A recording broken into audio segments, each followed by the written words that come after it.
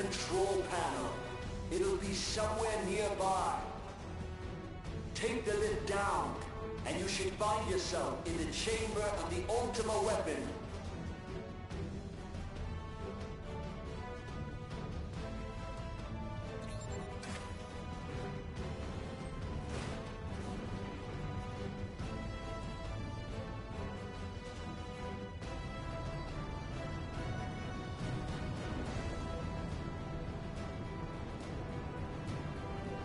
Keep your eyes peeled. Gaius could be waiting for you down there. Oh, and don't even think about dying. You're too bloody useful. The interference is getting worse. I don't think the connection will last much.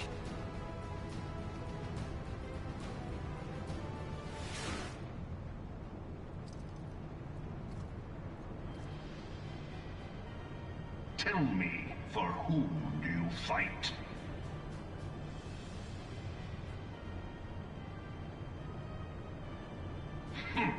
Do you believe in Eorzea?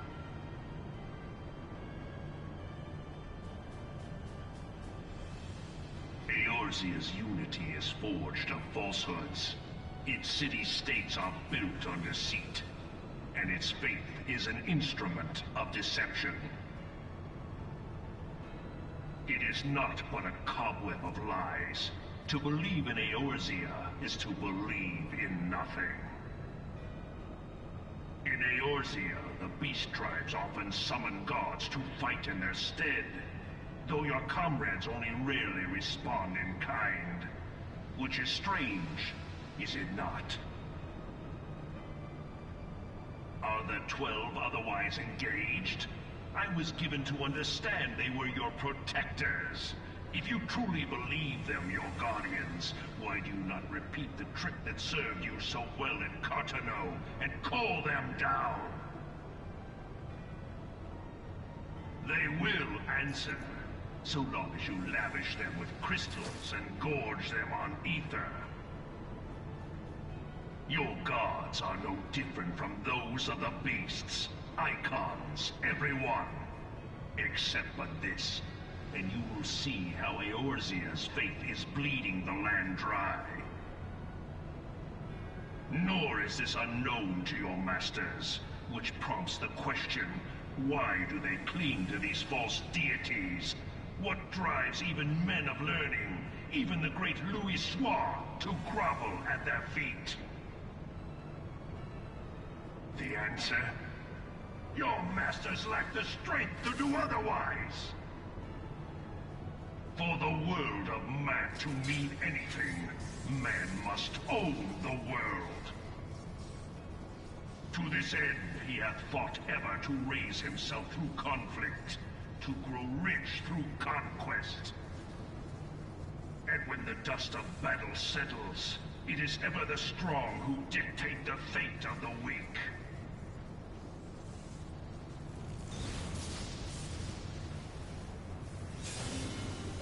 Knowing this, but a single path is open to the infinite ruler, that of false worship, a path which leads to innovation and death. Only a man of power can rightly steer the course of civilization, and in this land of creeping mendacity, that one truth will prove its salvation. Come, champion of Eorzea, face me. Your defeat shall serve as proof of my readiness to rule. It is only right that I should take your realm, for none among you has the power to stop me.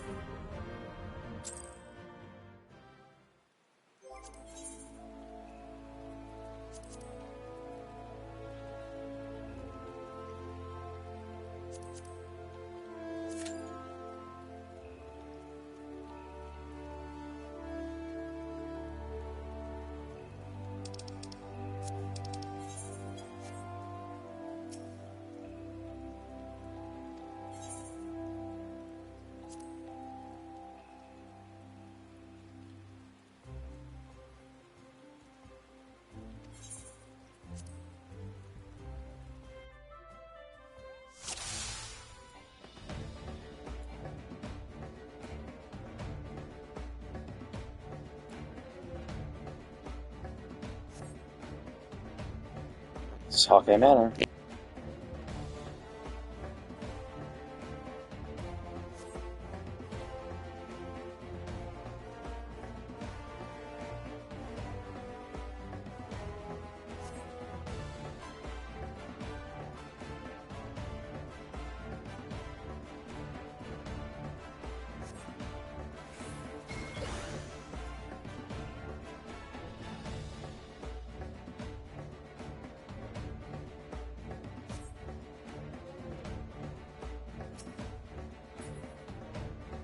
Oh, this is just fucking annoying. I really wish they wouldn't force us to do this bullshit. And not allow us to skip it. Like, Jesus fucking Christ, have your fucking dialogue be faster. This is fucking... takes for fucking ever. Just hurry the fuck up. Oh my god, like, Jesus fucking Christ. Like, jeez... I don't need a tutorial. Like, we're level fucking 80. If you're level 80 and you don't know how to fucking do your class, then you're shit. And it's just like, it's great to have a tutorial if possible, but also allow it to be skippable, and or have your dialogue be like, it's because we're in an instance that they have dialogue like this, and it's like, oh, okay, well, we can't have like, we're not in we're not outside, so you can't just press X to continue. We're in an instance, so we're gonna have to do this, so we're gonna have to do. But it's like, dude, like, hurry the fuck up, like. You're forcing me into this thing, which means I can't queue up for anything else.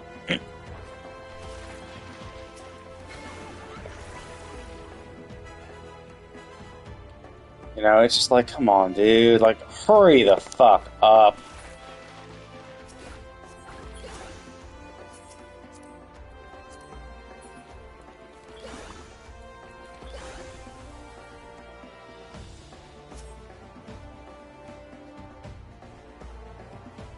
Yeah, I got it. You know, things. I mean, I do understand, right? All these things I understand from reading the fucking tooltips and then playing the game as it, just learning as I go. Now, some people like that, some people don't. But the problem is this is just taking for fucking ever. And obviously, the idea is that, oh, okay, this would be fine if I had. This would be fine if I had done this quest immediately. You know, if I had gotten my level 80 class, if I had unlocked the class and did this quest immediately, then it would have been fine. Like, there would have been no problems. You know?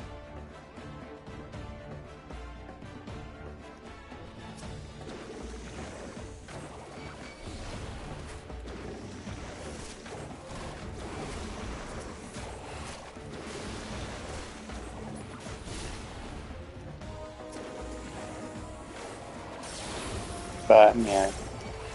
Kind of annoying.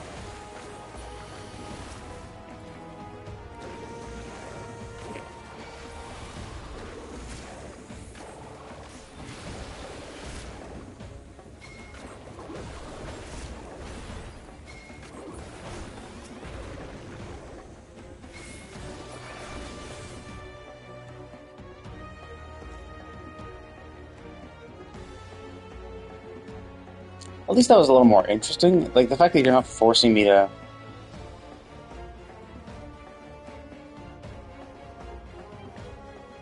like, allowing me to do it at my own pace.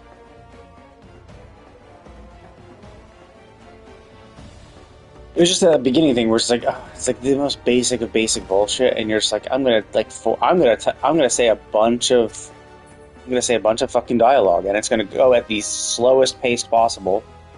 And I'm going to force you to listen to it, then I'm going to force you to act, and then I'm going to have a fuckload more dialogue, and it's just like something incredibly basic. Now, I do get it. This is a completely new class, so it's nice to have a tutorial, but it is also, like, a little bullshit. I kind of wish they'd let us just skip all this crap.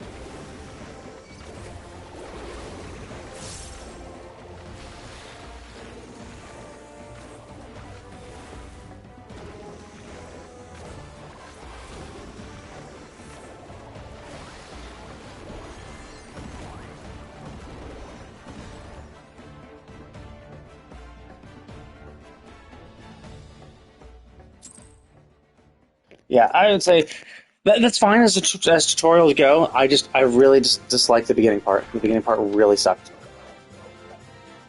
The fact that it just took so fucking long for him to talk and just talk and talk. It's like, come on, hurry up. But like the most basic thing. Oh yeah, do your palm thing. Okay, now do it. Now do it again.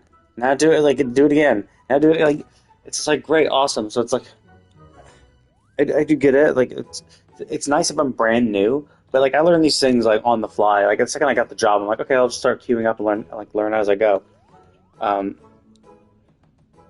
and to some degree, I think that should be kind of I don't know. It's one of those things. A tutorial like that would have been fine if you're new to the game, like if it was a low level class. But like, and I do get like we do get a bunch of abilities at level 80, so it's kind of good to explain it all. But like similarly, like this is a Dawn Trail thing. I mean, well, it doesn't matter if it's Dawn Trail. The fact you can't accept the class unless you're level 80. And if you're level 80 and you don't know how to like look up your tooltips and like learn how to do this shit, then I think you have bigger problems. Like the tutorial is like that's the kind of tutorial that I would kind of expect if you're like level 1 or if you're level 30. It's like, oh yeah, you haven't been playing the game that long, sure. Like we'll explain how to like do your class. Although to be fair, I guess I would kind of prefer a tutorial like that for Viper because like Viper stuff is kind of confusing because it's like I'm doing my combos and then like it seems like random. Like, so I'm like doing my A combo and then all of a sudden like the B button pops up and I'm like, what? Like why did that one light up? So it's like sometimes it alternates. Like I know one of them you kind of do for a poison. You want to get the poison on them first, but then sometimes like the button you use for poison will light up when you're doing your normal damage combo, and you're like, what? Why? And I think it has to do with the power of the blades. Like once your blades get to a certain level, but it's just like it feels confusing sometimes. I'm just like, why did that happen? It's not quite clear. Because that's the one thing about these tooltips, which I do not like, is that so some buttons. Some actions will be like, oh, okay, it requires this gauge, but it doesn't tell you where you get that from. So it's like, oh, hey, yeah, we're going to use this. We're going to use this buff. You have to be this buff ready. You have to have this buff active for this action to appear. But you're like, okay, but where do I get that buff then, right? And so essentially, it's only backwards referential, and that's the tough thing. So the actions themselves are like, oh, I'm going to give you this buff, right? And you're like, cool. Where is that buff used, right? You don't know. So from the action that gives you the buff, it doesn't tell you what actions use it. And from the actions that need the buff, it doesn't tell you what action causes it. So you're just like, what? Like, what do I do? Like, so that just makes it a little more confusing. Where it's just like, yeah, there's no link between the two. It's not like, oh, we're going to use, and I do get it on some level, right? Because if they added, oh, this buff is needed by, this act. What happens if it needs more than? What happens if this buff is required for more than one action? Then your tooltip is going to be humongous as you're like putting all the actions that potentially use that buff. So I do kind of understand it, but it also is pretty confusing because you're just like, what? Like where? Like I don't know which one needs what and where I get what. Like so, especially when you're like looking at one of the final actions, like one of the end combo type things, you're like, oh, okay, so it needs this, but how do I get that? I'm like, okay, so then you have to essentially you have to scroll through the entire thing, find out, look for the buff that final combo needs. And you're like, okay, I found it from this action. Okay, this action needs that buff. Okay, well, fuck, now I gotta find that buff. So you're like scrolling through the tooltips multiple times. Essentially going backwards each time to be like, oh, okay, so I need this buff, so now you got to find the action with that buff. Then you find that action, and you're like, oh, but it also needs this buff to go. Then you have to find that. So it's like, yeah, you probably read the buff that the second action needed in another tooltip, but you weren't looking for that buff, so you just ignored it.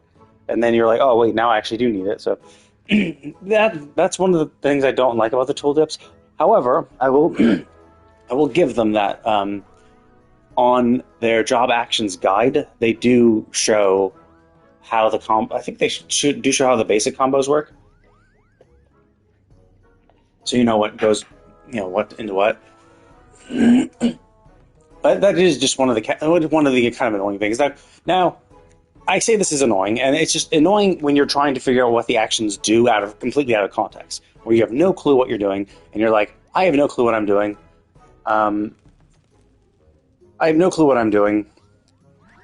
I don't know how to I don't know how to set the shit up, right? But once you do it, it's just it is pretty intuitive. Like the only reason I'm like confused about Viper is because like the only time I've used my Viper is to do some of the Arca Sodara tribe quests. That's it.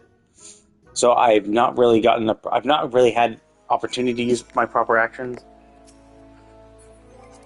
So it's just like it's to that degree, it's understandable.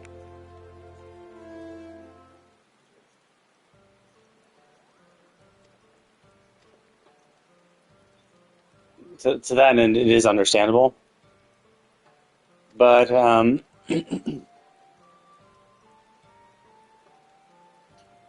that I don't quite understand it properly. And I think it definitely did help that when I was doing like roulettes as my Pictomancer,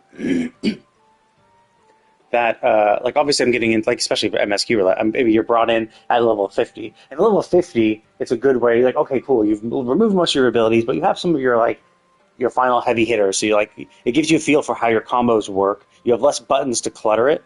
Because usually what happens is the 60, 70, 80, 90, and now 100 is like we're going to take what you could do at 50 and we're going to add maybe a few extra buttons, maybe an extra combo on top of it. But knowing what your base combos are, or your base actions are, is really helpful. Because you're like, oh, okay, so this is the core of my class. And then as you're like then you when you're trying to do that core when you're a higher level, then you're like, oh, okay, well I'm doing my core combos, and now these other things are lighting up. So you're like, oh, okay, so that's how those core combos interact with the other shit they added. So I would say Viper seems more confusing than Pictomancer. Pictomancer is relatively simplistic. Because like most of your early shit was just getting motifs and using them, and it's just like, yeah, you just use them off cooldown. Simple enough. Charge them up, use them whenever the cooldown drops, and just keep going, and then just do your paint combo in the meantime. The only thing I don't know, I just got is the rainbow drip thing. I'm not sure how to trigger the bonus action. There's times when the rainbow drip glows, and I'm not sure why. Like I thought they were like, oh, you need hyperphantasia, and that was the other kind of annoying thing. It's like, oh, it needs hyperphantasia, I think, to do it. But I'm like, how do I trigger that? And you have to like look for it. And I found it's like in Starry Muse, but I'm like, I thought it was just like trigger when I do Starry Muse, but it didn't instantly do it. So I'm like, what?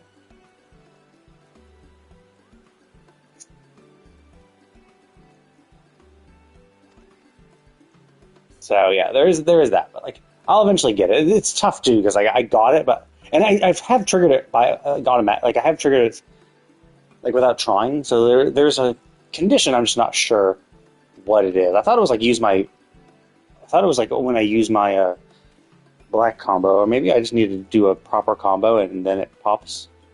Or maybe it's an AoE combo. I'm not sure.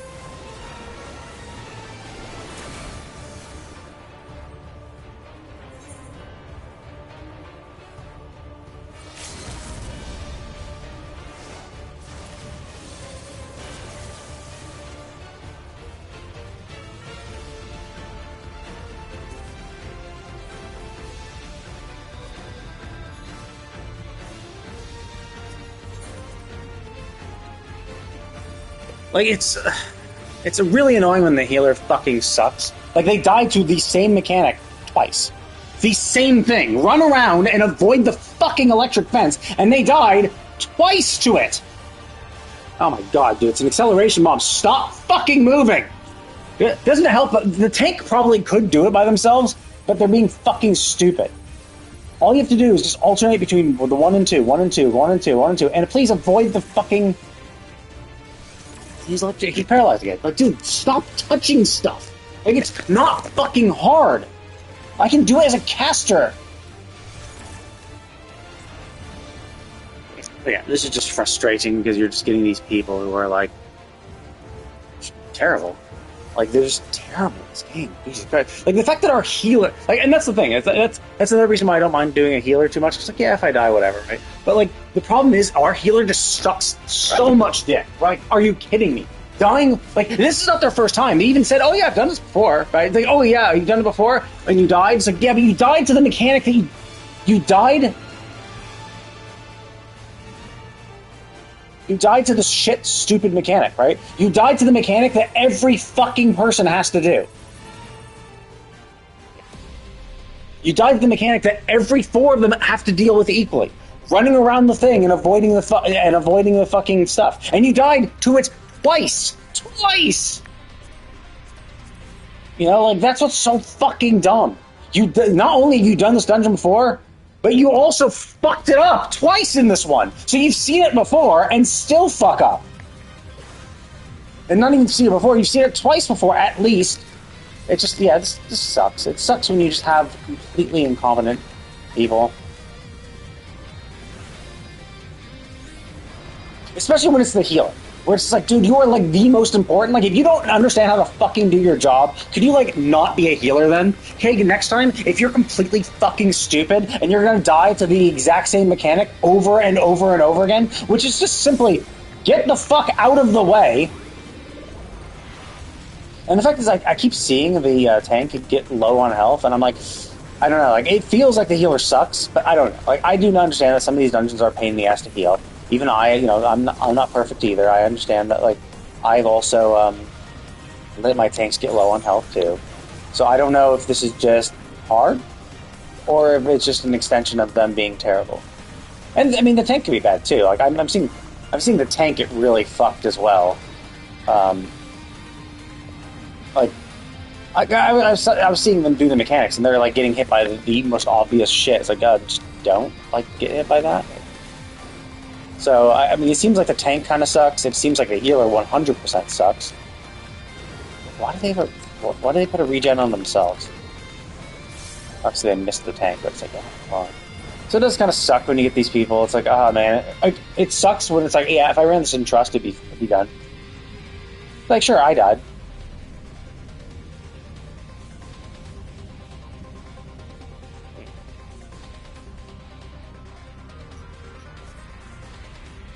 I mean, I don't know. I would not use them. I mean, perhaps.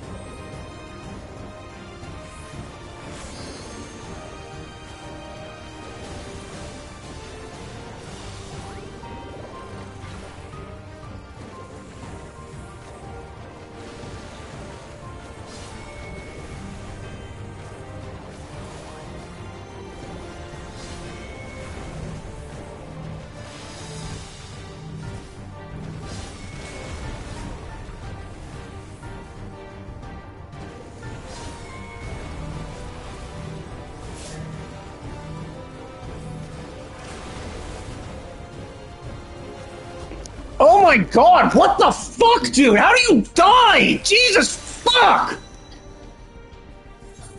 How do you die to fucking dog shit? Like, what the fuck is wrong with you?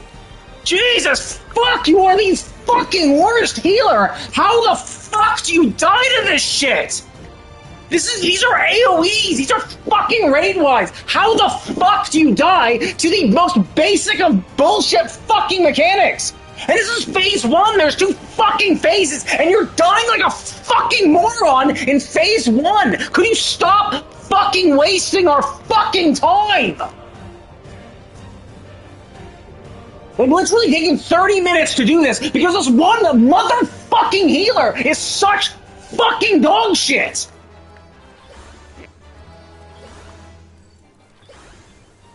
Like, it's just so annoying when you get these.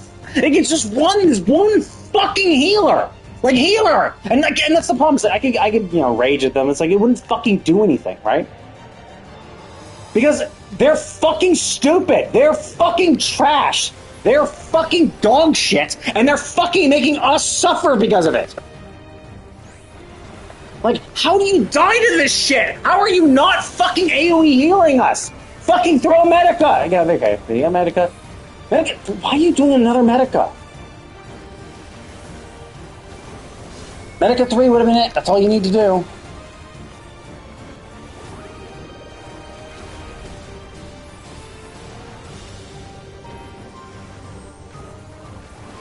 I don't know. Like, they're obviously a terrible healer. You can tell because the tank is constantly low on health. Like, God damn, that's a huge. Did they not do a fucking mitigation? Why did they do their mitigation after?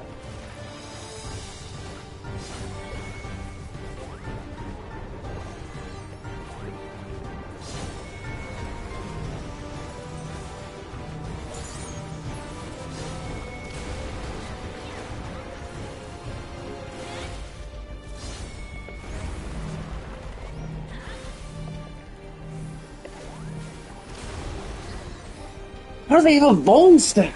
Kidding me? Seriously, how did you get hit by these things? Like, this is making me really fucking worried, because there's a harder one. There's the harder one where he does backslashes. As well as that.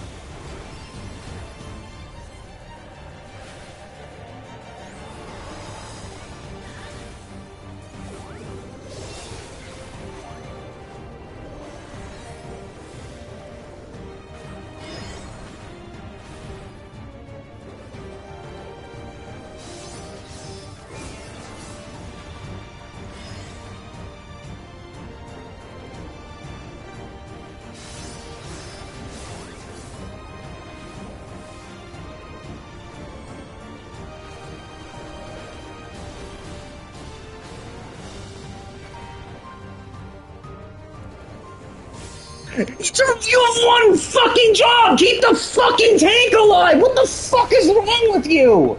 Why are you such trash?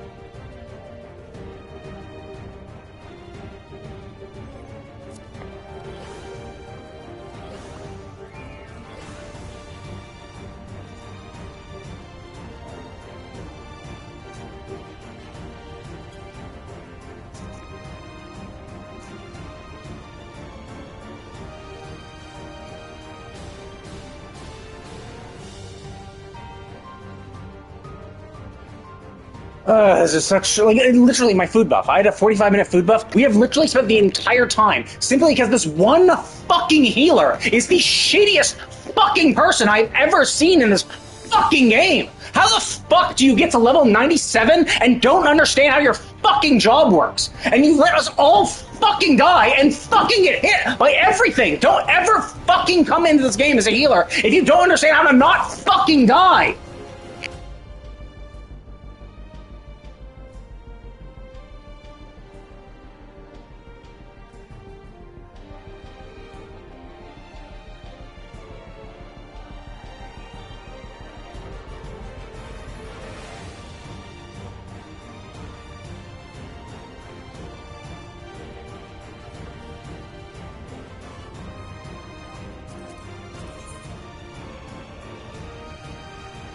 Oh my god, it's even worse than that. They are level 100.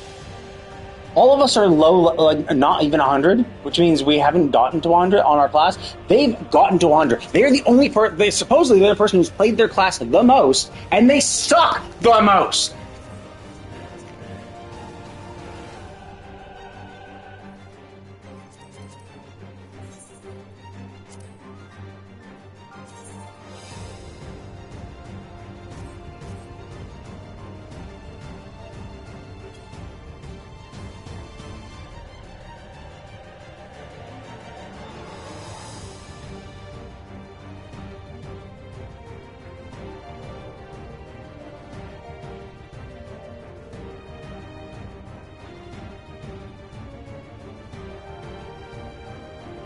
I mean, and it's like it's such I mean, well, actually, that's sucky because it's regardless. Even if I, well, first of all, if I leave, then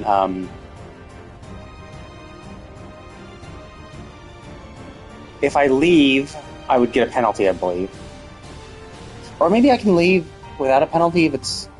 Oh no, you can vote, you can abandon, and that, but you have to wait for some time. So we could vote abandon, obviously.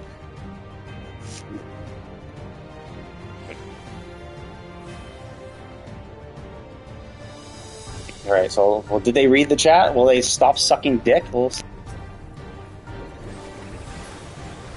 it's just frustrating because this is wasting my time. Like, dude, I could literally do this. I could do this in Trust better. Like, sure, yeah, I would die. If I die, then Trust is over. But I'm not dying to this shit. Like, I died to the first one because that was just my bad, you know. And it, you know, whatever, right? Like, I'll fuck up. This is obviously the second time I've done this. So, you know, no one's expecting me to be perfect. But it's just like, it's just frustrating me because people just suck so much.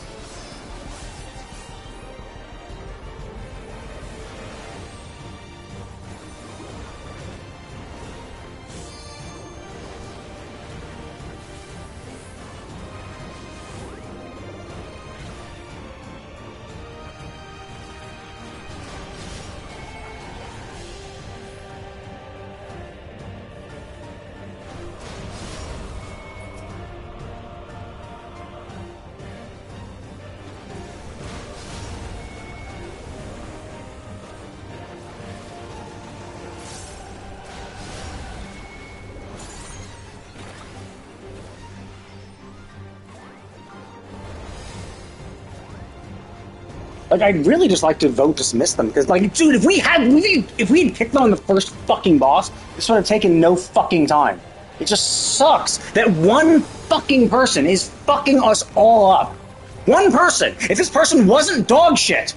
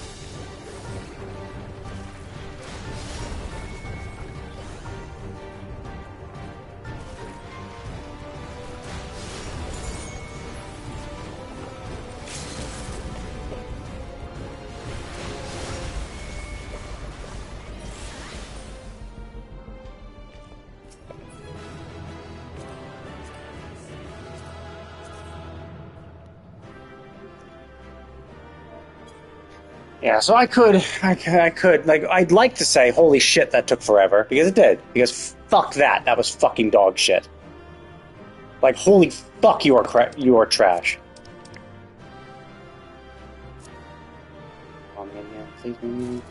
Yes! At least I got something for that dog shit. I mean, I got a 91, which is pretty close, but as you can see, look at that guy with the claws. The guy with the claws got a 98. So it's like, you could get fucked. It's like, 91 means you have a 90, well, it's a 91. You have 91% chance of victory, right? Because it's essentially a 1 in 10 chance that they get a higher than you. Fuck, that was dog shit. Look at that. My food is about to end. That means that took me 45 fucking minutes. 45 minutes to do a 20-minute dungeon. All because one fucking person was such absolute garbage that they die all the fucking time. Now, to be fair, those kind of mechanics are the hardest ones for healers to avoid. The ones where you have to pay attention to what the enemy's actually doing, because oftentimes healers aren't focused on the enemy. Hello, you just arrived as I finished this dungeon with the worst healer I've ever fucking seen. Well, at least in this expansion. I might have had worse ones before, but holy fuck, they were bad. Like, Jesus fucking Christ. Like, we wiped at least twice for of 3 bosses, the last 2 bosses. We wiped at least twice for the last 2, because the healer died almost immediately.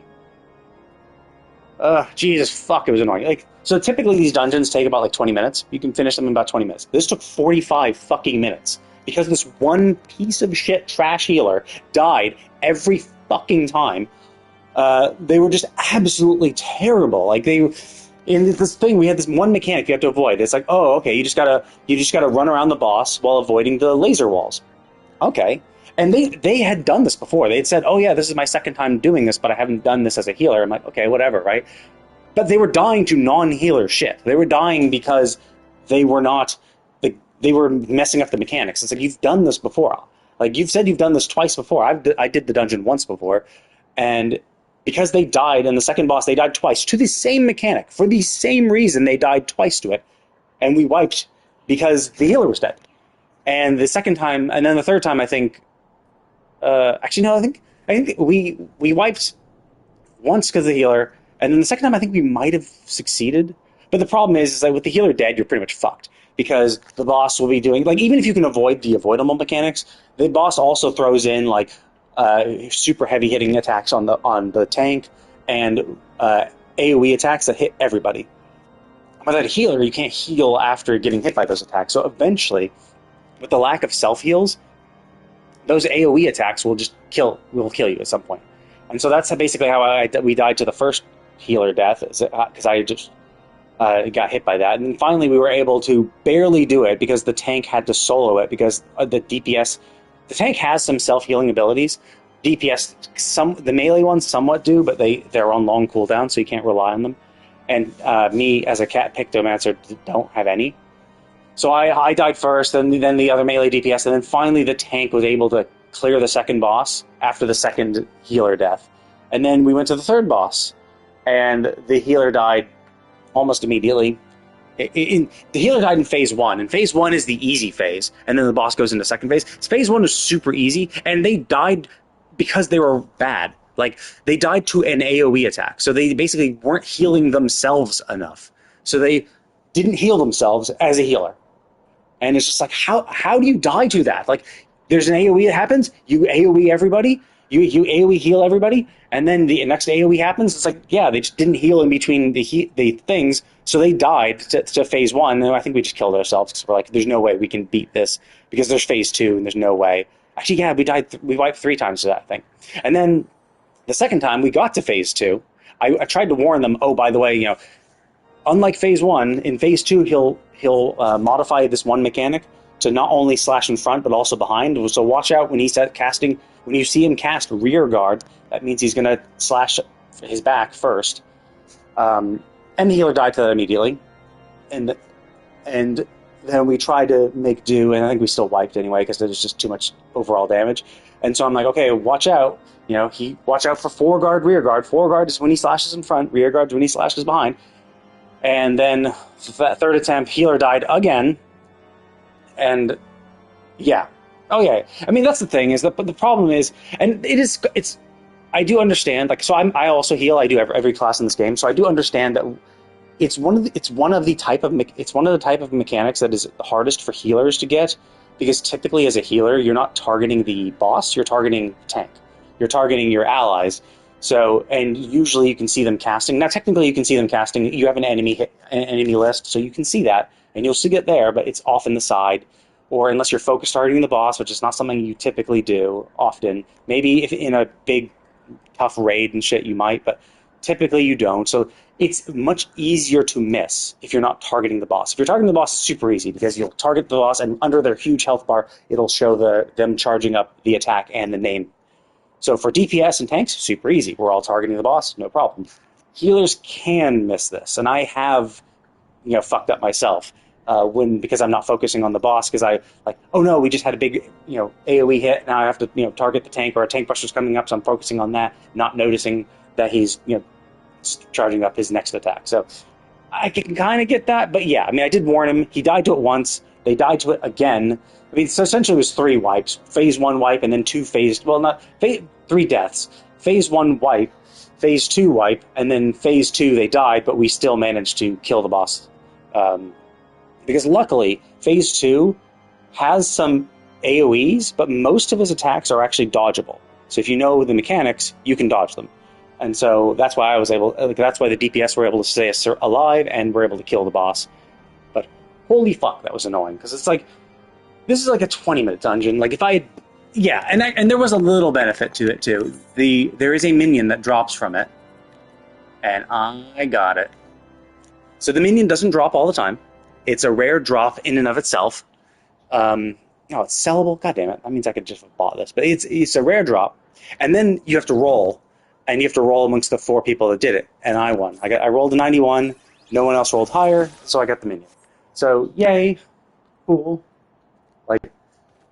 But still, it's rough, because there's this trust thing, which essentially is like, hey, do you want to run a dungeon with NPC allies?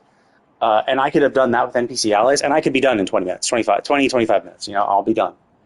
The only problem with running with the NPC allies is if you personally die, it counts as a wipe. So whereas if you're with other players, you can die as long as you're rezzed, or as long as the correct people... Like, if you're DPS and you die, as long as the healer reses you, you continue on. Like, anyone can die, basically, for the most part. And the game, it can still continue. So it's not reliant 100% on your skill. Now, the problem is that we were... the healer was the only one who could res. So there are some casters, like the Summoner and Red Mage can resurrect people. So even if the healer dies, the Summoner or Red Mage could resurrect the healer. And the fight could continue, but unfortunately, no DPS classes had that ability.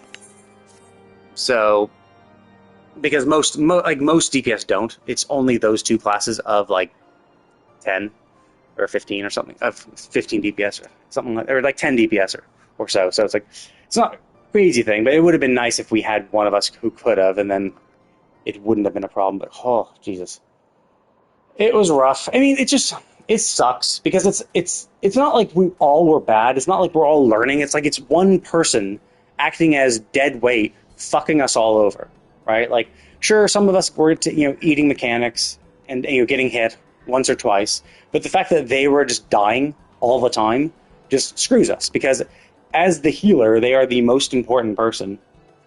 And I mean, and you can kind of tell they were trash at their job anyway, because like so I'm also a healer, so I kind of notice these things, and I'm just seeing like, yeah, the tank's losing way too much health way too frequently. And the fact that they even died in phase 1 of the third boss because they didn't heal themselves enough, which means just like, dude, like, how are you not healing yourself? Like, just second the first AoE comes out, you Medica 3, and then you Medica 1, and after another one comes out, like that alone should be enough to keep you alive as a white mage. Like, there's just so many things in the white mage's toolkit that could have been used to like help. So it's just mind-boggling how terrible they are. And like, and what adds like a cherry on top is that, so this was a leveling dungeon. So this is the dungeon. This is a new dungeon. Like, this was introduced in the expansion that just dropped. So it's new. I get that. But of everyone in this dungeon, they were the only one that were level 100, which is the current max level now. Everyone else was like between 97 and 99. So we hadn't yet fully got to max level. And so they were the only one who had gotten to max level in their healing job, and were still the worst, hands down the worst person in the dungeon.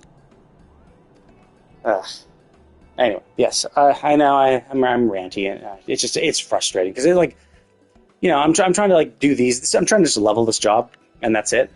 I'm just trying to level the job, and then get on to and complete. Yeah, I know it's crazy. I'm just trying to complete. We're trying to do this leveling shit. And so I'm just doing these queues for Pictomancer. I'm leveling up this new class. This is the new class that was introduced, which is a lot of fun. I really enjoy it.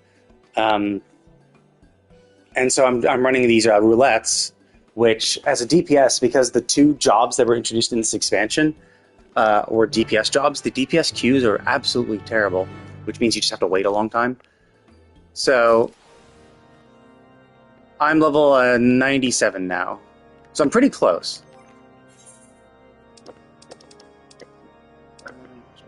Yeah. So my summoner who is doing the main story is level 99. My Pictomancer is 97, almost 98. So I could easily get it to max level today just by doing the roulettes. But like, yeah, I'll go through this one. I basically go through these, and so the cool thing about this game is that they have these roulettes, which you for the first oh shit, Alliance Raid. Let's do this while I'm Adventure in Need. While if you do one of these things a day, you essentially get a lot of bonus experience. So like, that's the kind of encouraging thing. It's how they kind of recycle old content. So like, these high level dungeons are any dungeon from the end game of any expansion. So it's any level 50 dungeon, any level 60 dungeon, any 70, 80, 90 dungeon from previous expansions. It's how they can like throw people into random. It's how they get people like do old content, because oh shit. It's how they get people to do old content, because like typically, like, as this is an MMO, so it's like, yeah, you get like you're trying to get new people to play the game, and new people come in. But like, new people try to do these dungeons, but like, well, most of the old players are old, and so they don't need to do a level 20 dungeon or anything like that. So these roulettes are a cool way of just encouraging people, because you run the roulettes, you get bonus rewards even as an end game player, even as a max level player. If you don't need experience, there's the tombstones you can get, which are like the end game currency. It's a good ways to level up. So even if you're like level 90 and you want to level up to 100. You can run a leveling roulette, and then you could be put into a level like 16 dungeon and help a new player, do that dungeon for the first time. So it's a cool way of it's a cool way to like recycle veteran players to do older content, so to keep the queue short for the new players. And so that's why they have all these roulettes, and these roulettes are just basically there to to encourage that. And of course, they are the kind of like the best way to level. So that's why they're pretty cool. Except when you get absolutely terrible players. But for the most part, it's not. Like, it's pretty fun. Like, that is super, super rare. Like, I've been playing this game for a long time, and it is incredibly rare for someone to be that bad. Like, it was really bad. Like, just to be so, like, just to die. I mean, I think they died. Yeah, they died to the same thing twice. For both the second and third boss, they died to the same thing twice. And then for the third boss, they died to an extra thing, an additional time. But yeah, it was just like, yeah, they're just not learning. They don't know anything. Usually, you don't get people that bad. Although, so from what I heard, like the current dungeons, the new dungeons they introduced in this expansion are tougher. So maybe it is more challenging, and for the people who, aren't as good. But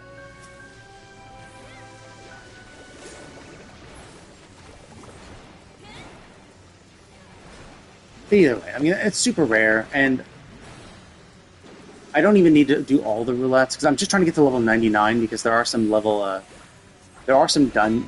quests that give experience that I don't want to I want to make sure I accept without wasting the experience. Main goal today is trying to get this character level 99, which should be easy, and then complete the main story of this expansion. So I'm pretty excited about that. It just, because the queues are better in the early morning, that's why I'm running this. So it does kind of suck because obviously, it just really did. It really did just kind of taint my impression of this. It's not a great way to start the day. But, it is what it is. It's not the end of the world.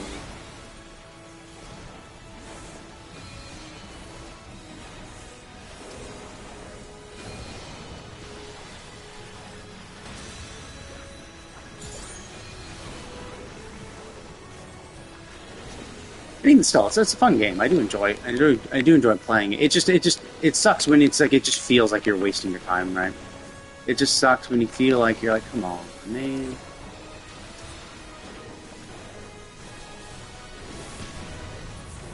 Especially when it takes twice as long. Because they have these trust things, and it's like, yeah, I could have done a trust party, which is because it's NPCs, it's an insta queue, so it would instantly pop, and it would take about 20-25 minutes because they're NPCs, so they do kind of suck. They're not amazing. Their AI is not great. They don't do AOE attacks, so it does take longer to kill things.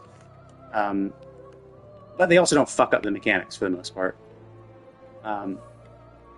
So it's as long as you yourself are good, yeah, you should be fine.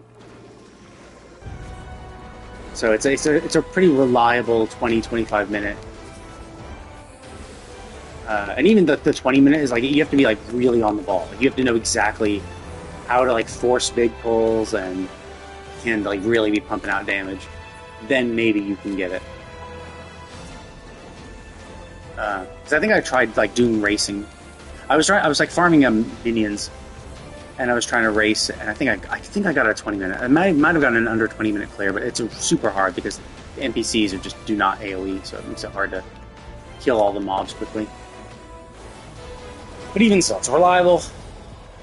You're guaranteed to get all the loot, which is cool. So that minion that dropped, I rolled on it 1, which is great. If there also is the chance that you could lose, and it's a rare drop. So it's if you run it with NPC allies, you're guaranteed to get it. Well, if it drops, if it drops, you definitely get it.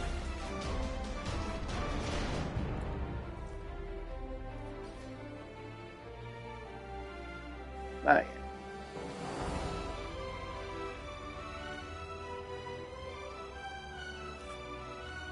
But this should be a pretty fun. I mean, and that's the only current thing I do right now. So everything else should be relatively easy because it'll be old content. Everyone will be super good, super well synced and all that shit. So I'm not too worried.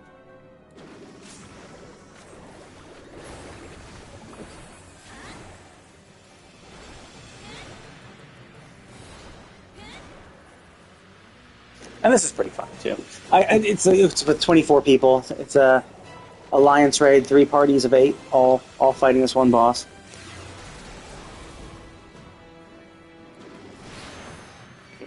Which is pretty enjoying. Pretty fun to do.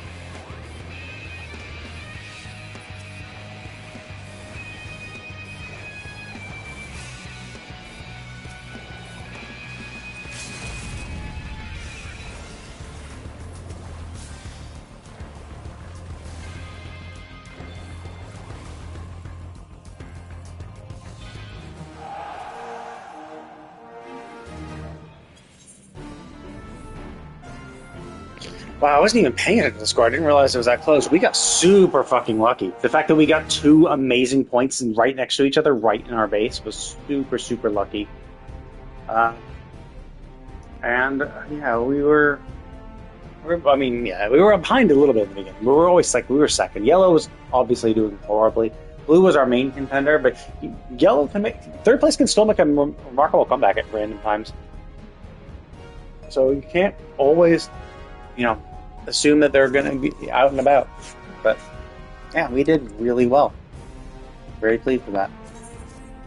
Pictomancer is a lot of fun. I really, really like Pictomancer. I gotta get more used to prepping my paintings. Like you keep doing your painting in the middle of battle, stupid, very, very dumb. Don't ever do that, right? Like it's so long cast time. You could be better suited doing other shit. Better suited doing damage. Push, push, push damage. But if you have a moment in between battle, throw up a painting, get that ready. And sometimes, depending if you have a Moogle or a Maduin coming up next, so essentially, if you're prepping your second or fourth painting, then maybe that's worth doing in the middle of battle, so you can get the Maduin, you can get the Moogle immediately following. But if it's that first or third, just do that out of battle. When you don't have to, when you have the time, don't have to worry too much, and then go in. But yeah, Pictomancer is a lot of fun. I think I'm going to be Picto. I'm going to be PvP Picto for the rest of forever. Like it's just better. It's better than Summer. I don't have to do my Ifrit Dash. Ifrit Dash was like the main reason I disliked Summer the most, was just the fact that you had to Ifrit Dash to do your max damage. Didn't like it. So it's nice to have one that doesn't need it. Okay, so anyway. I will finish up this quest, and then I'll take a break from Pictomancer. Actually, I could be a Pictomancer for... Oh, well, no. I could. But then I have to do the level 100 I'd have to do the level 100 dungeon as Pictomancer, which is not negative, but it also means the queue would suck. So I think I'll complete it all this summer. I'll finish up this quest since I'm already here.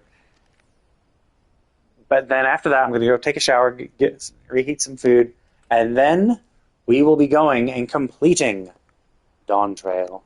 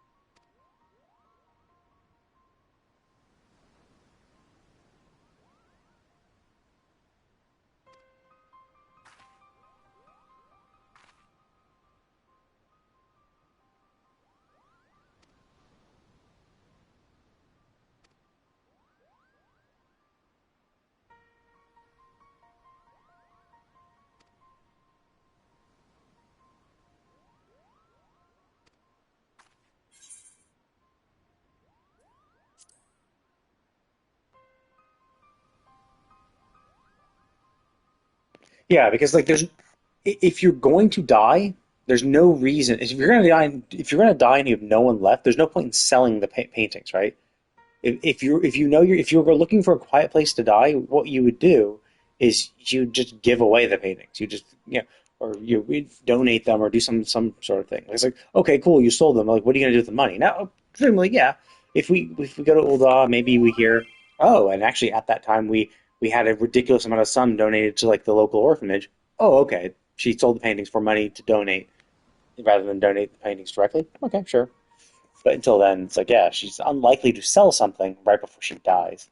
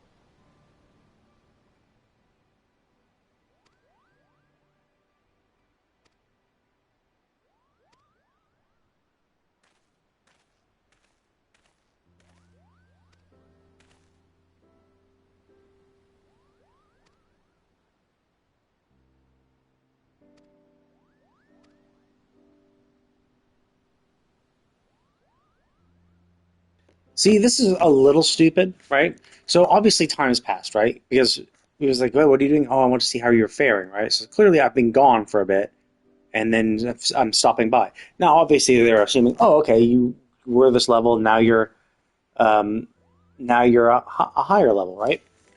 Um, sure, right? You could make that assumption. But like we were told, oh, the last we heard of her, she was in Ul'dah. So yes, you could wallow in pity and make, oh my god, I heard she's dead. Although it's not really even heard she's dead, you just heard she's missing. But you know where she last was, and obviously this is what this is leading up to. Oh, I'm going to go back to Ul'dah. Let's go back to Ul'dah with me. It's like, okay, but why the fuck didn't you go back to Ul'dah right then and there, right? You're like, oh, well, that's where she was last heard. I'm going to go there right now then. Like, there's no reason to wait. Like, we should have, like, that's why I was assuming that the next quest would be in Ul'dah, right? But I guess they need to make sure they continue like one from the other. So like once you end the quest here, you have to start it here and then move to the next location. So I do get that, but it is stupid. That's like they shouldn't have had any time pass then, right? They should have had you talk and just assume no, like should have not opened the conversation in a way that made it alluded to time passing, because it's like no time has passed. Like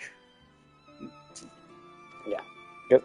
So obviously we're gonna go to Ul'dah, but it's like why we should have been in Ul'dah in the first place. Like that's where we should have got it immediately. But again, not a huge issue, right?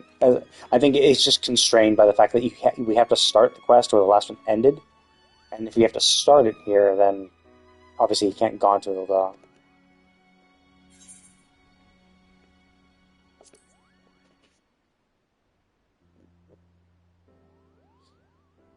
Yeah, I mean, this is the dumb thing too, where it's just like, oh yeah, and we got to her room and it was all messy, and she was gone. She must have died. She must have gone off and died. Like what? She can't be going somewhere. She can't be going on a on a trip. Like she just got a fuckload of money. Maybe she's going on vacation. I mean, the likely thing is that she sold the paintings, so she can't bring the paintings with her on her travel, and is using that to travel the world and see maybe all the same sites or do her own artistic journey. Like and is no longer in Ul'dah because she's now out and about. Like that you would instantly think death was the weird thing. Like, oh, we haven't heard of her since. It's like, well, yeah. Like, if she left Ul'dah to go on a trip, she could be in. Oh, yeah. Okay, well, that would explain why he didn't leave, right? We have to throw him in a sack, and that's how he gets to where he needed to be. Okay, yeah, I guess so. He can't leave by himself. He would need us. Although it's kind of weird he didn't ask us, but whatever. Okay, so that makes a little bit of sense then. Why he didn't leave himself. But yeah, like that. Everyone's like, oh well, we haven't seen her for like a few days, so she must be dead. Like, obviously, that's what happened. Like, that's clearly what happens when if anyone ever leaves my sight, I just assume they died. Because, like, what else could it possibly be? Okay, so I'm just walking back to Summit. I'll reset my thingy. And again, I will. Okay, so. And anyway, so I'm going to give my plans for all the nobody who is watching. I will be resetting these dudes. And then I will be. Wrong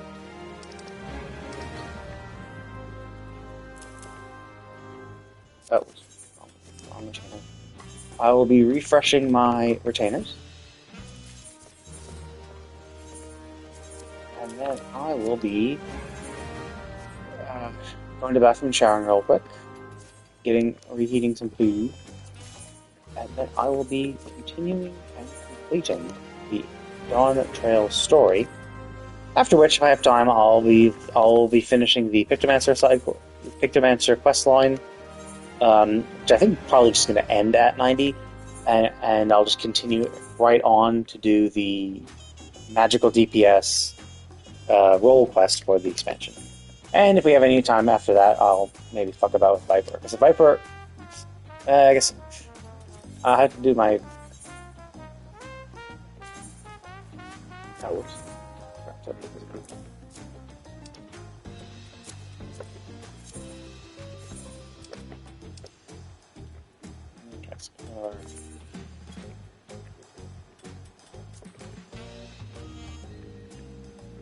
Got 1,000 in the bank.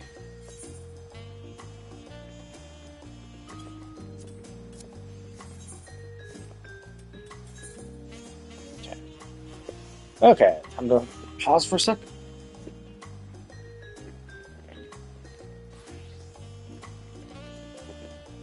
Okay, so I'll be right back. Well, not right back. And then, well, maybe a little longer. Because I'm showering, so showering takes me a little bit. But enjoy the smooth jazz and the crazy shout talk in the city.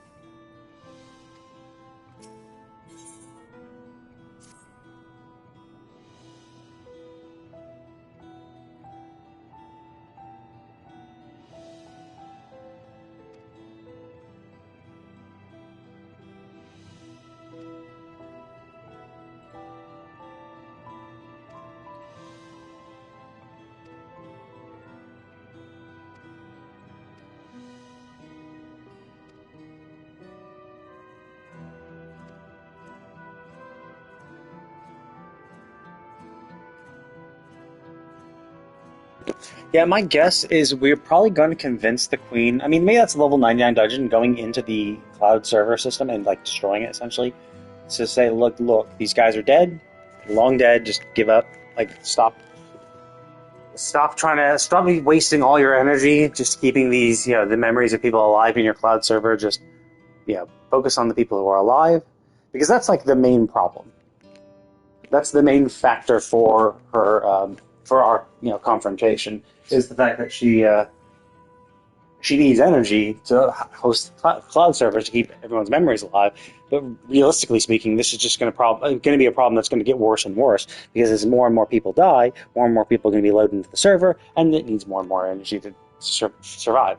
That's why her plan of, I'm just going to go invade other countries and steal their souls to get the energy required to continue this. It's like, sure, you've temporarily stopped the issue. Like, you put a bandage over the problem, but you still have a bleeding wound here, and eventually, it's just going to get worse, and it's just going to get worse and worse, because as more and more people die, and you're cycling more people into the system, hell, there's going to be and then presumably is that what you're going to do? You're just going to take everybody and go out and just murder literally everybody? You're not going to expand at all?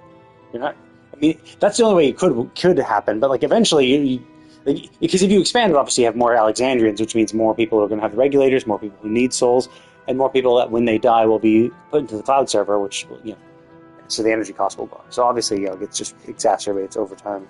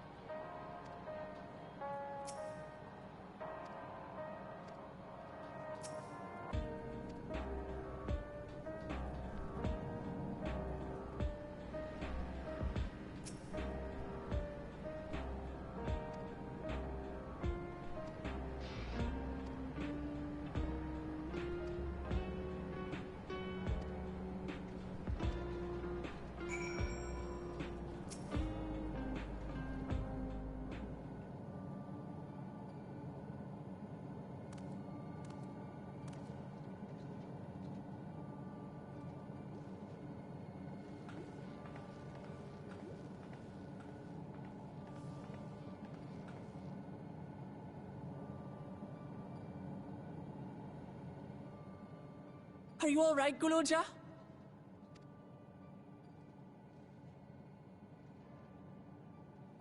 Lots of people are dead because of my father, aren't they? That's... And Otis. He's gone too, isn't he? I'm sorry. My father is a bad man. That's why you're going to kill him, aren't you?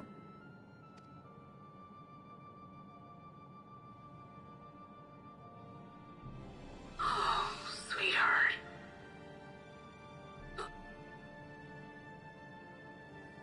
Forget it. I don't care anymore.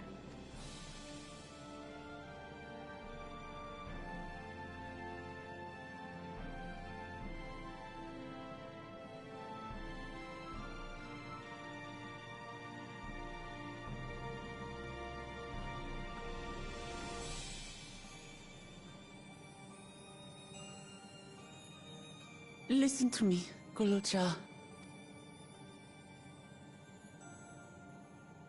You're right. We're going to confront your father. He invaded Tulihyolal and hurt my people. As vow of resolve, it's my duty to bring him to justice. Don't you think of him as family anymore?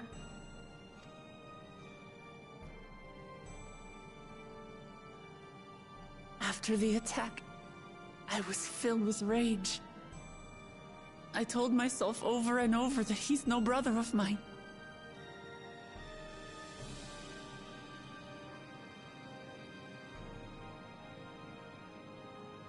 I mean, you could argue that because he's your brother, it's like, yeah, you're his family. You're like, if anyone's gonna if anyone should stop him, it should be you. You know, the people who actually know him. But it isn't so simple. No matter what I feel or say, all those years I spent striving to live up to his example, they won't just disappear.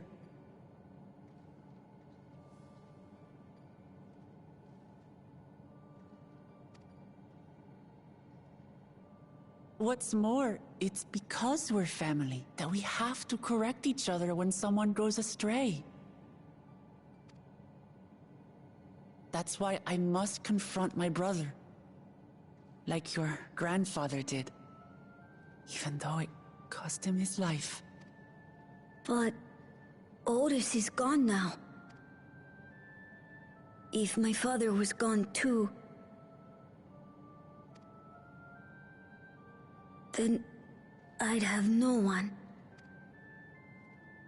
What are you saying, Golja? Take a look around.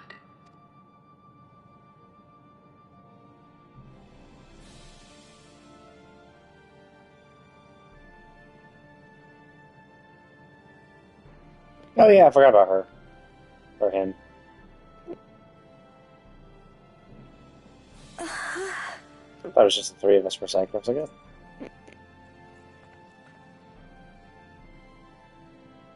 You have us, Guloja.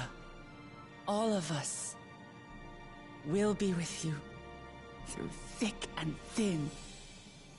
I mean, I'm the Warrior of Light. I have things to do. I'll be there on occasion, but like, maybe you should emphasize that. Yeah, you're still his family. You're not alone. You'll never be alone again.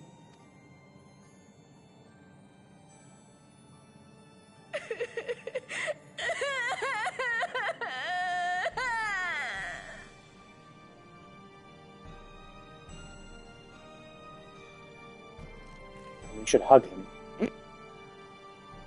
That's definitely something that you do see for. I guess it's just not common in Japan, Japanese culture. But like, if for Western cultures, if like a little child started crying like that, most people, most family members would like give him a hug, right? You know, kneel down, give him a hug, pat his back. So that's far more common in a in Western relationships. I think it's not as common in Asian culture. Maybe not Asian culture, but like maybe at least in Japan I don't think that's common because there have been a few moments, not just this one, but other ones where it's just like, yeah, like most people would like hug it out, right? Um, to console someone, but like, yeah, it just doesn't happen in these games.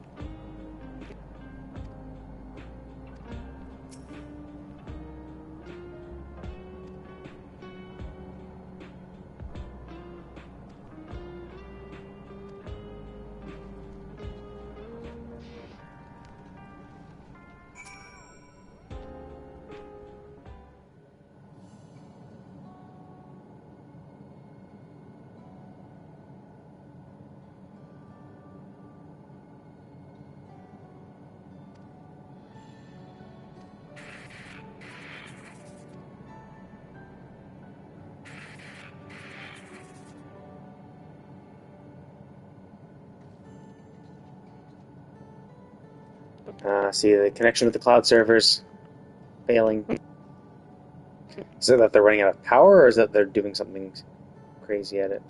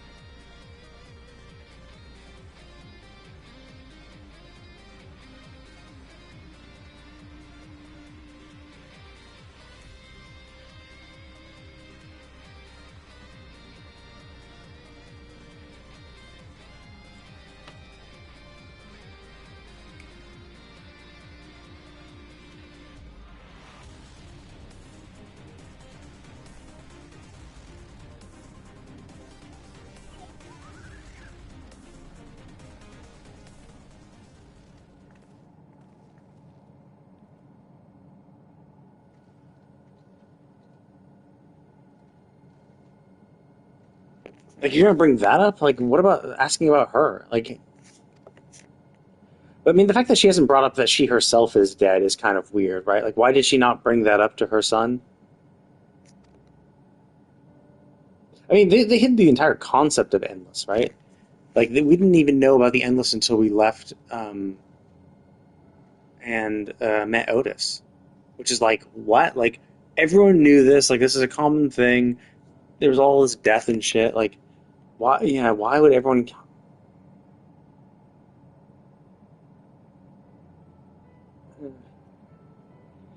I mean, I guess technically that's true. Like, knowing that she's, knowing that she's an Endless, knowing that her mother's an Endless, doesn't matter. I mean, it's not very emotional.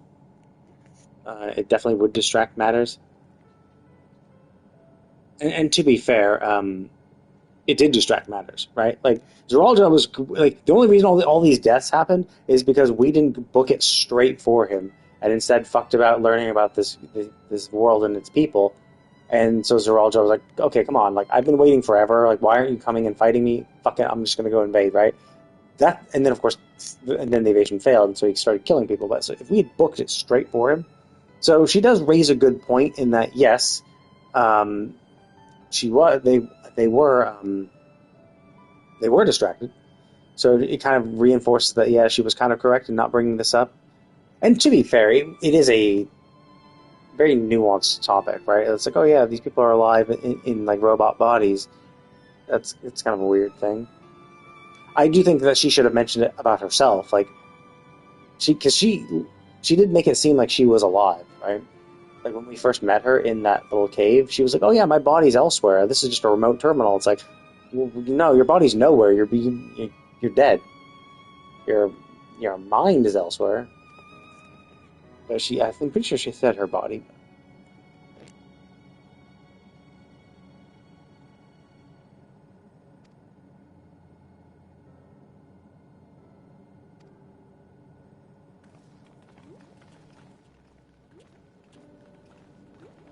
Okay, so this is definitely going to be the dungeon, right? The level 99 dungeon is going up the tube thing to go fight him, and then he's going to be the final boss, and then he might not be the final boss of the dungeon, I think, but I assume the level 99 trial will be fighting him. I'm curious what the level 100 trial will be, right? Because, like, I assume that to fight him in the level 99 trial, it will be us fighting him um, after he's, like, souped up on souls, right? Which means that, like, we have to be fighting someone else for the level 100 one. Unless the level 99 one is purely us fighting him, like, normal, and then he just calls upon the beast soul, like his beast souls, to win, and we beat him that way. And then the level 100 one is where he, like, gorges on souls, consumes a shitload of souls, and his body, like, morphs into something else.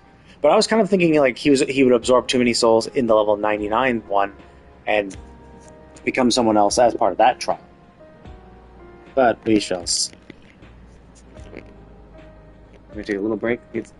My food has been reheated, so I'm going to eat it real quick.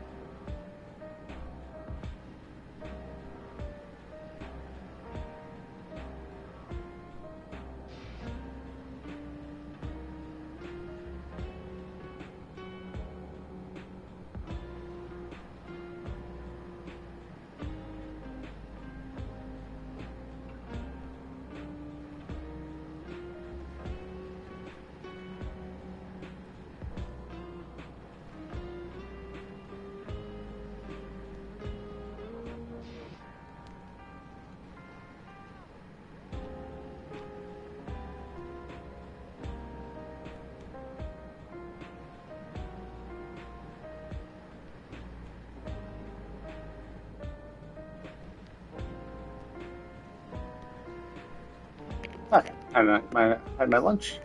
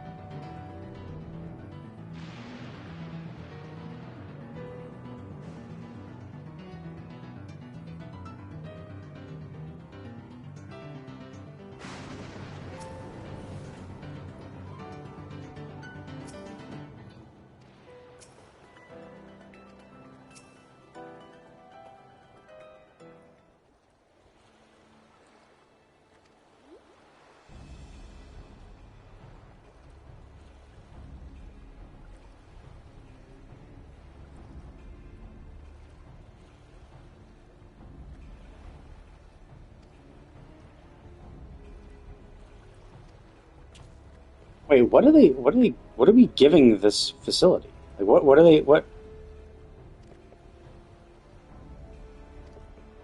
materials do they need?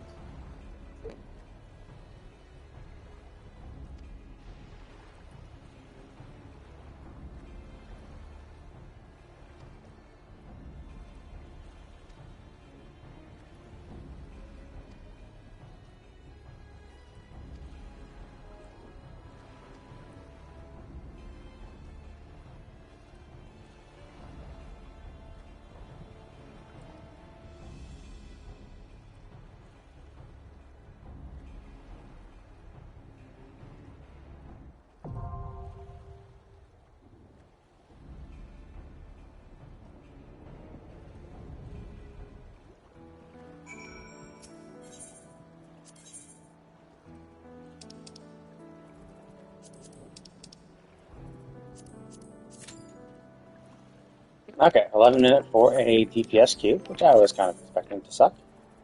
Let's do my scholar cube. Less than 5 minutes, not surprising. Now, obviously, I could be the weak link here, so hopefully my absolute dog shit gear will not be a huge problem.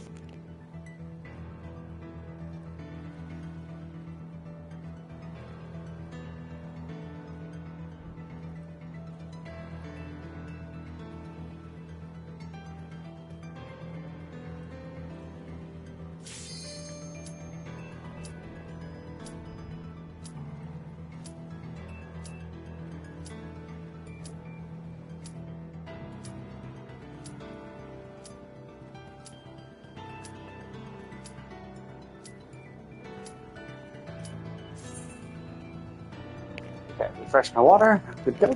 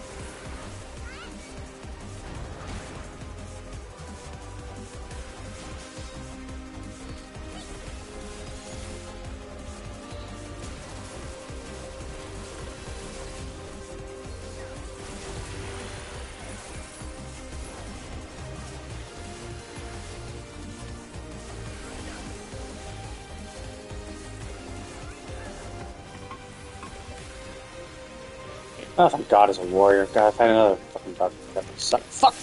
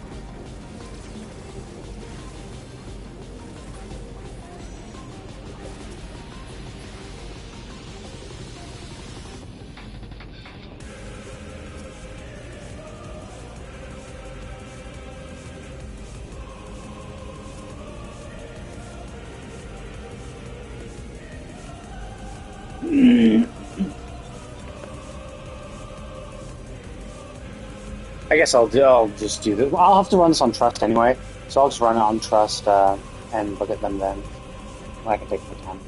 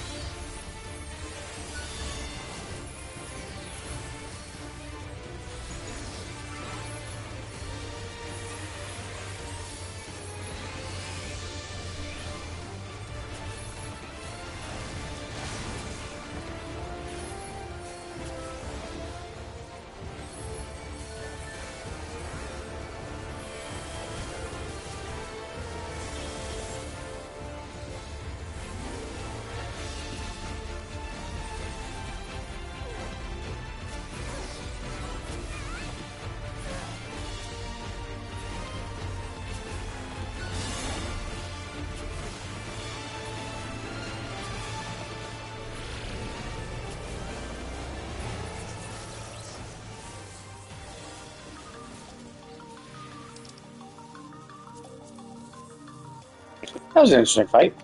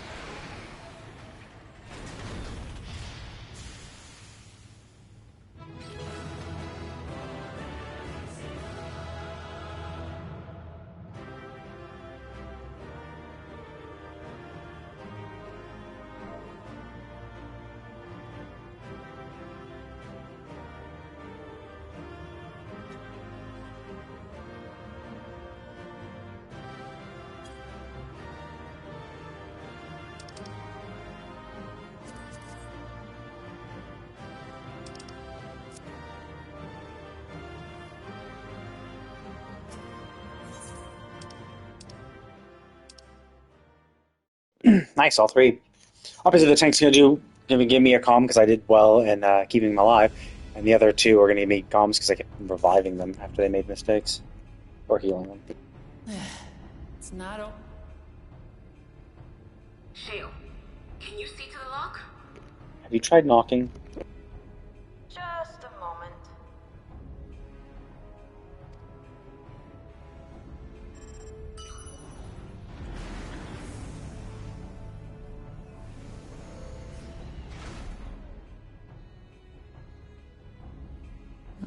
Ever reliable. Follow the passage inside. I mean, ever reliable. She's literally a new companion you just met in the second to last zone. Like, how is she ever reliable when we've never met her before until just now? Because like Shale means she's Alexandrian, so it's not like she's a Choliolon who we might have known.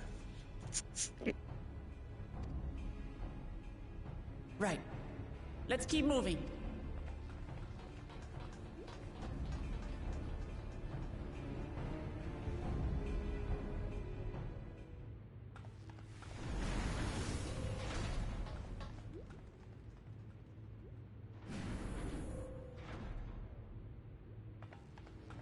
These must be the servers. Are they actually like leave their bodies in there, or are they just downloading their consciousness? The 11th level. Look. Soul cells. Oh, those soul This is cells. where they're kept. What? Then these are all.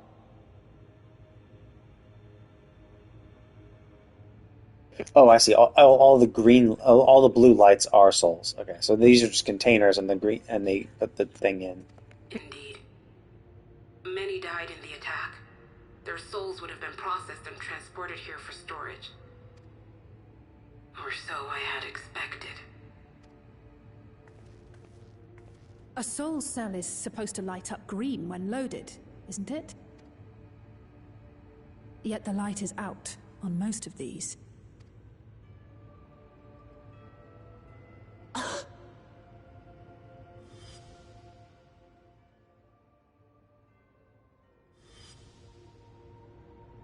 Don't tell me he's already used them up. Actually, the other question, of course, would be, were these all lit up when they? Yeah, because that's the thing. Is that now that we know what they are, I would have to go and rewatch the cutscene where the two of the Drolja and Sphene were talking in this room to look in the background to see if they were all lit up then. That's why he cut down one of his own. For the regulator. Who's there? Sphene, obviously. Oh, never mind. Oh, geez. I did not expect them. I was expecting Sphene to have appeared. Alphino! And Y'shtola and Estinian too! So you mean the path we took was unnecessary, since there's an easier way to get here? All is well in Taral. The enemy has withdrawn, freeing us up to come and lend you a hand. Oh, yeah, they were in Tuliolal. Well, that makes it even weirder. How the fuck did they get up here? Oh, wait, maybe Vritra brought them? How the hell did they get in? The backroom crew gave us a briefing. No rest for the righteous as usual, eh? The idea of empowering oneself with souls is rather reminiscent of Yeah, Void how did you Sect get here, practices. and why did you come from in front of us? Like, we came from behind, that's where the souls came from, and we're going forward. How were you able to get in front of us? Weren't the elevators locked? I believe Wasn't that the I whole speak purpose for that we went everyone the back when I way? say I'm Is glad because you're here. there's no way to get there through the way you just came through? As you'll have heard, the Alexandrians have suffered heavy casualties. We must stop Zoralja before Like, if they had it gets come any from worse. behind us, that'd be one thing, right? To be like, oh, we heard you left, and so we followed in your wake, right? But, like, no, you came in from in front. Or didn't. Or is that red thing over there? Is that where we came in from, or where we're going to? It looked like we looked in front of us, though. Or maybe not. Maybe that red stuff is where we are going to. And they came from behind us. I thank you for coming with me this far, my friends. And I ask you to lend me your strength one last time.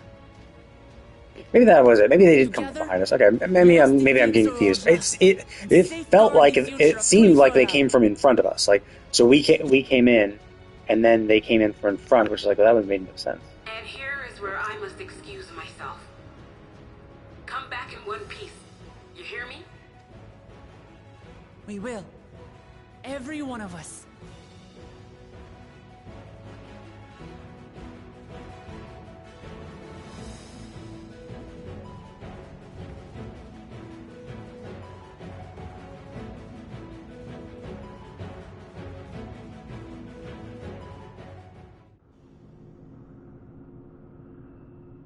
Oh, okay, so they did come from behind us. Never mind then. Yeah, it was just my bad. When the door opened and we looked towards them, I assumed that it was because they came from in front, which didn't make sense. Okay, here we go. This is the Mist of Souls. It's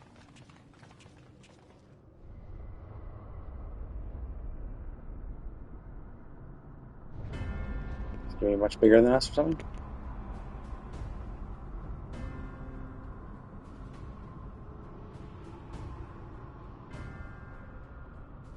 What in the world is that?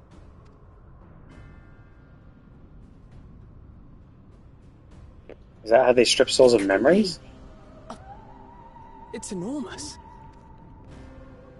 Aye. It dwarfs even the ones Aromas opened. That is no void gate. It doesn't lead to the 13th. Then... Yes. In all likelihood, it's a portal to yet another reflection. By the 12. To think that realities being fused together was only the beginning. The speculation must wait. He's How do here. they open it then? And how are they able to do what we can't?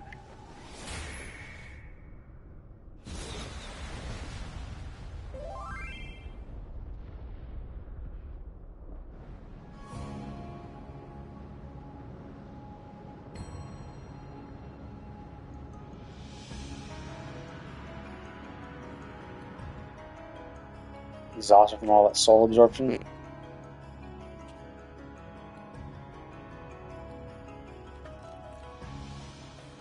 There is a limit to how much ether a living being can harbor while retaining its physical form. Zeralja has far exceeded that limit. With the souls he has absorbed, he has attained power to rival even a king among Voidsent, but at a terrible cost.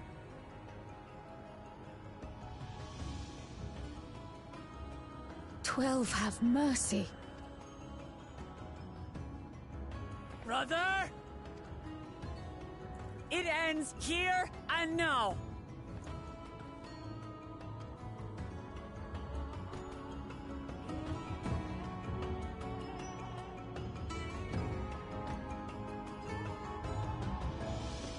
Is he gonna die or something?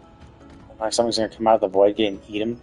How it vexes when you call me brother. Brother, blood heir, resilient son. Who am I? What is my path? Why was I born?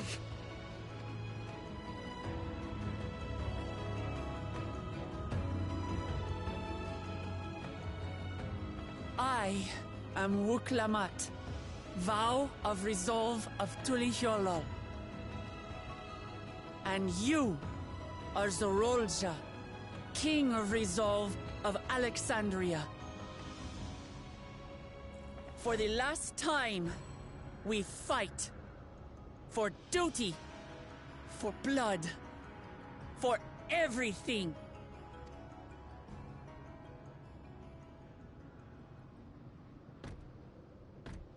Yes, we fight. Hold nothing back.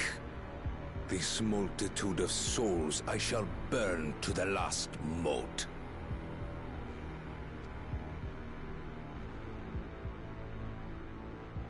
I will kill you and prove the miracle.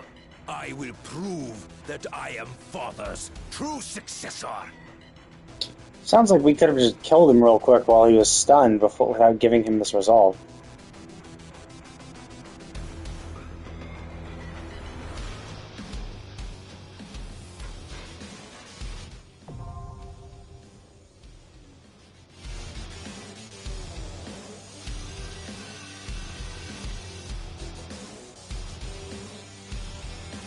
God damn, this music.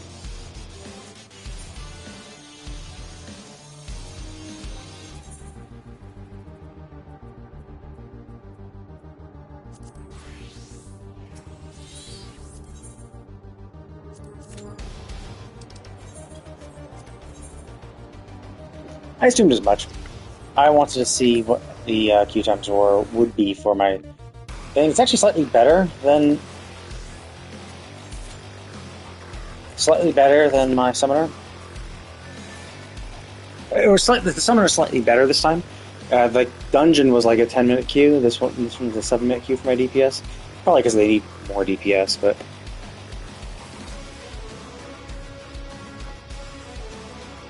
Oh yeah, like last time, because Sage was one of the classes they introduced in Endwalker, my DPS queues were actually much faster. Well, not much faster, but they were faster. The DPS queues were like, I think both of them would be like, oh, it's less than 5 minutes, but my DPS queues were like pop-ins. And healer queues would be like, or a healer queue would be like 5 minutes, and the DPS queues would be like less than 5 minutes. So I actually ran pretty much pretty much, if not all, of the Endwalker trials and dungeons as a summoner. I think I tried queuing for healer first to see what the queues were like, and it was still got everyone but one healer. Still faster. So I'm not actually that surprised because now we have extra DPS, because essentially that's what happens for every expansion. Whatever the new jobs are, the queues for whatever jobs they are will take a hit. So like, I mean, I rarely ever tried. I mean, so I guess technically Gunbreaker came out and Shadowbringers. I didn't even try to check the queues for that. I think I still did. I think it was kind of a mixed bag. I was able to do some DPS, some healer queues, and Shadowbringers. Both were kind of relatively equal. But this time it's both DPS. So it's just like, yeah, both DPS means that there are definitely some people who would want to be like, oh, I want to do all the new content. Like, I want to power level those new classes to 90 and then just do the MSQ with them. There definitely are people who do something like that. And then the people like that, combined with all the people who play just the normal classes they typically play. Because I think Yoshi P said ages ago that the distribution of classes is about like 20% of people main tanks, 20% main healers, and then 60% main DPS. When most content needs 25% tanks, 25% healers, 50% DPS. So there's just a slight surplus in DPS. So even some slight differences where it's like, oh, okay, now there's two new DPS classes, it'll probably go down to like 15% tanks, 15% healers, and 30% or 70% DPS, or some slight difference like that.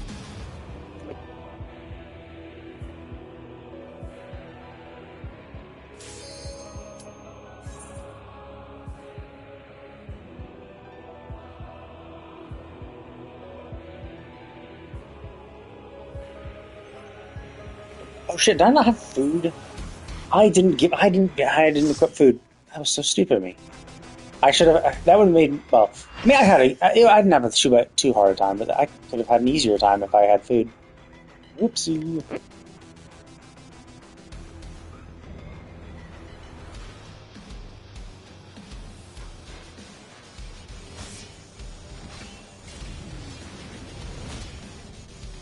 Come at me with your all. I will make you kneel.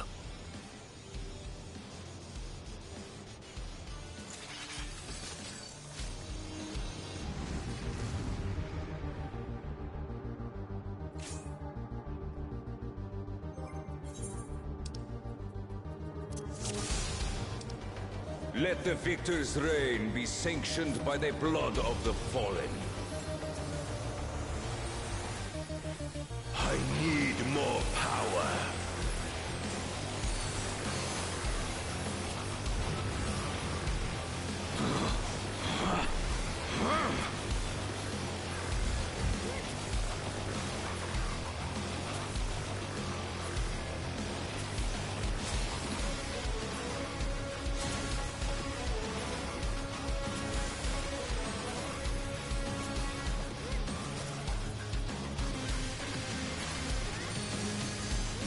More! I need more!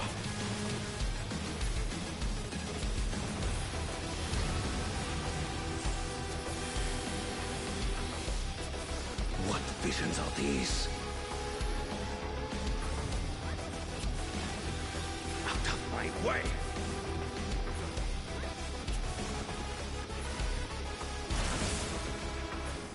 Is this my weakness given shape?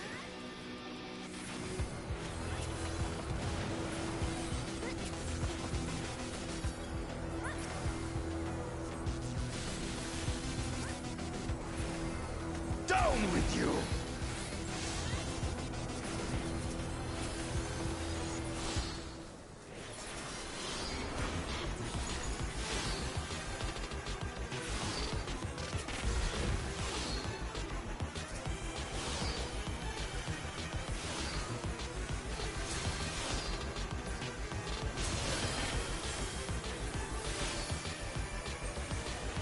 No limits will bind me!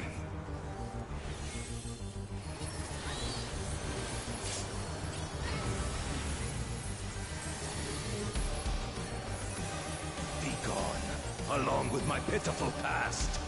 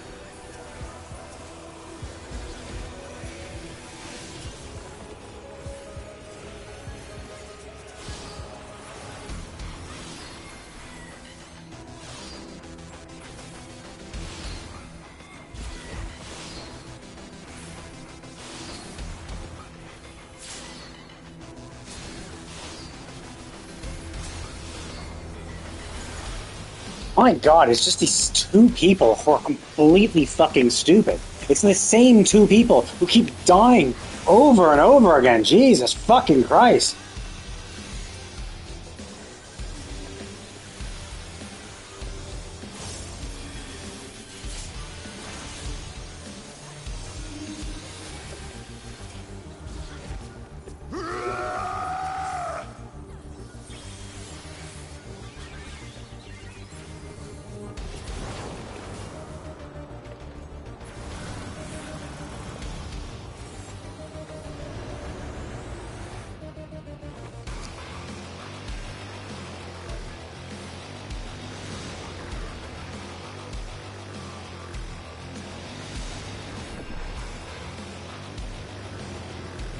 I am the worthy king!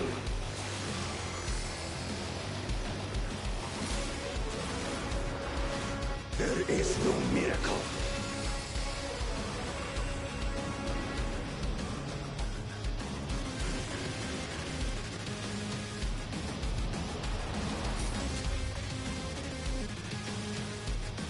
This is my path.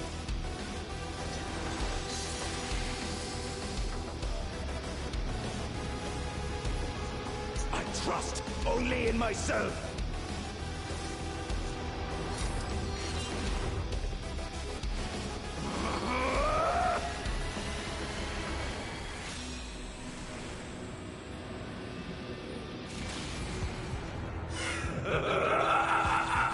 It's mine, the ultimate power!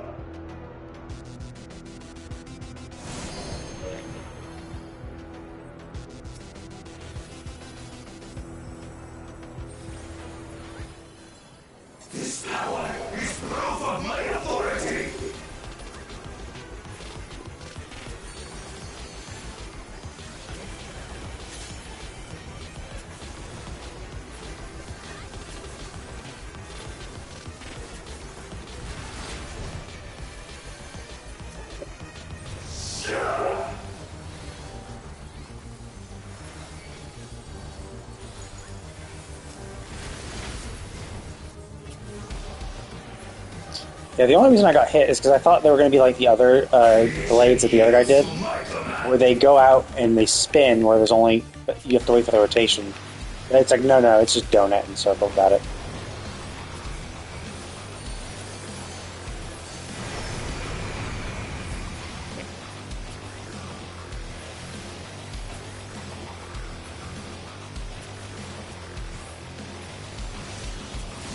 Like that would have been fine if he wasn't just like oh look, it's the guy who keeps fucking dying all the time. Yeah, great, awesome.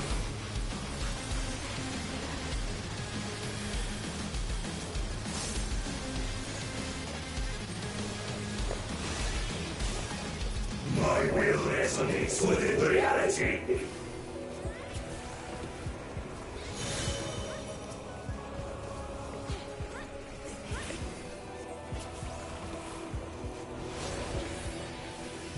Oh wow, look who got hit! The moron! Oh my god!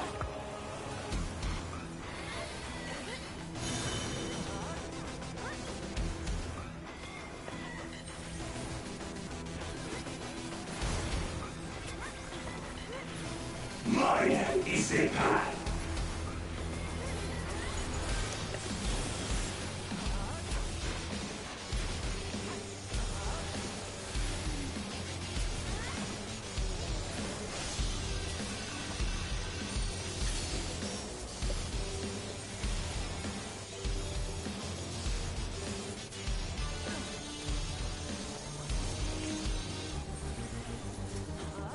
Yeah, it's these two. Oh my god, what the fuck, dude? Could you stop dying every fucking time?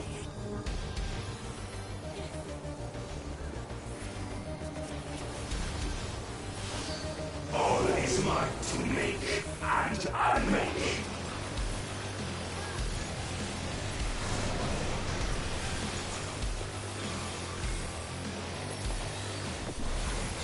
Jesus Christ, the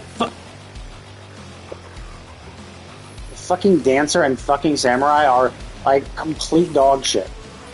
I have no clue why the samurai just kept fucking killing himself. Like, he just kept like running off the edge like a complete moron. And the dancer is completely fucking stupid. They can't save themselves. Like they get so fucking dumb. Maybe you could argue, yeah, we could have kept them alive. It's like, we could have. But, like, they die all the fucking time. This is like their fifth fucking death with the fucking samurai dying like 10 fucking times. There's absolutely shit with the game. Like, and just, oh my god, stop!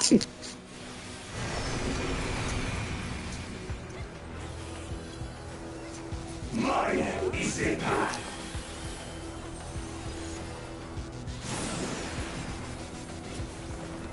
Fly, my blades.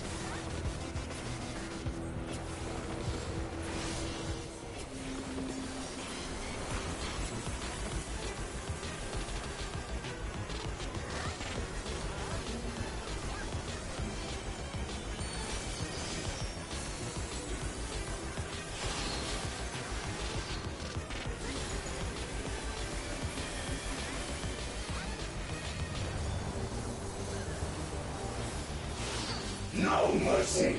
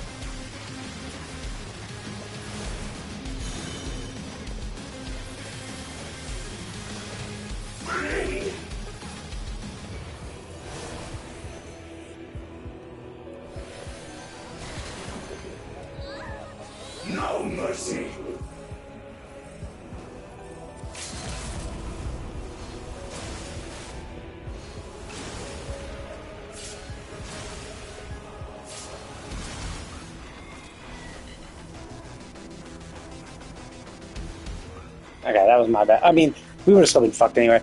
Well, I mean, I guess if I survived, if either of us survived. But I see, I missed the thing. I didn't realize that. I was only noticing the two outer ones for the swords, and I missed it. I missed that.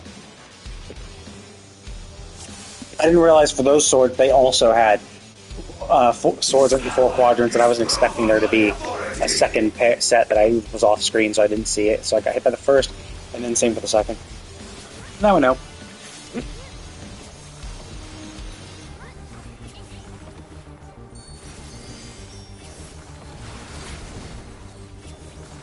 Oh my god, the fucking samurai got hit by the one fucking mechanic. Jesus, fuck, this guy's fucking dumb. Like, Jesus, fuck, he is so fucking stupid, isn't he? The simple mechanic that we, like, it's get out. Everyone gets out. He is literally the only one who gets hit by it. It's like, Jesus, fuck, he's dumb.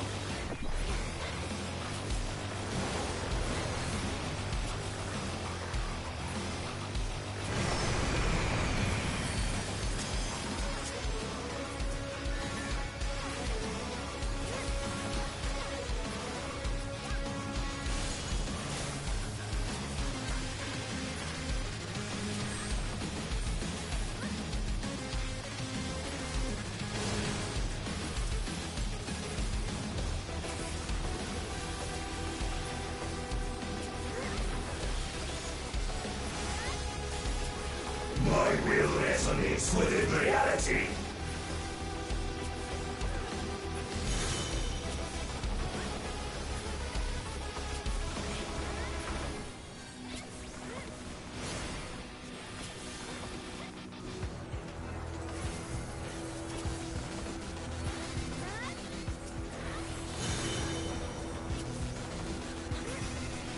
I'm just surprised these healer got hit for the second set.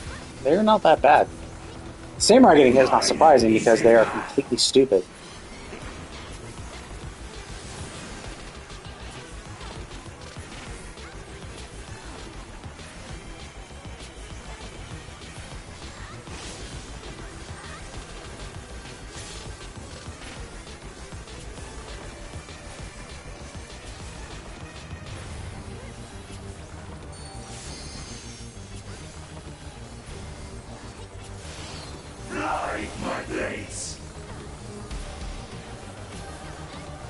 Oh wow, what a complete crazy shock.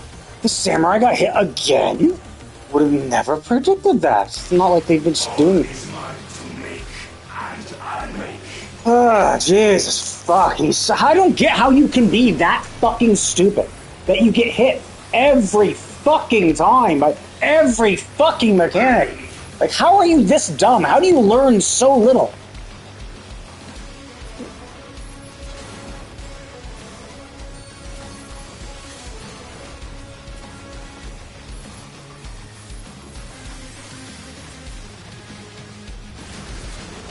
I have no clue why the healer decided to do that. Like, why did you go out?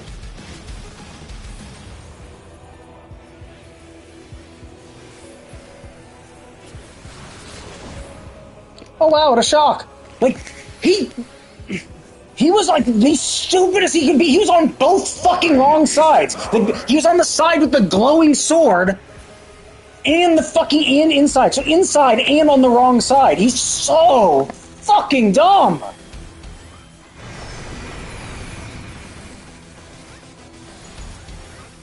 Mine is the path.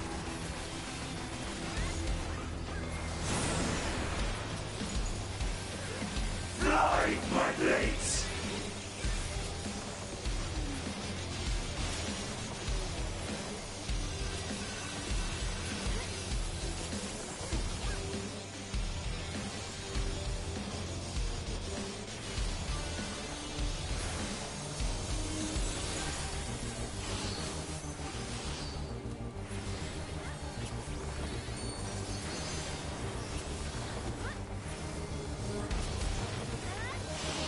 No mercy.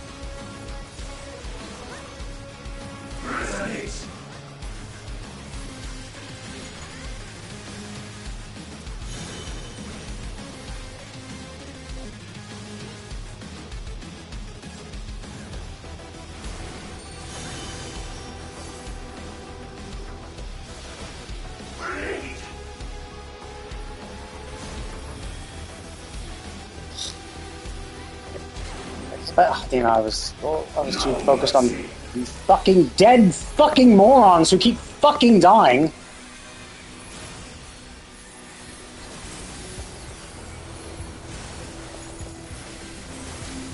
The fucking samurai and the fucking dancing fucking morons who can't fucking survive to. It makes it annoying for me. Because I have to deal with these fucking fucking dipshits over and over again.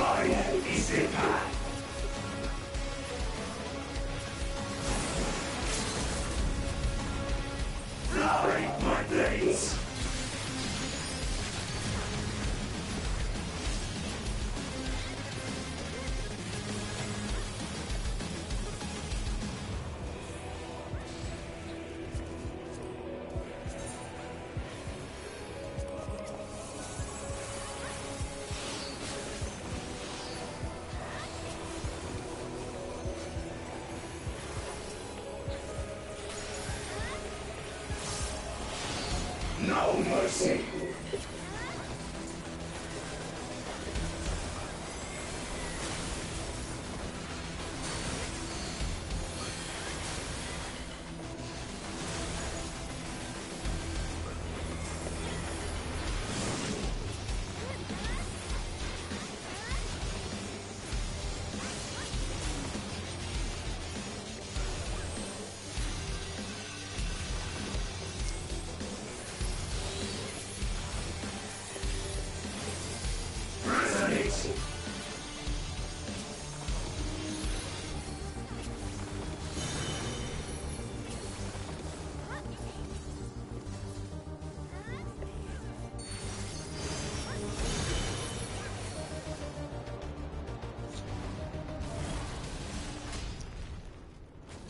Holy fuck, the samurai and of course, yeah, they were one of the first things to say, good job, thank you. Yeah, thank you for carrying your fucking morons. Jesus fucking Christ. Like, well, except for the wipe, I think they might have been, I was gonna say, they died more often than, good job, you. I was gonna say, they died more than everyone else combined. Even just one of them died more than every one of us combined. Hell, actually, even the samurai died more than all the rest combined. Well, except for not the dancer. So if you exclude the dancer, the samurai alone died more than all of us died combined, and that's including when we all died because of the wipe. The samurai died more than more than 8 times. He died 5 times in the first time, and even more on the second. Actually, no, maybe more on the first time, because he kept running off the edge for some stupid fucking reason. Because I assume he was doing his back pedal. There's the lunge forward and then lunge back. But you never need to lunge back. There's no point in doing it. Why would you fucking do it? The fact that he ran off the edge twice is how stupid are you? You're a fucking melee, and the tank and the enemy's in the center. Where the fuck are you going away from the only thing? Jesus Christ! And the fact that he's fucking dying, holy shit! And it's just so many things were just holy fuck, you are stupid. The first thing the second phase did was a circle AoE directly in the center. To let you know, when you see swords like this, it's a circle AoE in the center. I got hit by that first, right? Because I was thinking it was going to be the blades that we've seen for Galulja and even Zorulja himself. And you see the blades on either side of him, and then they show a rotation, and there's going to be a sliver of safe spot behind the blade. That's what I was expecting, because that's how the other two-headed Zorulja fights have been. But they weren't. It was just, oh, it was a circle. So I got hit by that for the first time. But then the second you see that, you're like, oh, okay, well, the next one's obviously going to be a donut, right? And that's what it was. And so in our repeat, he goes in and gets immediately hit by the circle AoE. It's like, dude, are you fucking kidding me? Like, this is like the first fucking mechanics, the only thing that there is there, and everyone else is outside of it. You were literally the only one who was that fucking stupid.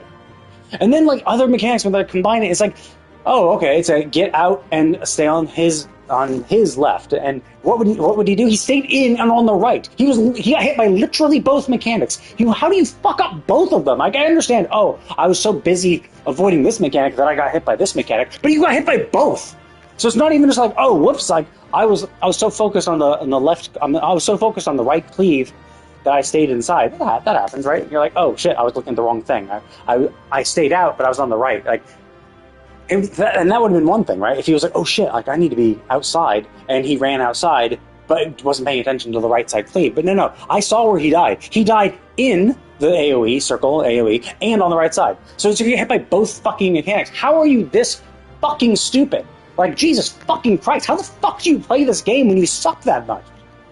It's just like, it's just frustrating, you know? Because obviously we might have wiped anyway, like, because like we did wipe, like them dying wasn't what caused our wipes. Like, I fucked up on the sword thing. So the first time the swords appeared, it was only on the two sides, and I wasn't paying attention. Even though I got the blade thing right, I didn't notice, because I think for the blades, there were the tethers to the swords. And so when I saw the tethers go out, I'm like, oh, the tethers have gone out. And then I changed my camera to see the two sides that have been tethered, right? But I think for the sword, it just the arena just glows. Or I don't think there were tethers. So I think the arena just glows. And so I didn't notice that the arena, one of the two arenas behind my camera had started glowing. I didn't realize that there were two glowing at the same time. For the swords. It's like, so yeah, whoops, I fucked up. But basically, yeah. I think I did get hit once in the second run. I think I got hit by something once. I think I was careless. But like, you know, it happens. It's fine if you get hit once or twice. But like, the dancer also kept fucking up in that they revive, right? And when you revive, you're given like 5 seconds of invulnerability. It's the time where you do nothing, let your healer top you off or get your health up a little bit. So when you revive, don't do anything. Like, you can move around. Ideally, you should be moving around just to avoid mechanics, just in case your immunity falls off, like from time. But you should just avoid mechanics by moving and wait for your healers to top you off. But the dancer would immediately die because they would immediately start attacking because they're fizz range and they can attack from everywhere. So they just start attacking, and it's like, dude, your vulnerability. Your invulnerability wears off the second you do any action, and so you fucking undo your invulnerability and die from an AoE, which I can't fucking heal you in time. Like, you need to have at least like half health or something like that for you to survive. So yeah, like, and that's the crazy thing where it's just like the samurai dying to mechanics. Well, samurai falling off the edge, he's a fucking moron. You are a complete fucking retard if you fucking fall off the edge ever. Well, not ever. You can fall off once. You get once, you know. Like, and there was that first time, he was like, whoops, and like, oh yeah, I'm sure what he did, he did the samurai leap back, and it was like, oh crap. The fact that it happened again is like, dude, are you fucking dumb? Just don't use your fucking gap closers. Like, especially on that, the part where we can fall off the arena is ridiculously tiny. You're almost in melee range no matter where you are on that platform. You have to be in the outer corner to actually be out of range of melee. So it's like, there's no way, no reason to ever do any of your repositioning your attacks. Like, dude, what the fuck? So the fact that happened once and then again, it's just like, Jesus, fuck, you're dumb. Like, and he just kept dying over and over and over again. It's like, holy fuck, dude. Like, I mean, on the bright side, at least it wasn't the healer. If it was the healer did get hit more things than I did, but yeah, they generally weren't that bad. They did a pretty good job, and they were a good healer. They were a great healer. It is a shame that we were both shield healers. It would have been a little more helpful if we were if I was a Astrologian or White Mage or them, just so that we could have had the regens and the shields, because our shields essentially overlap, which kind of sucks. I mean, it can be good because there are some of our shields that don't, And we have some some mitigations that also stack, so like that's okay. That's okay. But our generic AOE heal will override each other's AOE heal. So that is kind of sucky. But other than that, it was fine. And generally, it's better to not take damage than take damage. So we're still alive. But yeah, Jesus Christ! Like, I've had actually not. Everdar or no, the Origenics was fine. So essentially, my worst moments were the 87 dungeon. Wait, yeah. Oh, actually, no, it wasn't the 87 dungeon. I actually had I had an okay time in the 87 dungeon the first time I ran it. It was when I ran it, or the 97. It was the leveling run that blew because of the fucking moron healer who decided, hey, you know what? I'm gonna die twice. I'm gonna die 2 to 3 times for the second and third boss to essentially wipe the entire party because I'm stupid. Because they died both times. Like all their the first death in the third boss was unique because they're incompetent and they did not heal themselves. They died to a raid-wide AoE attack, which means they just weren't healing themselves. They weren't healing all of us, and they died from damage. It's like, wow, that is proof that you suck as a healer if you die to that. It's just like, wow, you are a completely shit healer if you're dying to raid-wide damage because you're just dumb, like because you weren't topped off. It's like everyone should be topped off. If it's not the hardest damage, like it's one thing to be like, oh shit, like I thought there's going to be mitigations. I mistime my thing, blah blah blah, all sorts of things. But like no, for raid wide, it's the weakest damage. It's just something to fuck you over and just something you need to pay attention to. So you need to mitigate and shield and heal. And they were a white mage, so they had some good fucking heals, and they just died. And then the second 2 deaths they had were for the same mechanic, which is the exact same way they died the second boss. Their 2 deaths were from the exact same mechanic because they ran into a fucking electrified wall. It was a segment of the thing where you just don't attack. I mean, you can attack, but like you're a healer, so don't. Just run around, avoid the mechanic. And they didn't. They ran into something they shouldn't have, and they died because of it. It's just like, Jesus Christ. It's not even healing shit. It's not even like, oh, I'm a bad healer. I mean, dying to raid-wide damage, you're a bad healer. The other things were like, no, you're just a bad player. Same for this. Like, this is like, they were just a shit player. Like, they were just bad. Like, they were dumb. The fact that you can't learn that shit, like, that's super fucking simple. For the most part. Like, there's some stuff, obviously, the first time you see it, like how I died to the swords and how we end up causing a wipe the first time in phase 2. Sure, I get that, right? I didn't realize the swords were on both sides, so I got hit by the first one and the second one, because obviously by that point, by the first time I'm like, what the fuck? Because that's the thing, the first time I got hit, I'm like, what the fuck? I shouldn't have gotten hit by that. And then the second time I'm like, oh, okay, that's what's happening. Because by that point, I started rotating my camera around and I realized, oh shit, these swords are on all 4 sides this time. Crap. And 2 of them are going off at a time. Shit. So, yeah. So I learned in one death. Whereas this guy didn't learn at all in, like, literally 10 deaths. 10 plus deaths. He died at least 5 times each run. It's crazy how bad he was. Ah, Jesus Christ. That's bad luck. But whatever. It's all done. Now it's on to the final bit. Final area now.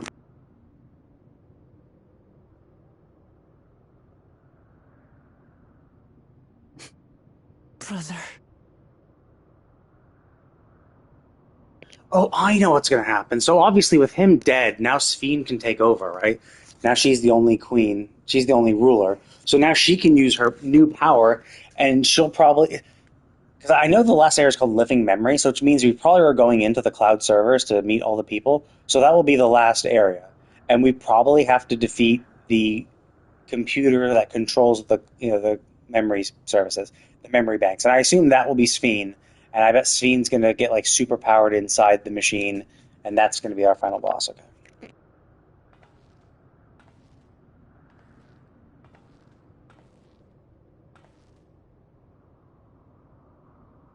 So, it is to be defeat.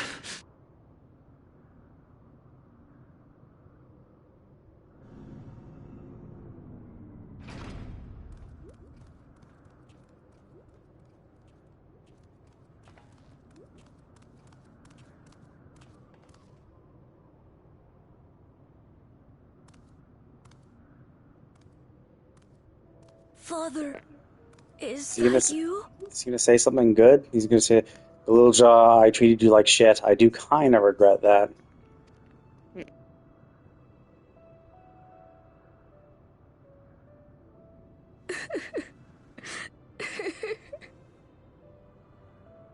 Why do you weep? Because it hurts. Because I don't understand why it had to be this way. Why don't I know you? Why didn't you want me?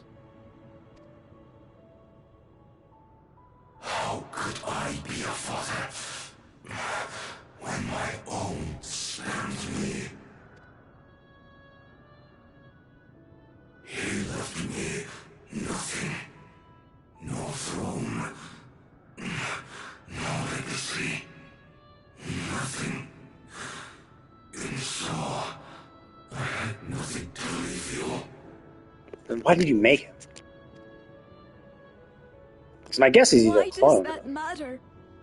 Couldn't you have just been there?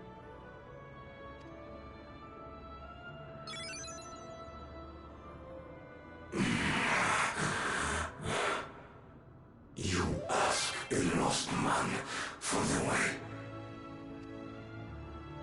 I do not presume to call you mine, nor do I desire anything of you. But I leave behind that which I've gained by the sweat on my brow. It is yours to embrace or spurn.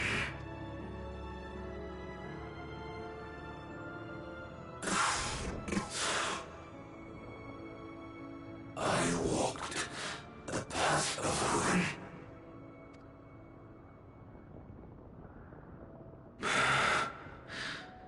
Unable to surpass Father or Ramachi.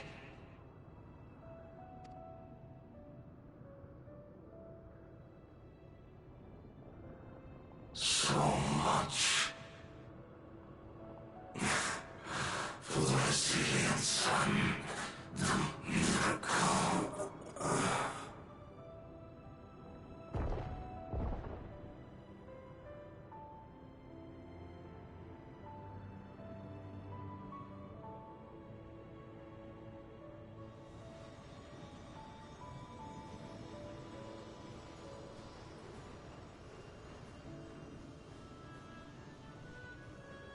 I was gonna wonder if there would be a little bunch of souls like that. Like, so it was a little pile of souls popping out. You gonna go back to his old body?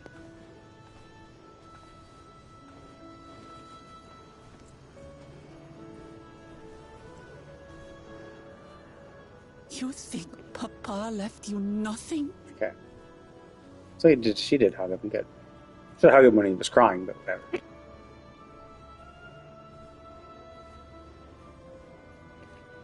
Look, your father left you his collection of souls. Lucky you. You goddamn fool! You have the one thing he couldn't leave anyone else. You and Kululcha.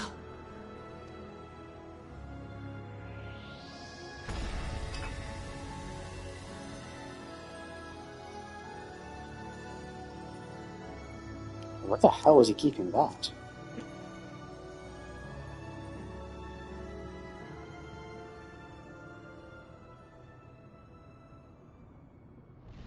The Void Gate gonna act weird now?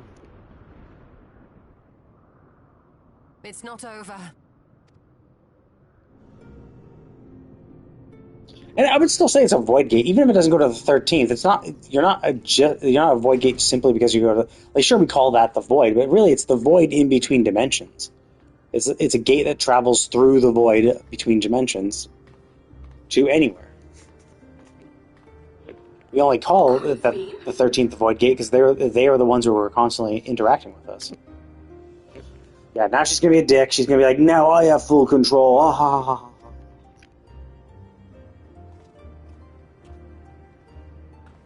Yeah, let's let Zorolja our... is gone. There's no need to fight anymore. She's gonna pick up the key, right? That's what I hate about these people. They're just so fucking naive.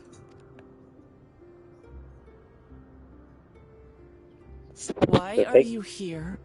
Should have taken the key. Well, why did you let her go past you? Why didn't you pick up the key immediately? I wanted to express my gratitude to you all for vanquishing the King I'm of gonna Resolve fuck you over and because I delivering care my about my people more than you guys, and thank you for helping me, but that doesn't supersede my desire for my people. And to express my regret for what I've done to yours. And I'm going to do so. Your apologies won't bring back our dead or lessen your guilt. Still, to strike you down in revenge would trigger all-out war between our nations. More innocents would suffer. Well, also, like, to strike her down in revenge would also do nothing. Because she's not really alive. Because her next body. Even if we cannot be friends right now, we need to find a different path forward. A way that Tuliholal and Alexandria can coexist.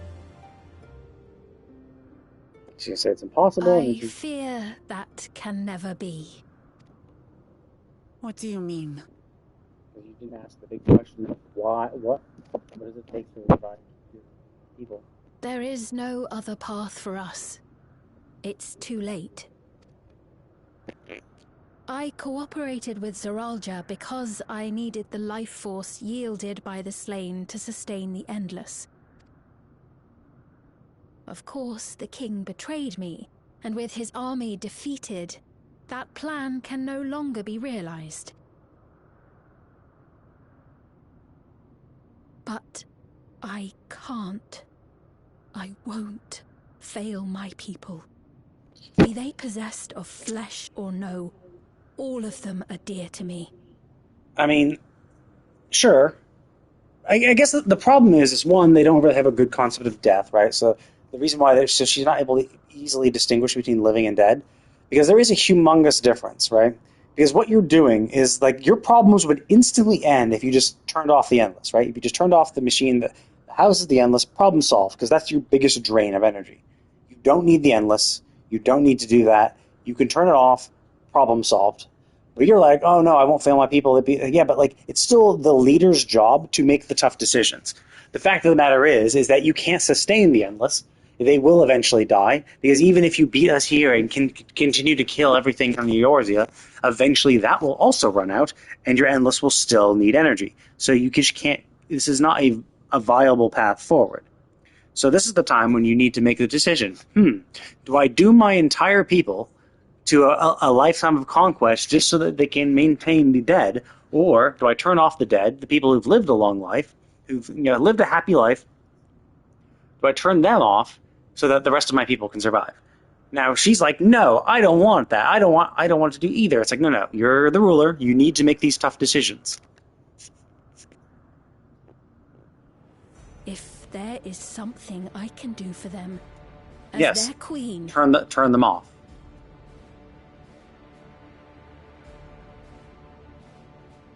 Like, it's so dumb, because it's like, oh, something. Yes, you can help your living. Because essentially, she's like, I don't want to help. Hear me, Sveen.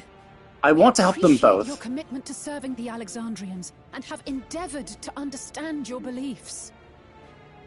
Because it's like, the idea is you have two choices. Like, you either go to war to keep both the Endless and the Alexandrians alive, but you have to be in constant war to constantly collect souls to keep to maintain yourself, or you turn off the Endless and your Alexandrians are completely fine, right? Like, so you have a choice between essentially dooming your dead, turning off your dead, because they're dead, they're not alive, they're dead, just accept that. Turning off your dead, or continuing an unending strife to continuously maintain the power source that is the Endless. It's like, yeah, because you can't make the tough decision, because you don't want to fail any of your people. It's the kind of thing where it's like, I'm going to sacrifice hundreds of millions to save 10, right? Like, I'm going to sacrifice the entire population of this world to save half my population. It's like, you're dooming the entire population in your attempts to save half, right? Because like this is a war where your people are now going to have to live a life of constant suffering, constantly harvesting it and doing the shit, like so that half of your population can be alive, quote unquote alive, but like they're not really alive. Be that as it may, you must know it's wrong to sacrifice our living to save your dead. It's also not even saving. That's the thing. It's not even saving your dead. Well, actually, I guess it's literally saving. I guess saving in the sense of like a computer save, right? You're saving their data on a hard drive. Yes, you're saving it that way, but you're not rescuing your dead. You're not like it's not like you're bringing the dead back to life. They're not alive. They are conscious, but not alive. I see. It's because you do not know them that you believe they're dead. Oh, Jesus Christ! It's a delusional person. But okay, so that's how we get in. So that's what she's doing. She's gonna bring us in. They're not. So long as they are remembered, they shall never die. Yeah, and the giants do that with tombstones. That costs no energy. You understand, don't you?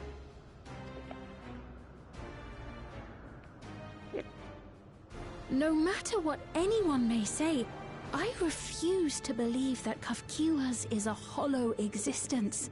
Which is a She hollow can existence. simply be allowed to fade away. Yeah, I mean, it's someone who just can't accept death at all. That is just what happens. That's just what happens in the world. But she's like, no, because we're able to fuck over... I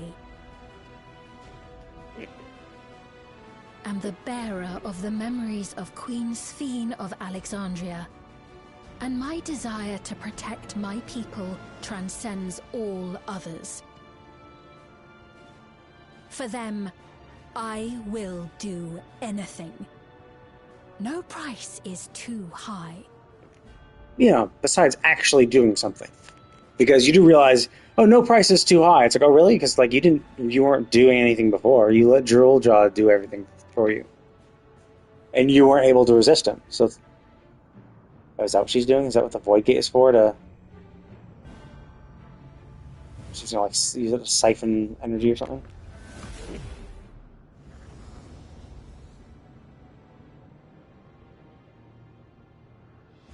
I mean, that's why if you ever see anything fall to the ground, pick it up.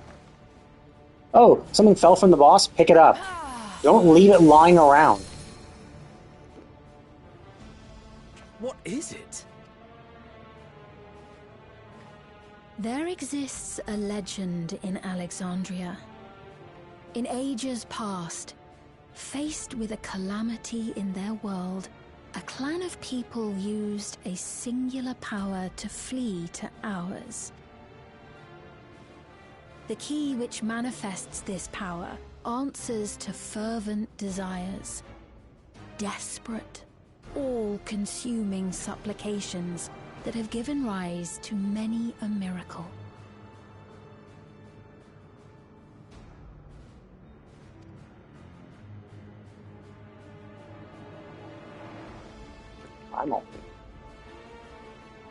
That key holds the secret to interdimensional fusion, and unraveling its mysteries was the foremost mission of the scientists of preservation. Alas, they failed to fully grasp its workings, leaving us with only partial control over it. Nevertheless, if I'm to sustain the inhabitants of living memory, I have no choice but to call upon its power. And do what with it?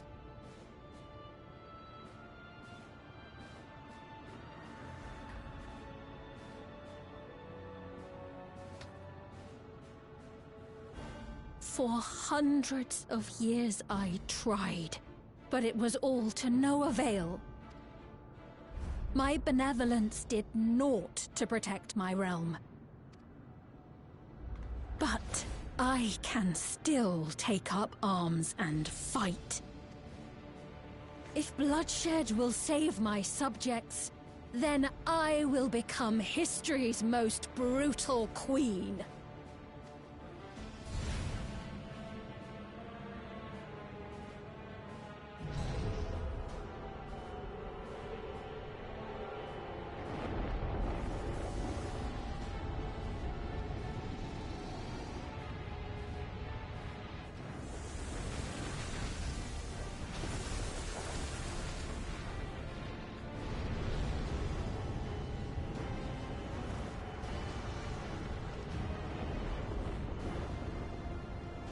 Wait.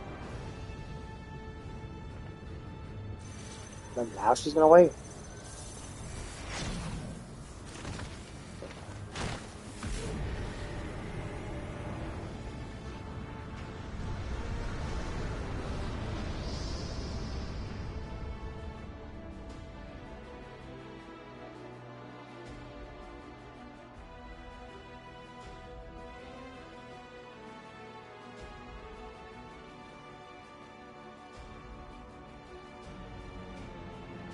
Oh, Sphene.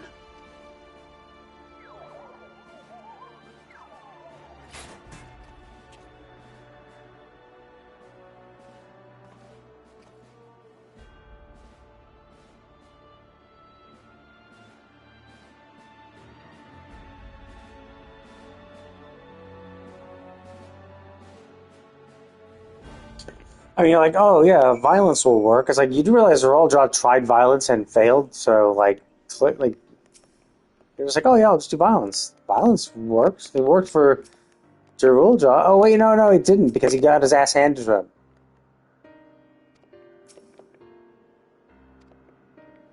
Still calling him mother. I mean, that's the dumb thing. Cause she's. I mean, yeah. That's the problem. Is she's just like, yeah, they're alive. It's like, well, they are alive. They are not alive. Like, and that's the weird thing too. It's like, oh, so long as they like, so long as we remember them. It's like there's many other ways to remember them besides this, right? Like, but she's so focused on the fact that, oh, well, we can kind of keep them alive, so you know, might as well do everything we can. So, yeah, whatever. It's their people just have a weak sense of life, especially considering what she is.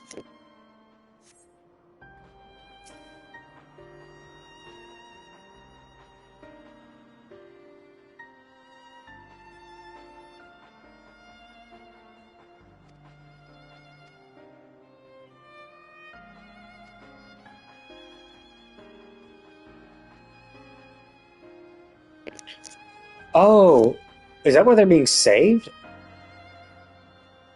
It was the energy. It was the energy used to keep that gate open, and all the souls are being saved in that gate, and that's where the cloud storage is. I thought it was in here.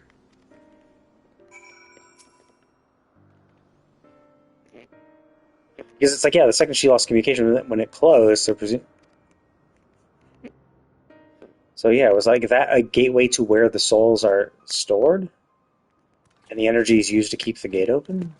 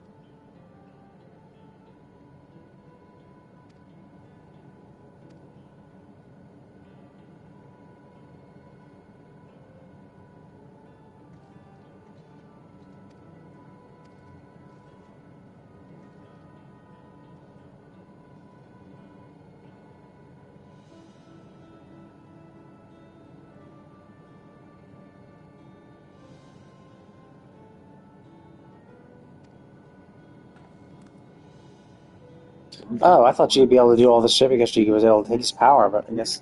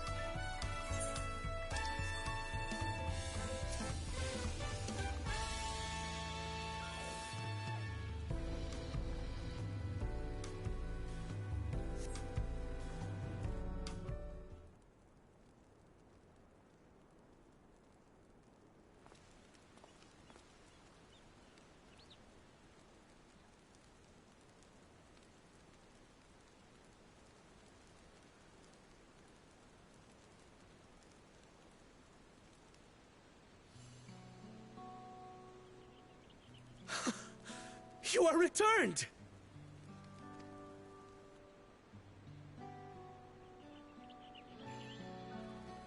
Wait there! I'm com-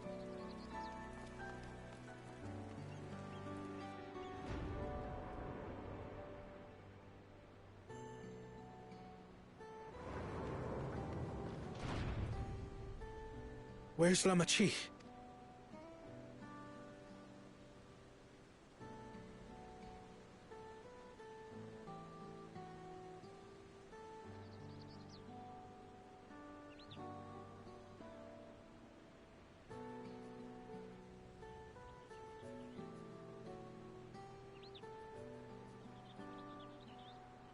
So my brother is gone.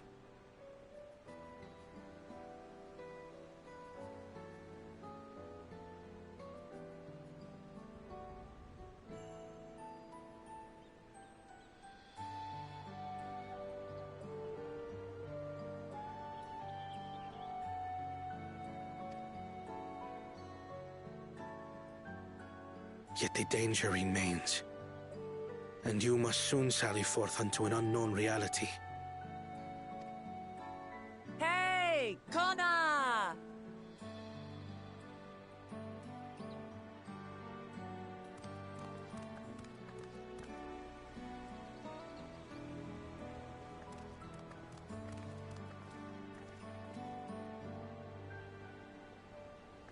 Lamachi, is this boy...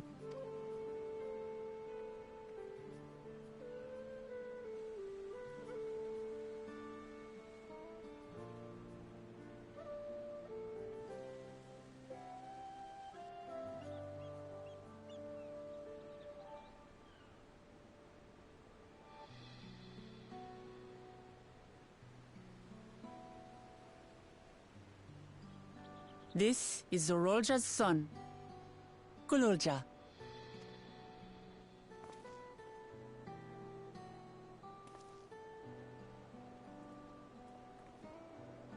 I see.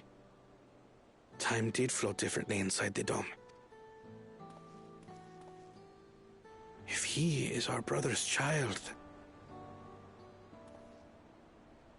Kululja, was it? My name is Kona, and I am Lamachi's brother. You're her brother? You'll find none more dependable than Kona. He's family, and he'll take good care of you.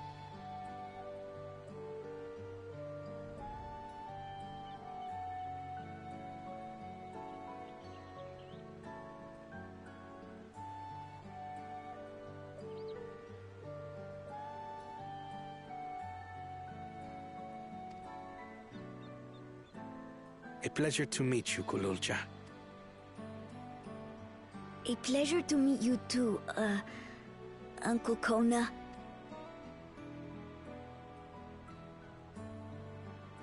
Well, I suppose I am your uncle.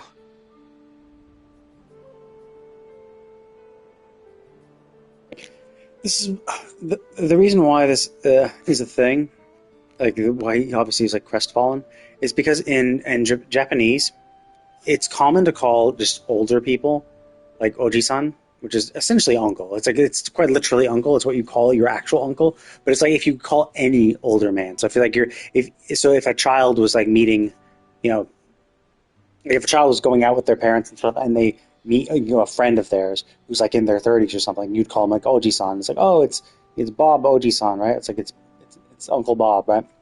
So we kind of call Uncle Bob, but the problem is that the word is also just used for it's used for like middle-aged people, and if you were like younger, you might be called brother, like Onisan, right? You could use Onisan, even though it means brother, and this is how you actually call your actual brother. It also could just mean, oh, you're a youthful male, right? Oh, okay, you're, somewhere in your teens to early 20s, you might call that person, you might use the suffix Onisan. It's, Jim Onisan, if they were like 20. So that's why he was like reacting like that, is because obviously he called him, oh, Koano Oji-san. And it's like, oh shit, right? Like, so for him, who's young, he's a young guy, he would want to be called Koana Oni-san, to be like, oh, you're still youthful, you're still young, but you're no, it's Oji-san, so it's like, ah, shit, you're old, you're middle-aged, essentially. So it's basically it's a suffix you would use for your actual uncle or middle-aged people. So for when you're calling a younger person, you're middle-aged, obviously, it hurts a little. It doesn't translate well, obviously, because, I mean, he might mention it shortly afterwards, like, yeah, I'm a little too young to be called that, but, like, realistically, you can be called uncle at any age. You can be 10 years old and be called uncle, depending on how your family structure is, so, but it's because of how it is in Japan. See, does he mention his age? But simply Kona will do. Okay, so he doesn't. So yeah, it's one of those things that just is mostly revolves around how Japanese treats the term Oji-san. And it works. There's also it's the same thing for females too. It's One-san, Oba-san, and there's Oji-san with a long E. So it's Oji-san for middle-aged, Oji-san for old, like grandfatherly aged, 40 plus type thing. You might call them Oji-san, and same Oba-san, and One-san for women. So yeah, there is that little that caveat that just kind of doesn't translate that well, because it has to do with the cultural assumption that youthful people don't want to be referred to an older, essentially be cast as using an older suffix. It's actually interesting because a lot of Chinese cultures I've noticed that they actually don't mind being called don't mind suffixes or titles that imply their age or assume they're an older age than their current age, because of the way their not really caste system works, but they're kind of their maybe not even power dynamic, but there's somewhat of a power dynamic within ages. But anyway, so yeah, so it doesn't really translate well in English, so he's kind of just glossing it over. It definitely that's a little bit of a joke. His reaction there, the Japanese folks would get.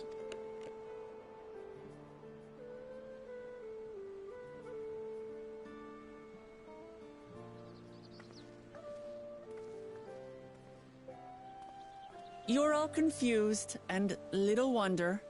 Rest assured, all will be explained in due course. But for now, I want to make one thing clear.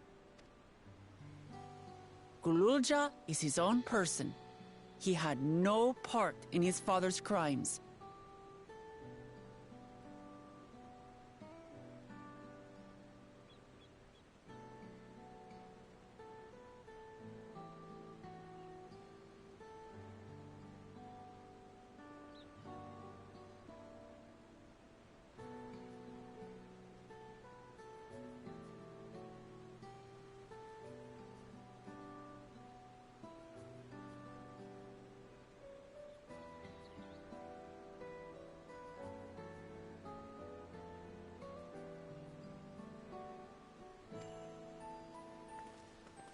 If you have anger towards Zorolja you need to express, Kona and I will gladly hear you.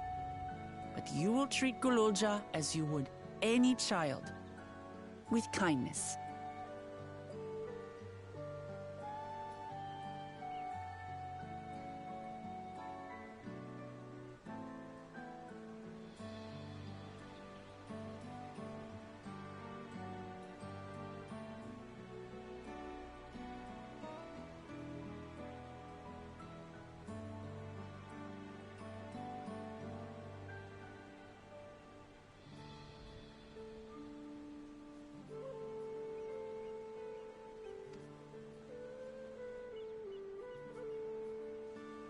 As we should. The boy's done no wrong. Yes, the vow of resolve speaks true.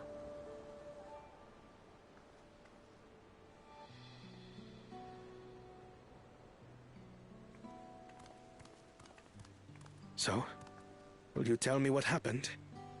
Grahatia has given me a summary, but I would hear your detailed account.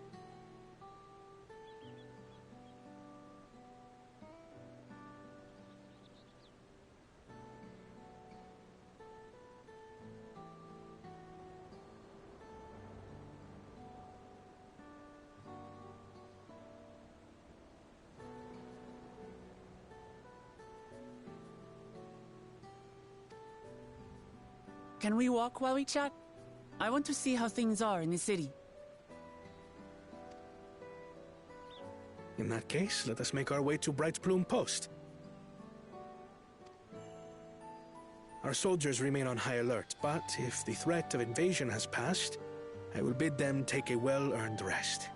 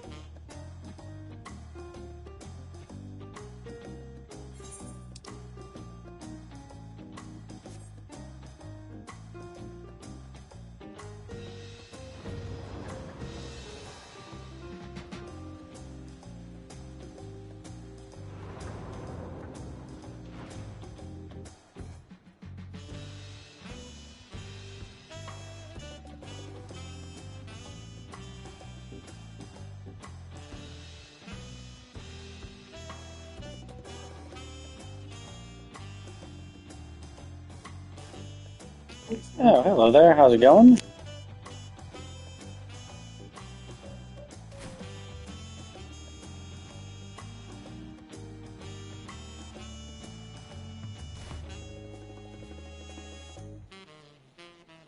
Wow, landed on a tree. Oh, I'm good. Oh, fuck, I fell. Damn it.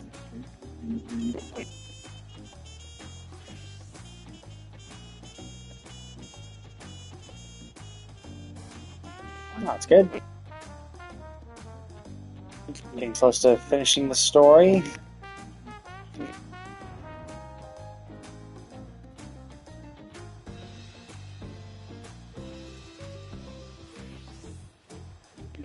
Pretty good.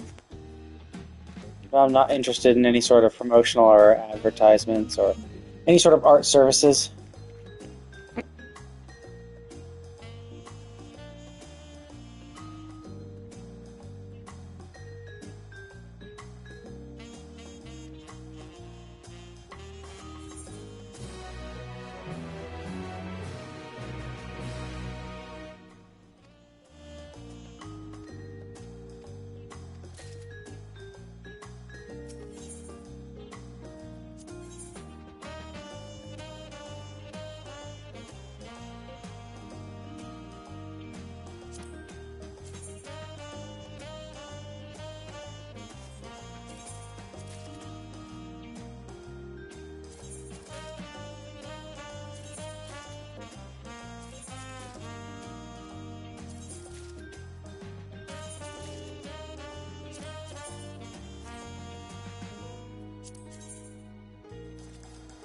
Oh, okay, so this is the Pictomancer thing from the thingy.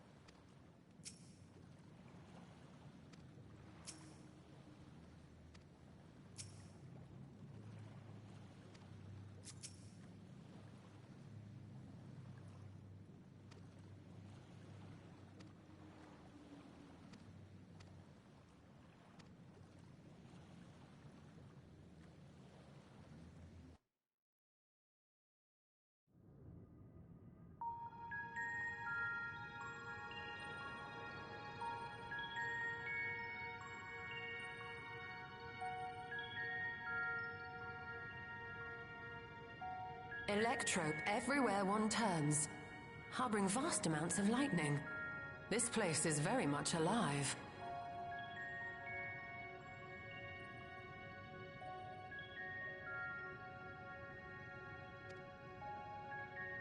Kryl, try holding your earring to the terminal.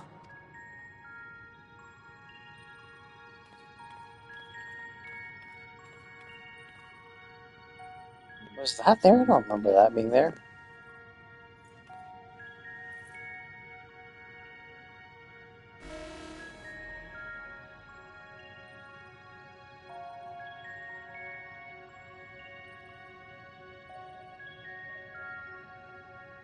No luck. Don't give up yet. The terminal reads the code. It might just need higher clearance. Galulja, would you give it a try? Me? If the King's authority is passed to you, then the gate ought to open.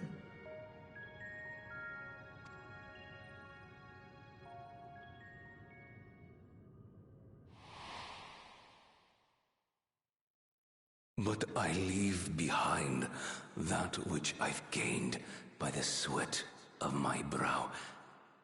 It is yours to embrace or spurn.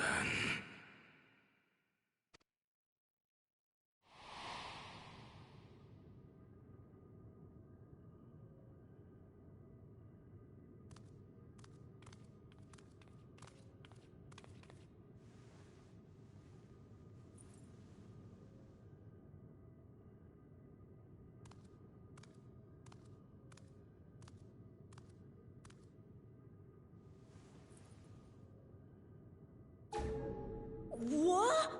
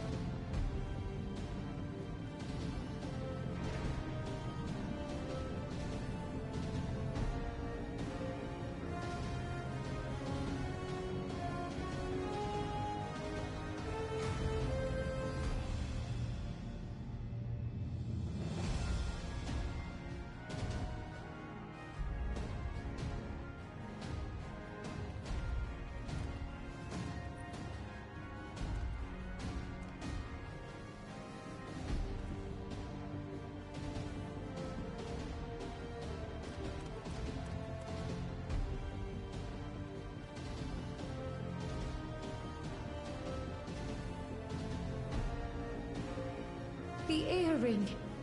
It really was.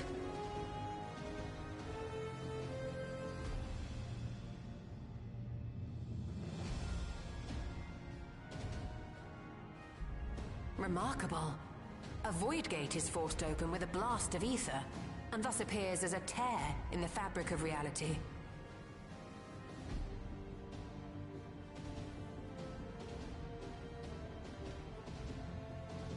In contrast, this is the stitchwork of a master. Neatly hemmed, without a thread out of place. A power to be reckoned with.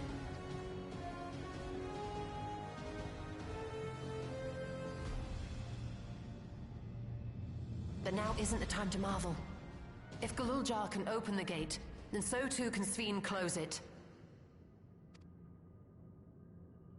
'Twould be wise to employ magics in its defense, both to maintain its stability and ward off interference. While I am able to invoke said magics, I cannot sustain them alone. I require another to channel with me, and in unison. For that role, I do humbly volunteer myself. But even our combined efforts offer no certainty of success. Might we prevail upon the two of you to lend your support?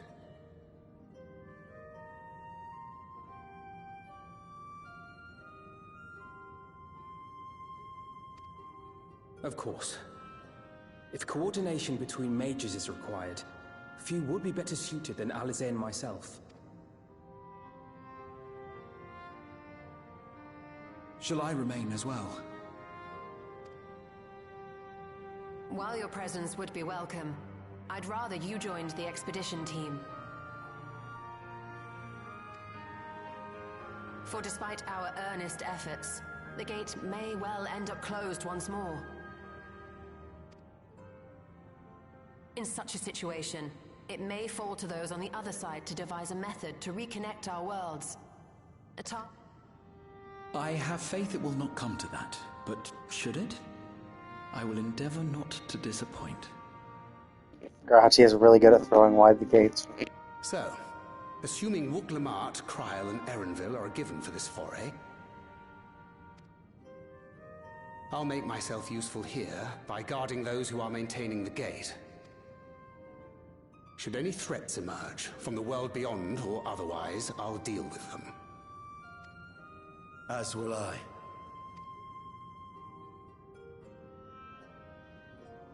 Which leaves you free to head in there and do what you do best.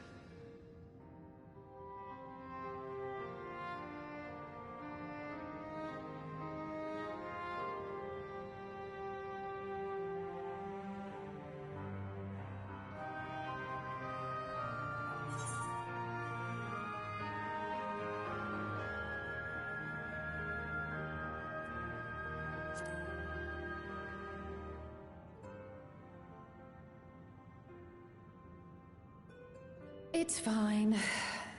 Really. Mostly.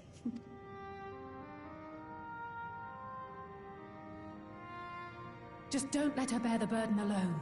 Do you hear?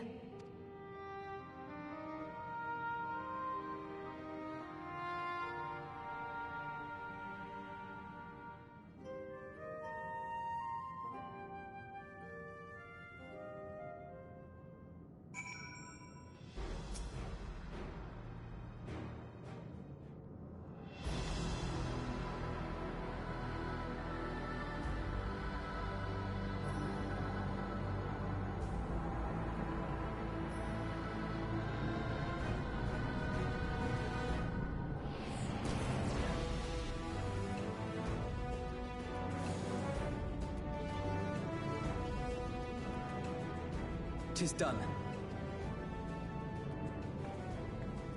We'll protect the portal. Keep it open no matter what.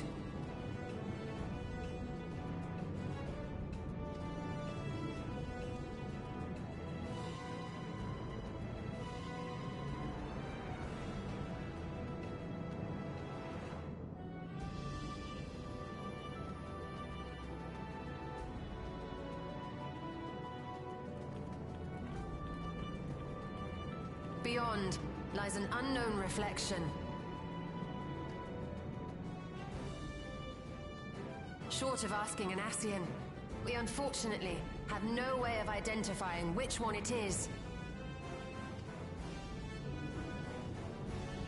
Well, what we do know is that it's Fiend's domain. A place where she brings back those who've been lost. So for now, why don't we call it the Unlost World?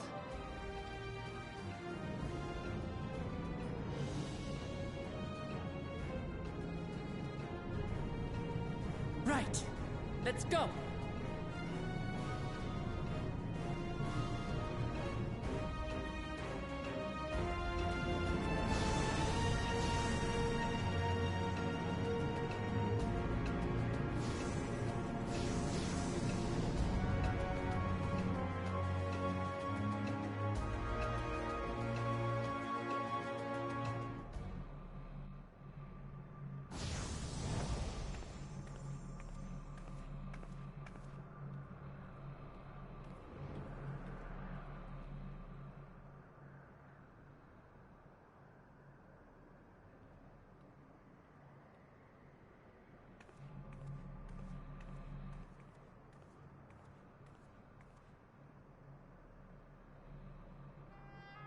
How to describe the sheer amazement we felt when we emerged on the other side of the portal?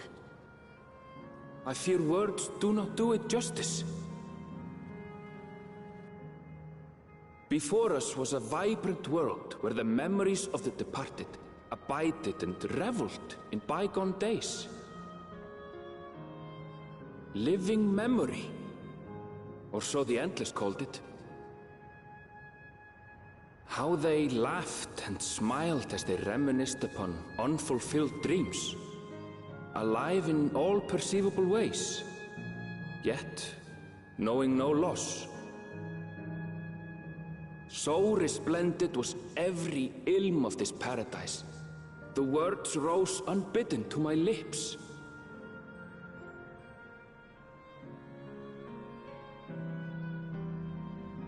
All this time, it was here, the city of gold.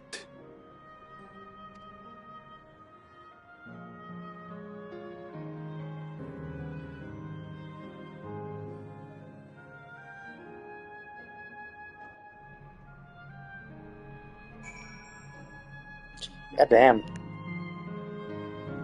Although, I mean, like, okay, city of gold, but like, God, all that gold must be really a pain in the ass to look at.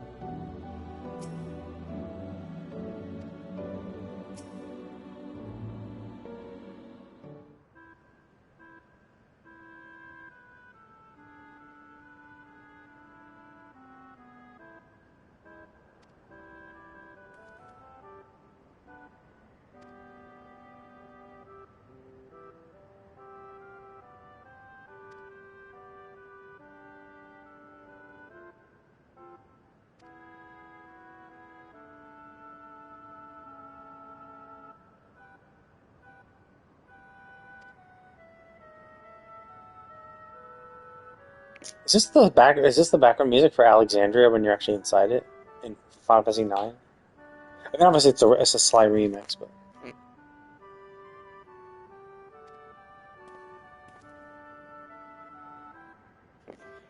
yeah, I was kind of wondering how Cryo, like, if everyone's dead, but it could be that this has only been used as a graveyard recently, and that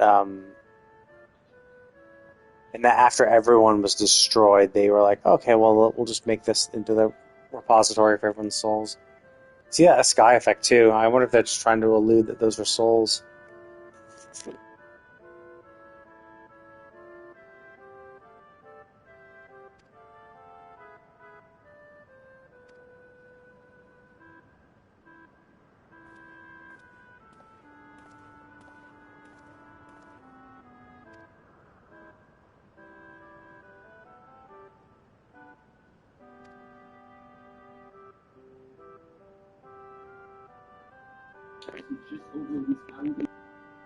Okay, so they know that they're dead, I guess.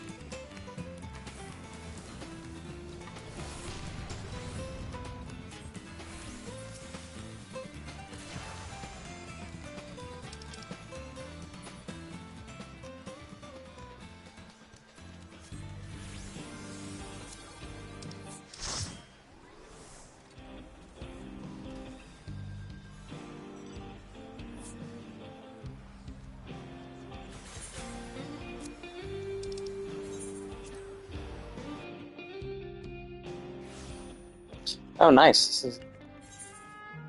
Oh, god damn it! This is this one. Shit. I thought it was this one. You know, Lano Arrow. I knew this. I saw this was Lano. I just forgot. I didn't actually pay attention to what it was. Darn it. Okay. I thought I was getting a free teleport to the one over here.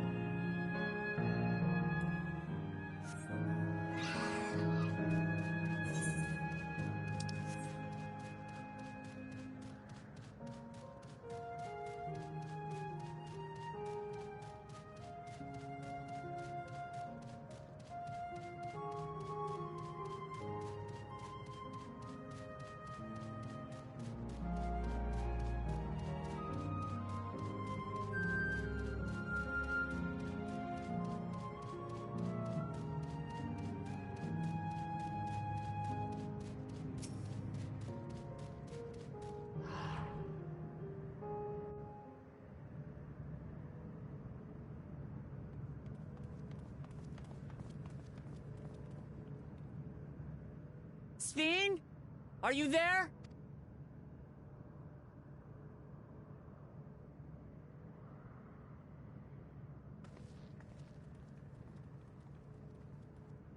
If you are, say something.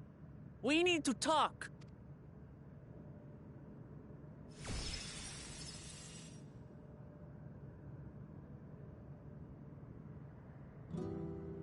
Sven.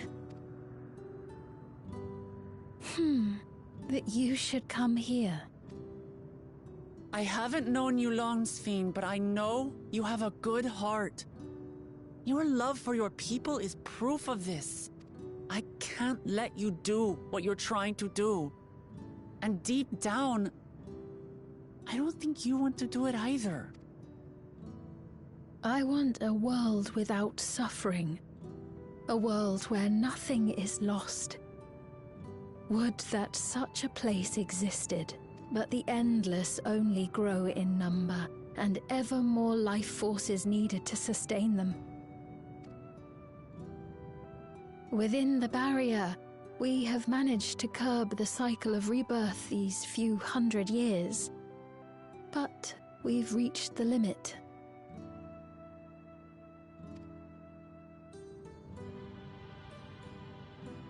That is why I looked to interdimensional fusion, to harvest what we needed from your world, from your people. And with the key, we will have it. And once you've plundered our world of ether, what then? Will you do the same to others? All men eventually die. If you make endless of everyone, you will never have enough ether to sustain Oh, that's exactly the point I made. Sven, if you would nevertheless persist in this folly, for we too have people we cannot lose, places to which our hearts belong.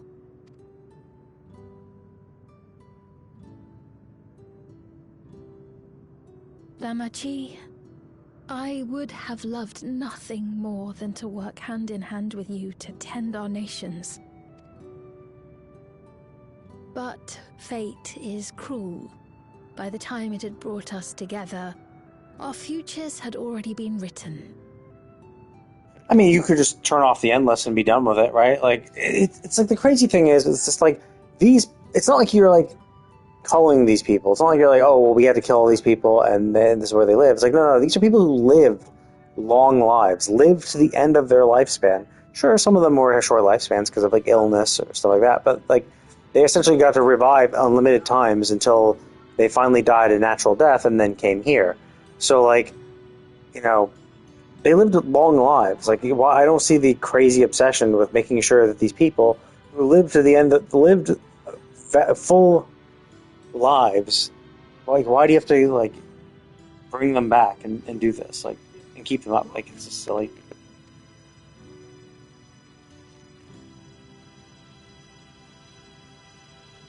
The kind and gentle Queen Sphene was too weak to serve her people, and so she will serve them no more. I will erase all memories of the living Sphene, she who has cursed me with this soft and powerless nature. Freed from conscience, I shall become a ruler that can protect Alexandria, a devourer of worlds. When two nations cannot protect their own without doing harm to the other, there can only be one resolution. Yeah, but there's a huge difference, though. It's not like, oh, you can't protect, like, you understand, don't like you? You're choosing this. This is your choice. Your choice to do this. It's like, you don't need, like, the only reason there is a resource shortage is because you have the endless. If you stopped the endless, all problems would instantly be resolved, right? Your people who are living, your people, it's just because you want to maintain your people's immortality through these, simulacra, is the only reason behind this. So it's not like, oh, I can't protect without doing harm. You're doing harm to your own people. Like, doing this is doing harm to your own people. So it's just like, it's so dumb. It's because you're not willing to accept the fact that some of these people are dead. Doing this is just meaningless. And again, like, it's the only point that's the problem.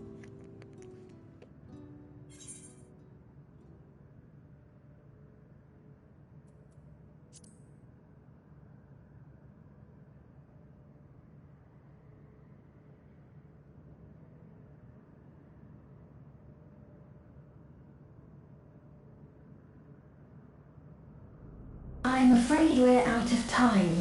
The process has begun, and it cannot be stopped.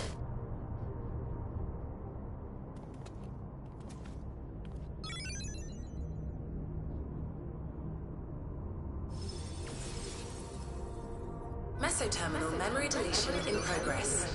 Mesoterminal memory deletion in progress. Upon Sphene!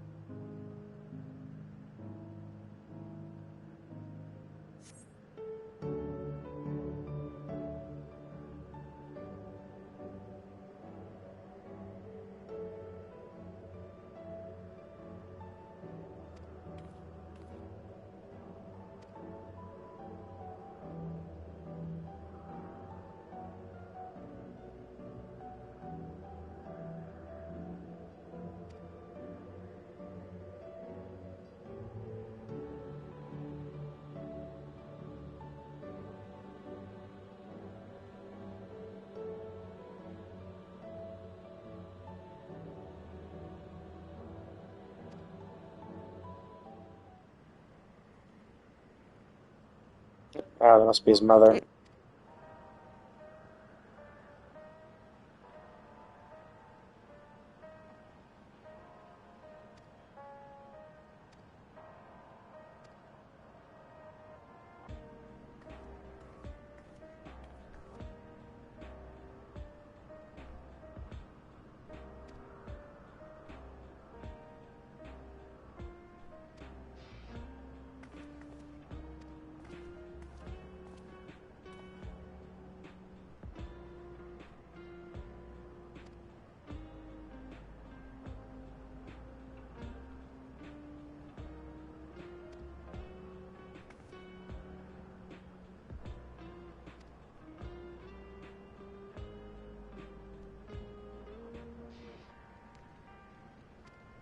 I thought their lifespan was super long, or was she already kind of old when she had him? Or is Aaron older than we think?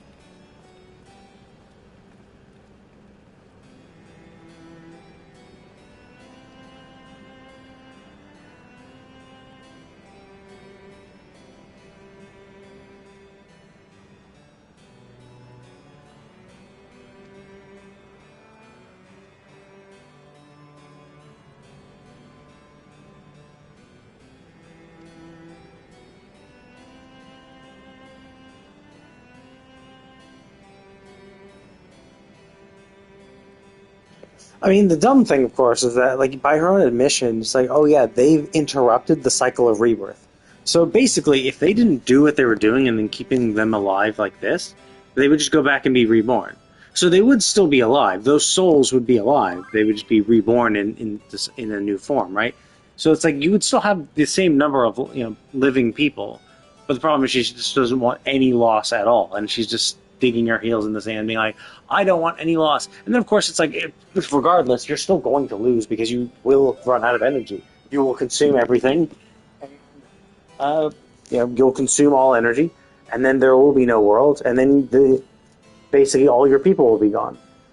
So it's very short-sighted, obviously, because it's like, yeah, what you're doing is not going to help in the long run. It's not going to change the outcome.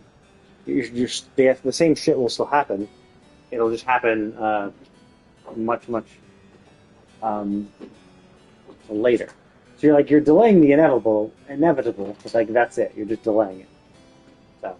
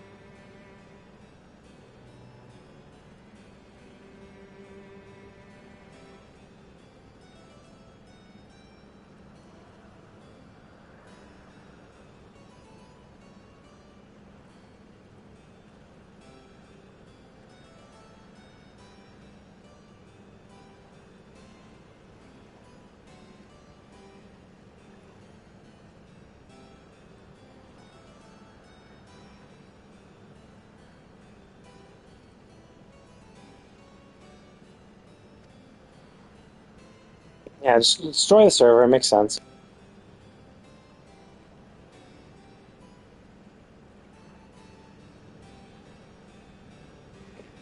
Well, so it's pretty obvious what it's going to be. So the final dungeon... actually, no, maybe not. The final dungeon... Actually, okay, yeah. So what it will be is the final dungeon will be going into that tower. It will probably be going into this tower, getting to the top, fighting our way through, and then we'll find, Sphene in her, complete, conscious removed murder form, her Galactus form. And that will be the trial. So the dungeon will be fighting our way through the mega server, and the trial will be defeating. I mean, it was fairly obvious that Queen Sphene is going to be the final trial for a bit. Okay, that'll be fun. Looking forward to it.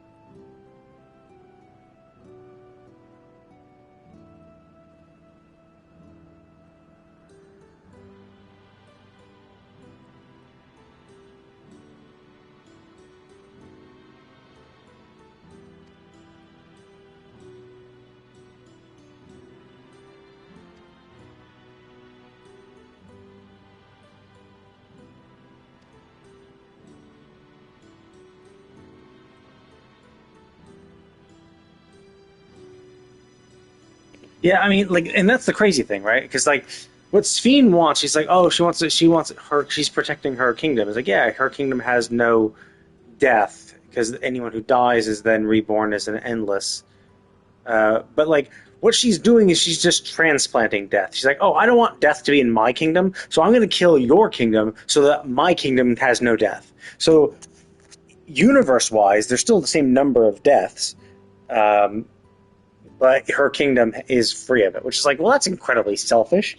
This is something that exists in all corners of the world, all corners of the universe, and because you want to be an asshole and have none of your people die ever, you're gonna fuck over the rest of the universe to go against the laws of nature. It's like, yeah, that's just kind of that's a dick move, obviously.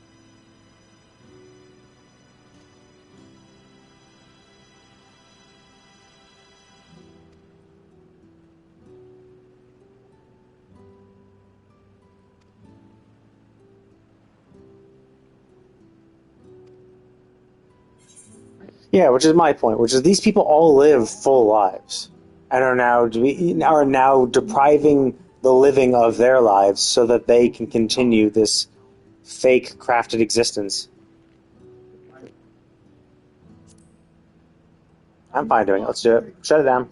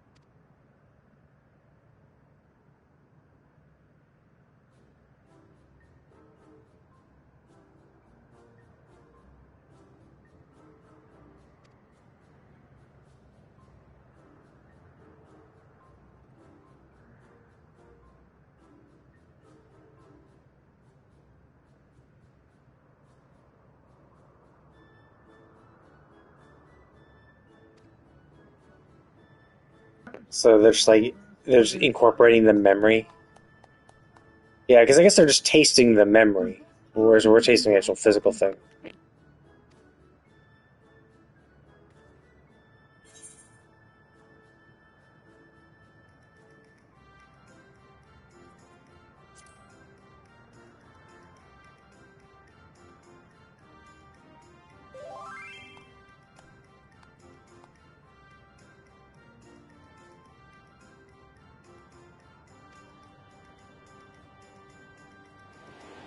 Yeah, it's the same reaction where I had the grapes.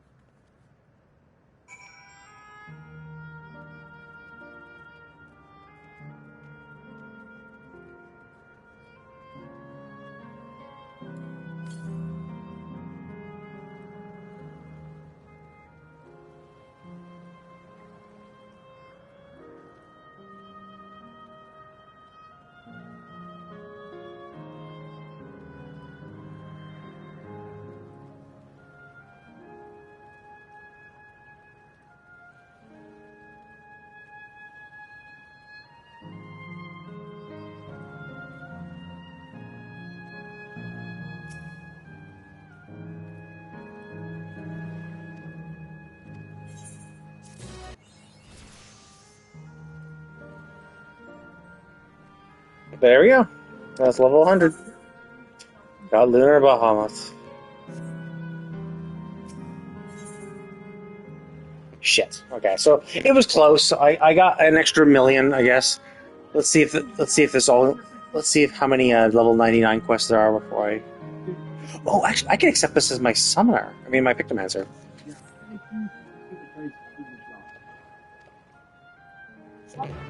Actually, yeah. Let me just stay. Let me swap back. Well, let me swap to Pictomancer real quick. There. Now I can accept more quests. Oh, good thing I actually got my Picto to the 99, so I can accept these without a loss of experience. Now, a million experience is not much. It's just like a single trial roulette. So it's not for one day. So it's like not crazy.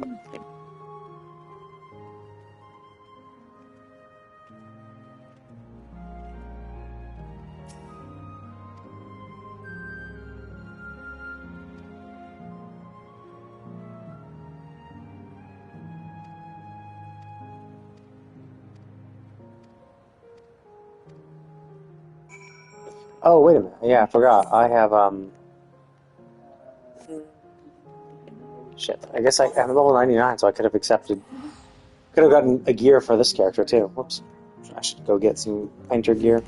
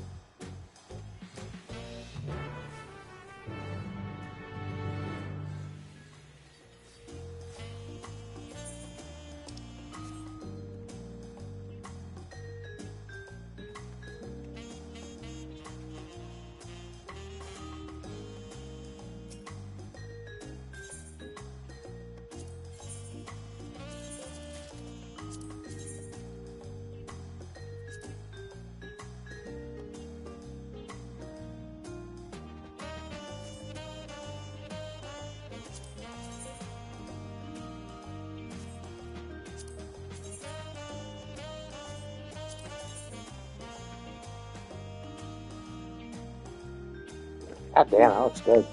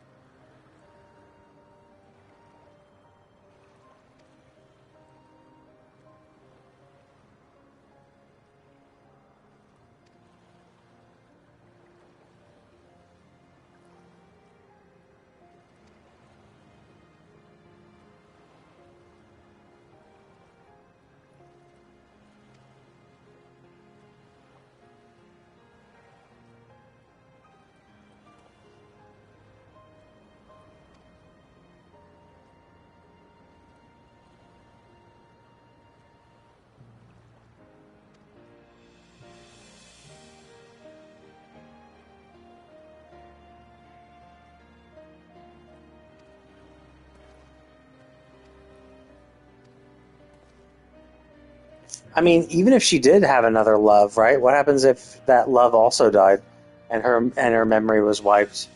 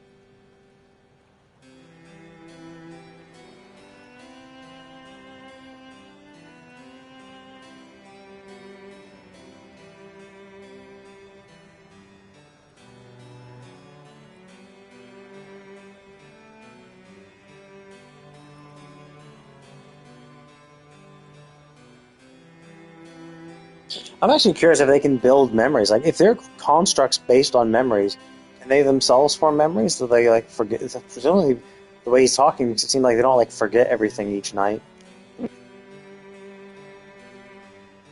But I can see why that would also, eat up even more stuff. Because like, you have to save their memories, then you have to continuously compile their memories each day. That life is a series of journeys. That you must be true to yourself, for indeed, there's no telling what awaits. I don't know about you, but I certainly didn't expect to behold such sights. The future is as fluid as the water beneath us, truly.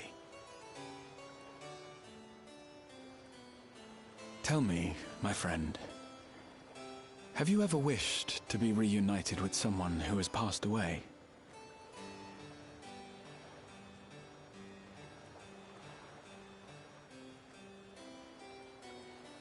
I have.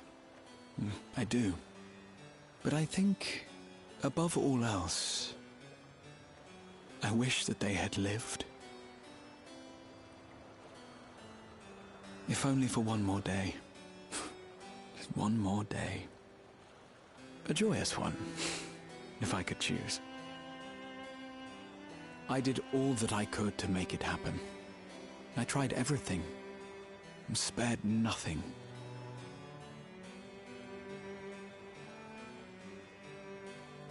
In that manner, I was able to keep some few souls out of harm's way, but so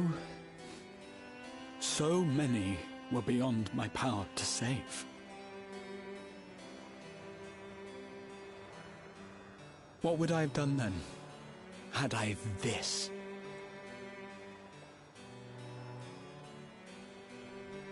And you? Can you imagine yourself spending eternity here, knowing no loss?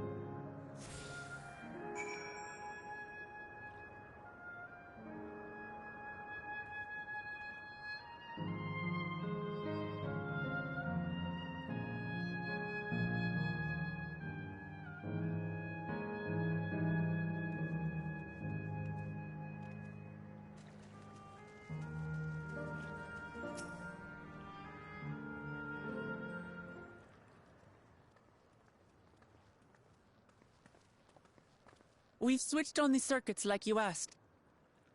Thank you, everyone. Hopefully, this does the trick.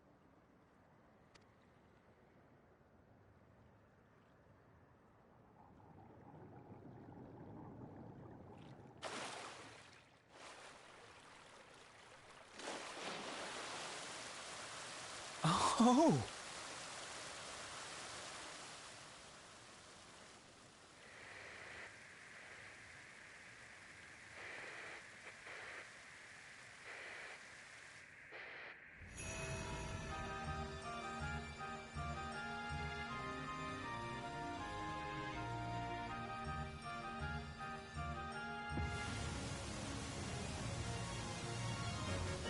Amazing. Wow! Look, Mother! Look!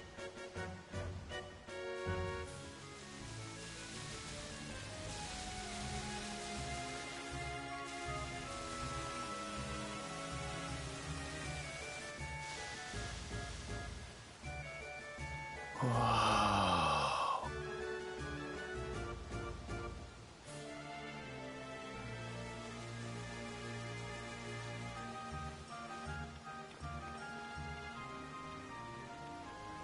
It's beautiful.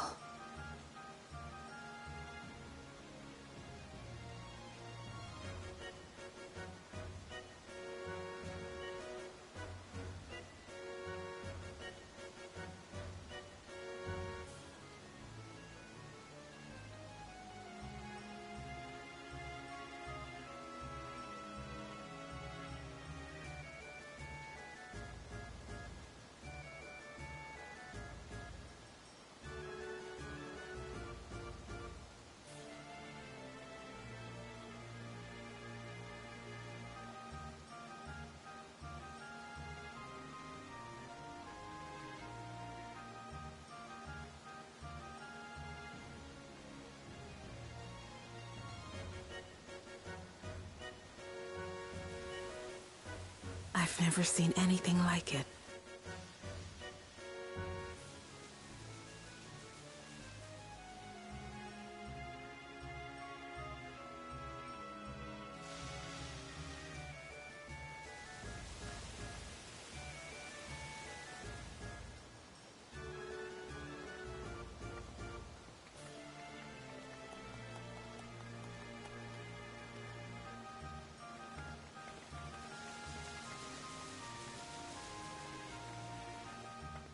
Wuklamat! Is that Namika? Where are you? Wuklamat! By the gods, it's Namika.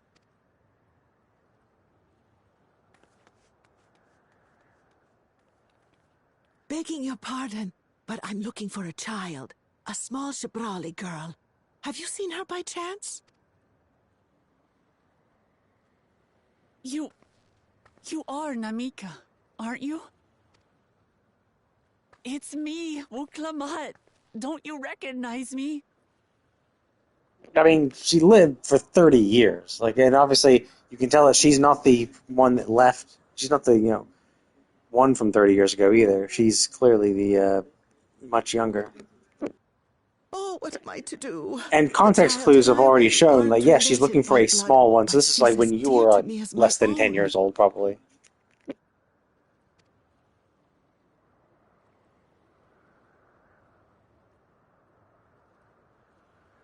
It's all right. You found her. I'm here.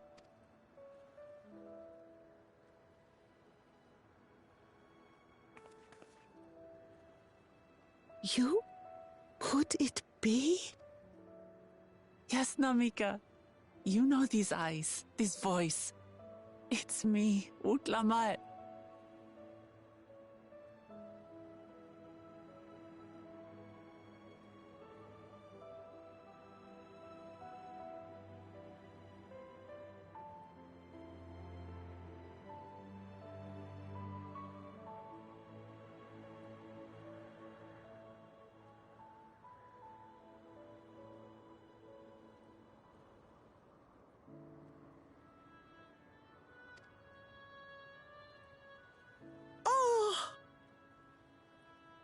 It is you! Oh, how silly of me. But if you're here, then that means... Yep, I'm dead. How's it going? No, no. I'm still alive. Oh, good, good. Thank the gods for that. But what power has brought us together again? This isn't a dream, is it?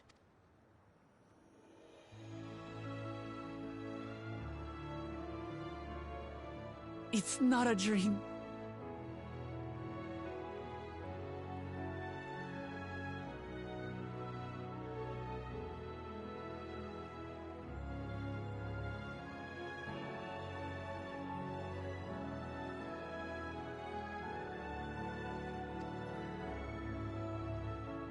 Or rather, it is a dream come true. I so wanted to hear your voice one more time.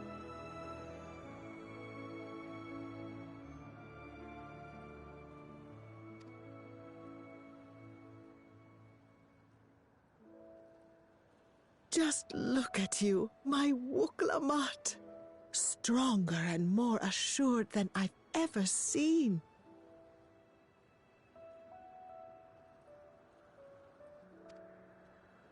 Such hazards you must have braved, and hardships endured to come so. It was tough, but I made it thanks to my friends. And to you, Namika.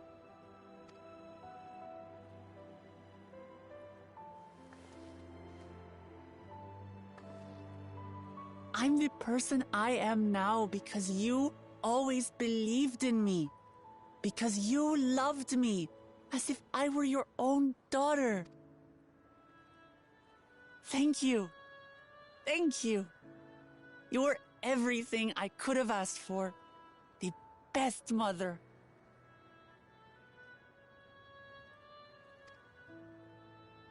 Ah, I'm so glad.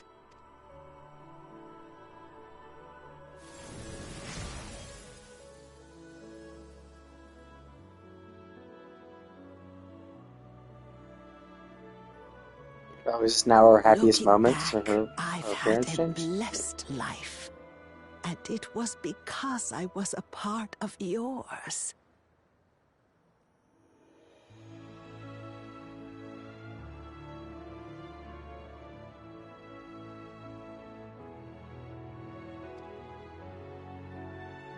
When I lost my child to illness, I thought I'd never know happiness again.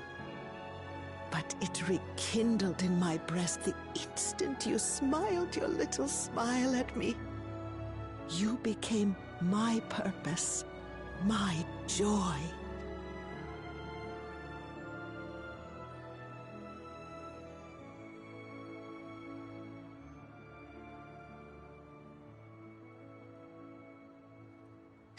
You were mine too. To have this chance to speak with you again and leave nothing unsaid. I know not how or why. And like this would be fine. Like if you wanted to use like energy now and then to be like, okay, cool. Like you want your final goodbyes, cool. Like this would be a good use for the technology to be like, yeah, rather than like consume so much energy to keep the souls constantly alive, to have them just be able to like provide a few moments respite for grief-stricken people, and then like let them fade away. That's fine. Where you must go, I cannot follow. But know that I'll always be with you. I will. Mama. I will.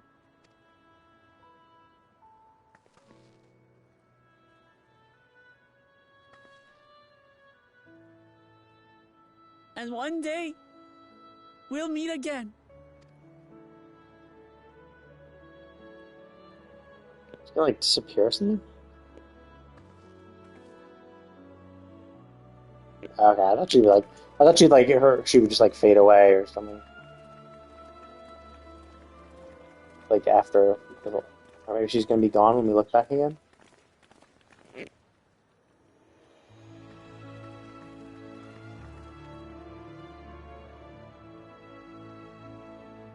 I understand why Sveen cannot bear to let them go.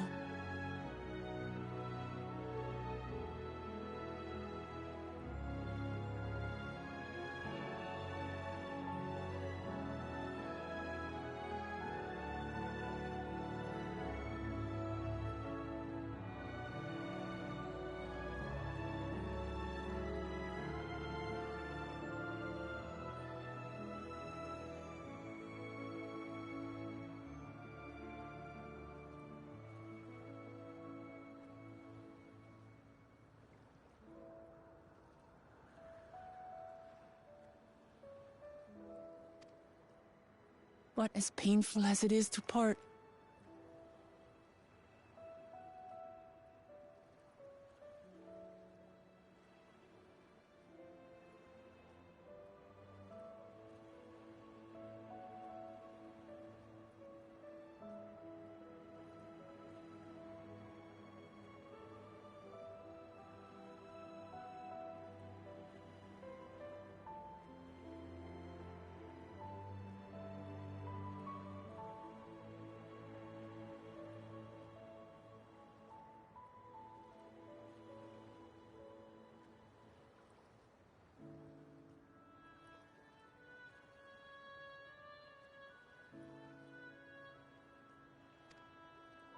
we're meant to live and die.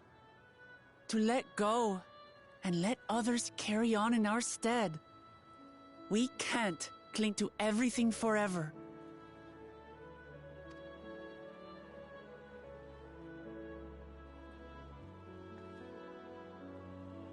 Come, let's keep moving.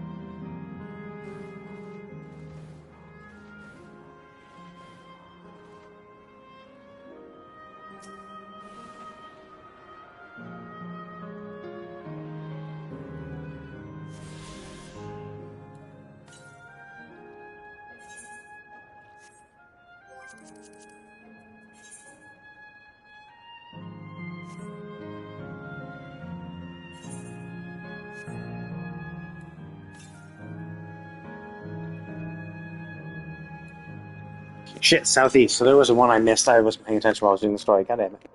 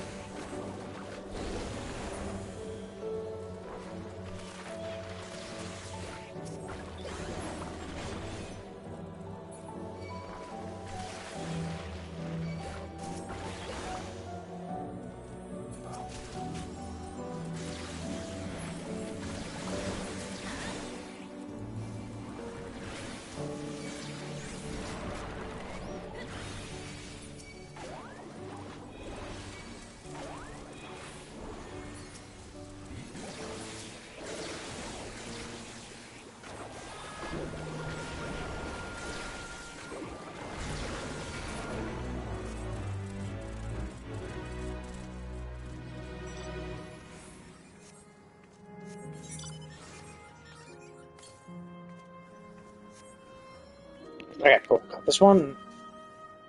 Now let's get back to the story.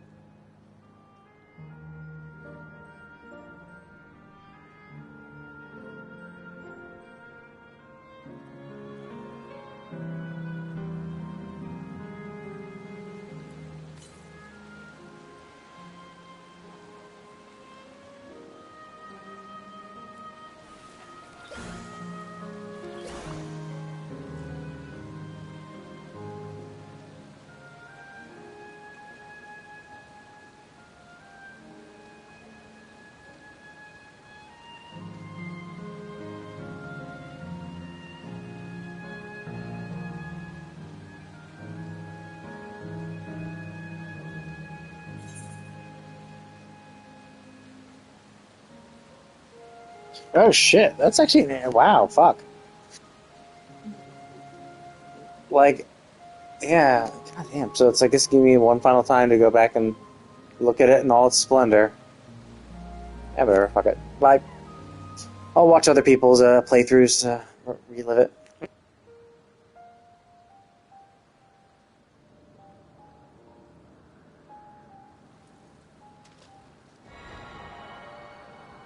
It's surprising that we don't need any sort of authority for this.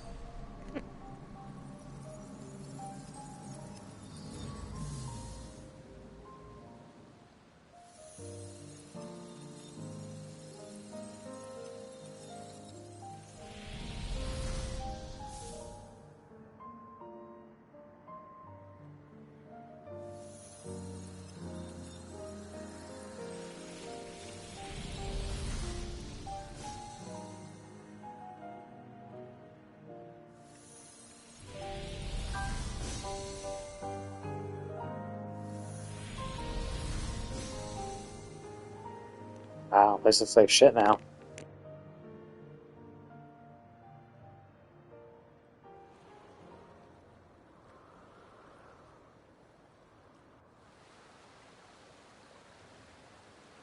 Sleep tight, everyone.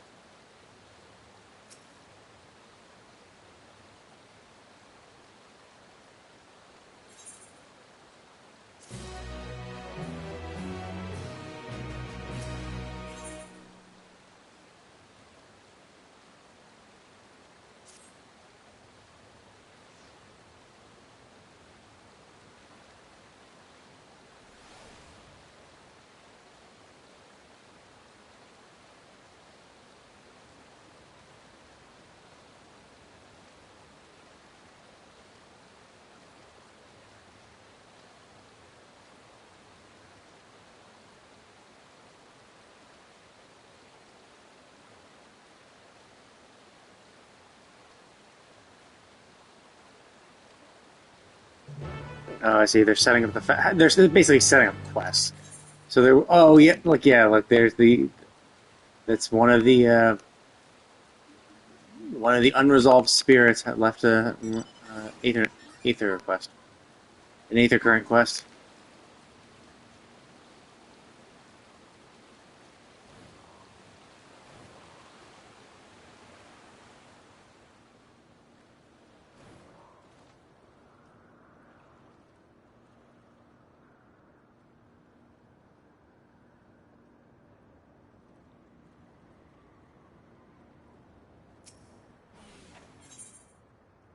Tenacious tour guide. Yes, no one can. I'm actually surprised he still looks normal. I would kind of I would like sure I would kind of expect him to be like glitchy or something.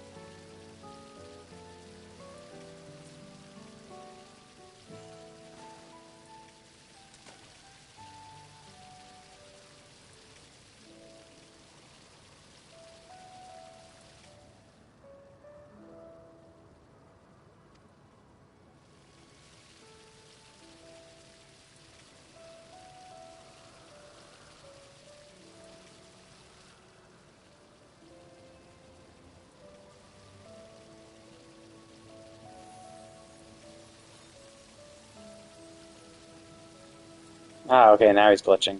Although I assume it's because like, he was only there because of his strong determination. So it's making sense that like now it's kind of like the whole concept of ghosts. Like once you've resolved their lingering uh, regrets, they like ascend to heaven and all that shit. So it's kind of like that. Although it's kind of weird because like this was clearly this quest clearly had a picture on it, which means that this is going to be a quest line. Once this is completed, there should be a normal quest to continue it.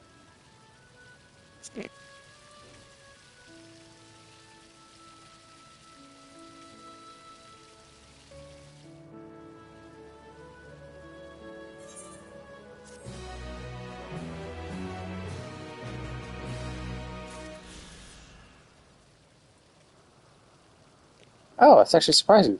Typically, if they have an image on the, maybe it's that.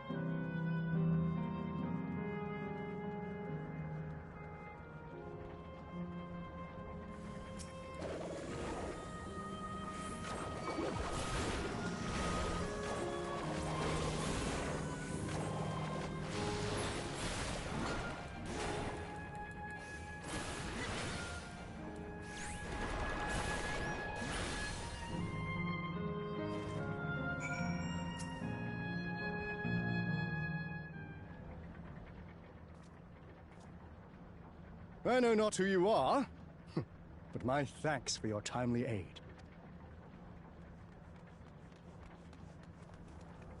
Your fate's so strong!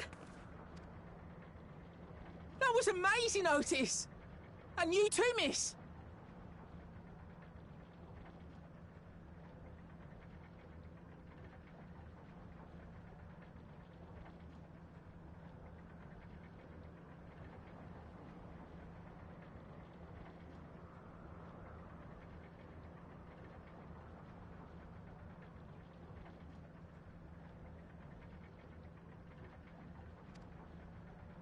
Ha ha ha!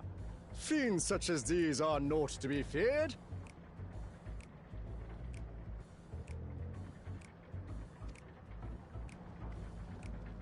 Well then, dealt with it already, have you? Be at ease, one and all. So long as I, Sir Otis, live and breathe, no citizen shall come. His voice sounds different, but then of course I think they were trying to make it sound more machine-like. Otis. So the question is that supposed to be the same one? I guess that's the other interesting thing, right? So they copied his memories, and he said if he died, he would die, or he'd lose his form, or maybe actually no, he said he would die completely. Because he was already an endless. I was going to say maybe he thought he couldn't come back into the physical realm. But no, he said he was an endless, and he would be gone forever. So maybe they just they found a way to copy his personality somehow. Could you really be that, Otis? I'm certain I do not know what you mean by that, Otis. I am who I am, and I should very much like to know who you are. You're Sir Otis Villona, Lord Captain of the Royal Knights of Alexandria, yes? We met you while searching for Gululja. You cooked a most delicious repast for us. Fought beside us in Solution 9. Gululja. Solution 9. I've never heard of such things. These events of which you speak are utterly unknown to me, as are you. I'm quite confident I would recall if we had met before. Could this be? Villainy! You seek to bewilder me for purposes most foul! No villainy intended, I swear. How is this villain? I'm not mad. This is definitely the Otis we know.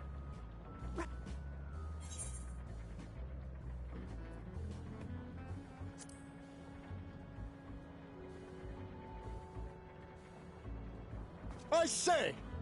What are you whispering about there? Flashing daring do. Wait! I've no time for this. I must attend to my preparations for the founding celebration.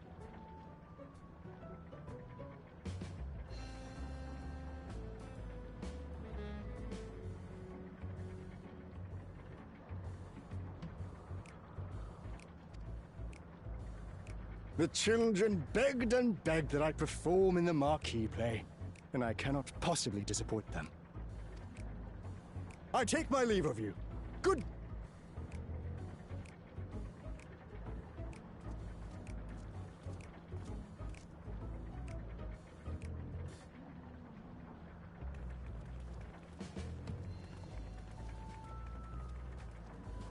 Founding celebration?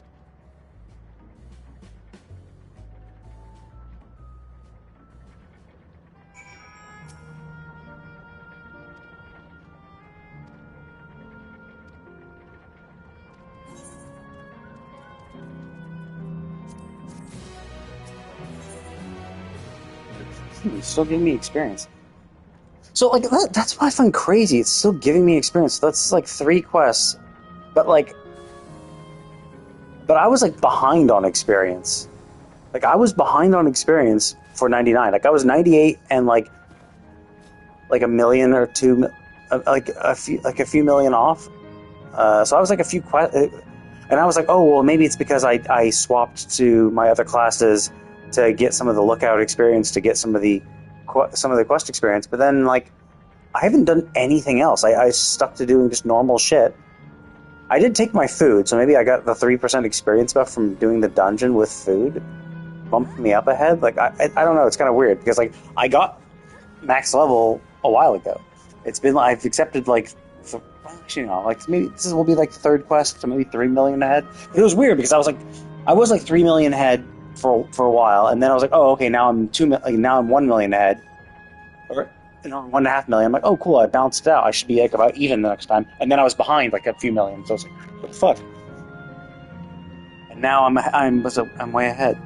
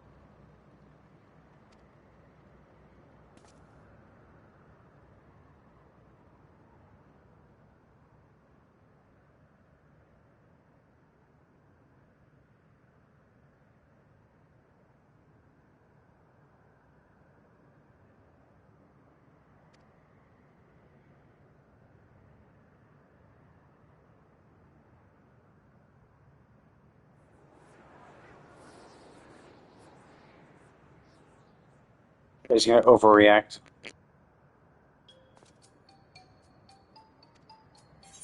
Oh, I thought he'd be really over the top in his reaction.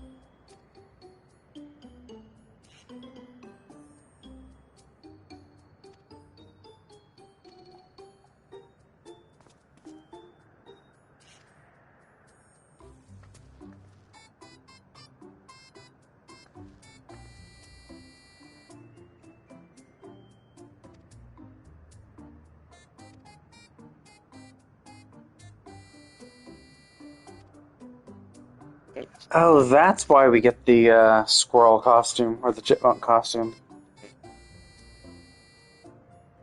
Because of this theme park.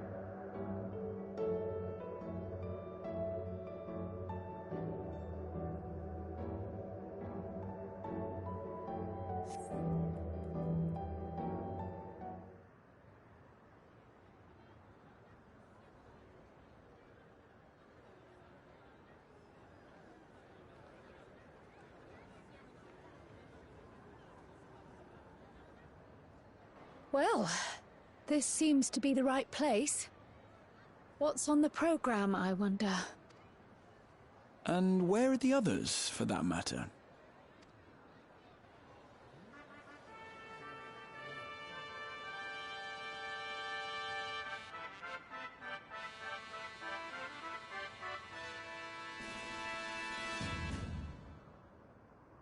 Ladies and gentlemen, boys and girls, tonight's performance is a story that takes place long, long ago. A great conflict rages over precious electrope, and the kingdom of Alexandria has been embroiled in the chaos. When the royal capital comes under siege, the kingdom's valiant knights lay their lives on the line for their beloved Princess Sphene. I bid you keep your handkerchiefs at hand. Now, without further ado,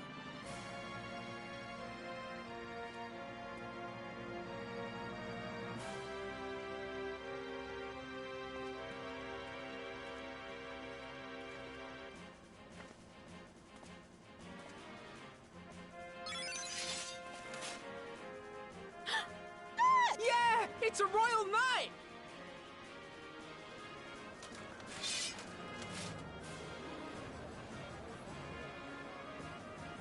I beg your pardon? What a twist! Oh, unbelievable. Ha! Yeah!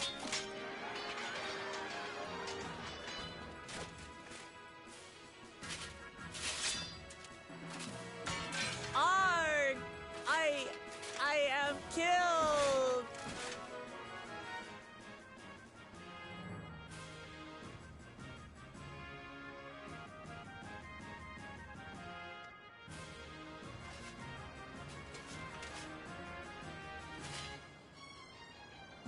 You must flee! All of you!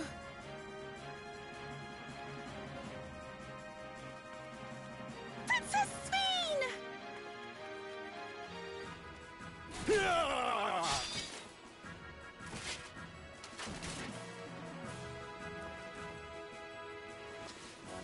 Are you unharmed? Oh, I am, thanks to you, my dearest Otis. My dearest? And so, in no small part, due to the valor of the Royal Knights, the kingdom succeeds in repelling the invaders. But their jubilation proves short-lived. For in mad defiance, the enemy unleashes a forbidden weapon which brings about a terrible calamity. The good Queen Sphene, shining vision of hope, among them.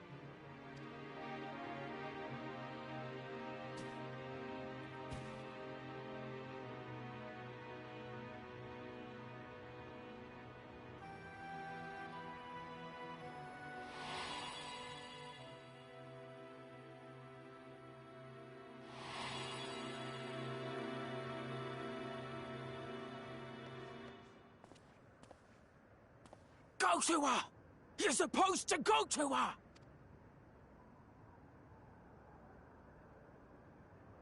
What's happening? Is it over already?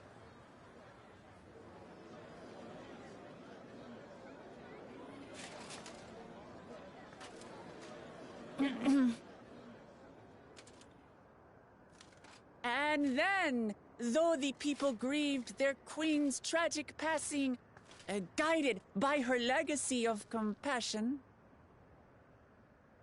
Oh boy. They, worked hand in hand to overcome an age of hardship, and in time, they built a peaceful and prosperous Alexandria. A new Alexandria.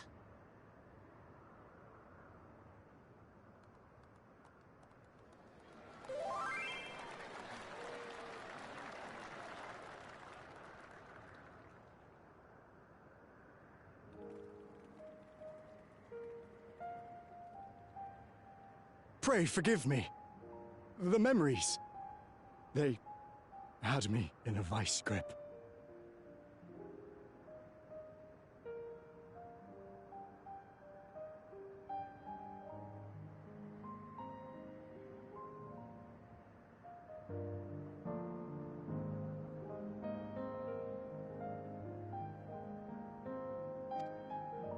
All's well that ends well. I wouldn't dwell on it.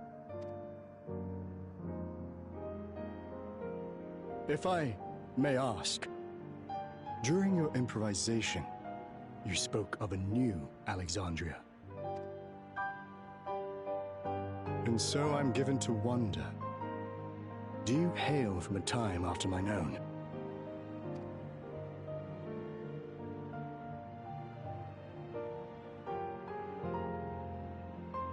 We do.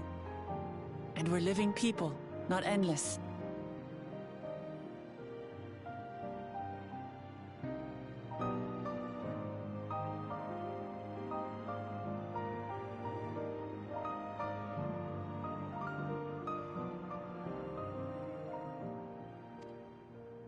My word!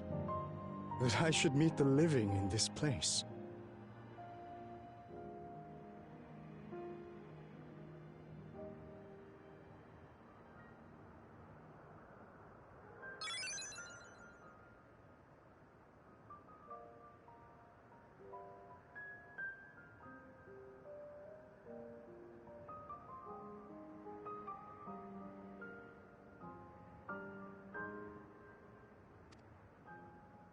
There is another question I dread to speak aloud. A question I couldn't bring myself to pose to newcomers. Alexandria, does it still exist?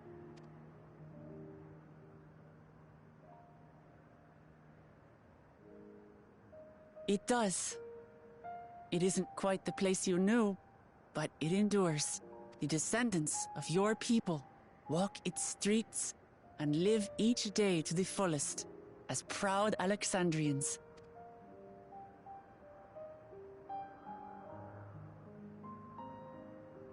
They live. We live.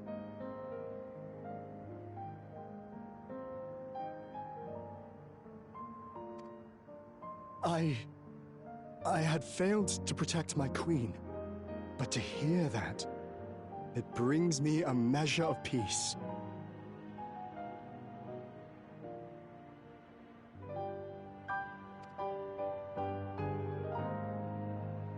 You were there too, Otis. That is, an incarnation of you. Of me? That's absurd. But wait, something comes back to me. When they were researching a means to resurrect Her Majesty, memory preservation, some such, I volunteered to be a test subject. No. It is a fog I cannot pierce.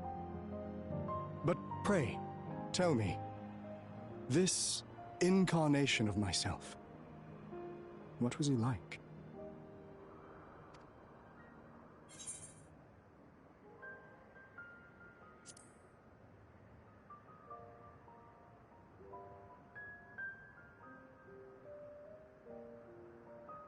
That's not all. He was a father in all but name to the new king, Gululja.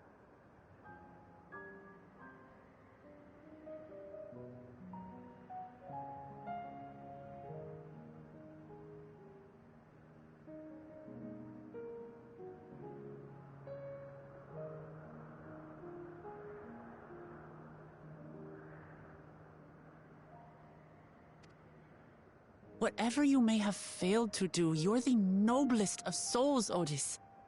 And your deeds, your sacrifice, gave us hope that we sorely needed.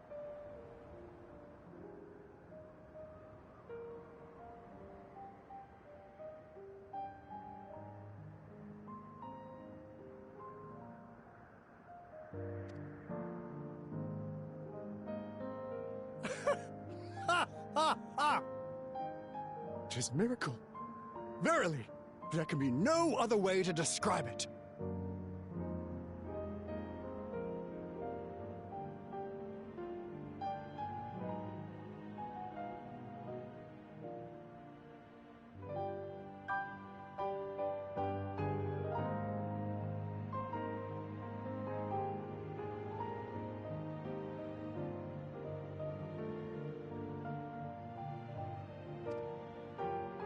It is.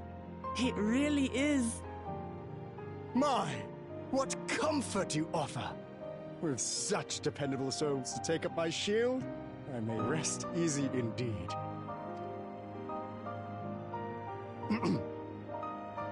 I beg you, watch over our new king. The war changed my queen. To her final moment, grief darkened her gentle countenance. I've not the honor of knowing Galul-Jah, but I pray that for all his days, he shall have cause to smile. We'll see to it he does, Otis. I swear.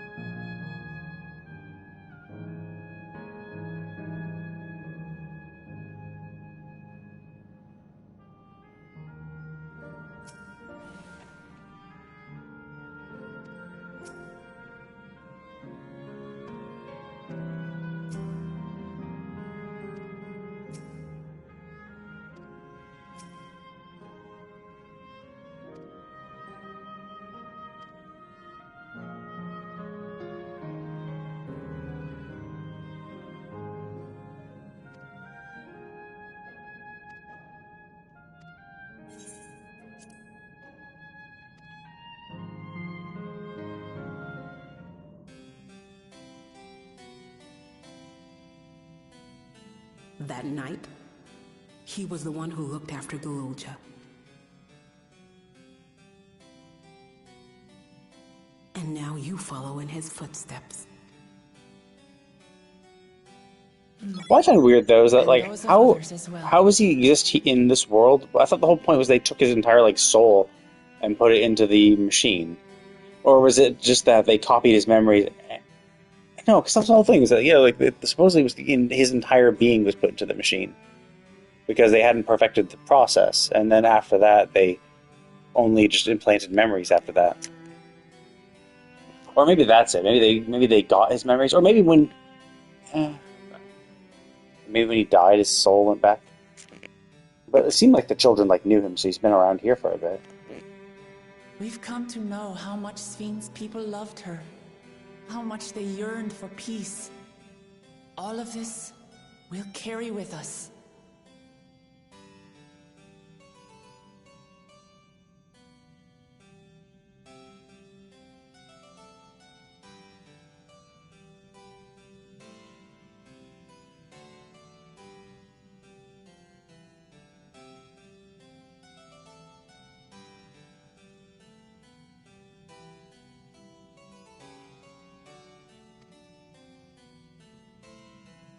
I see.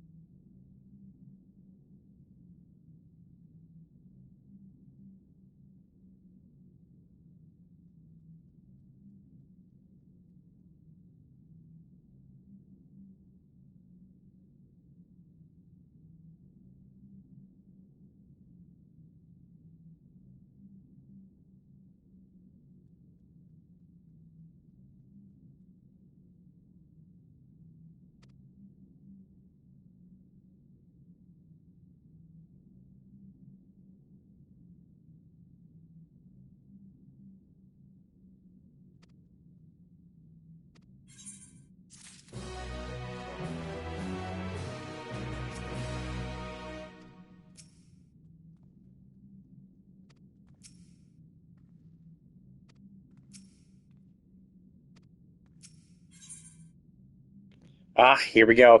So it was about 3 quests. So I was 3 million experience ahead.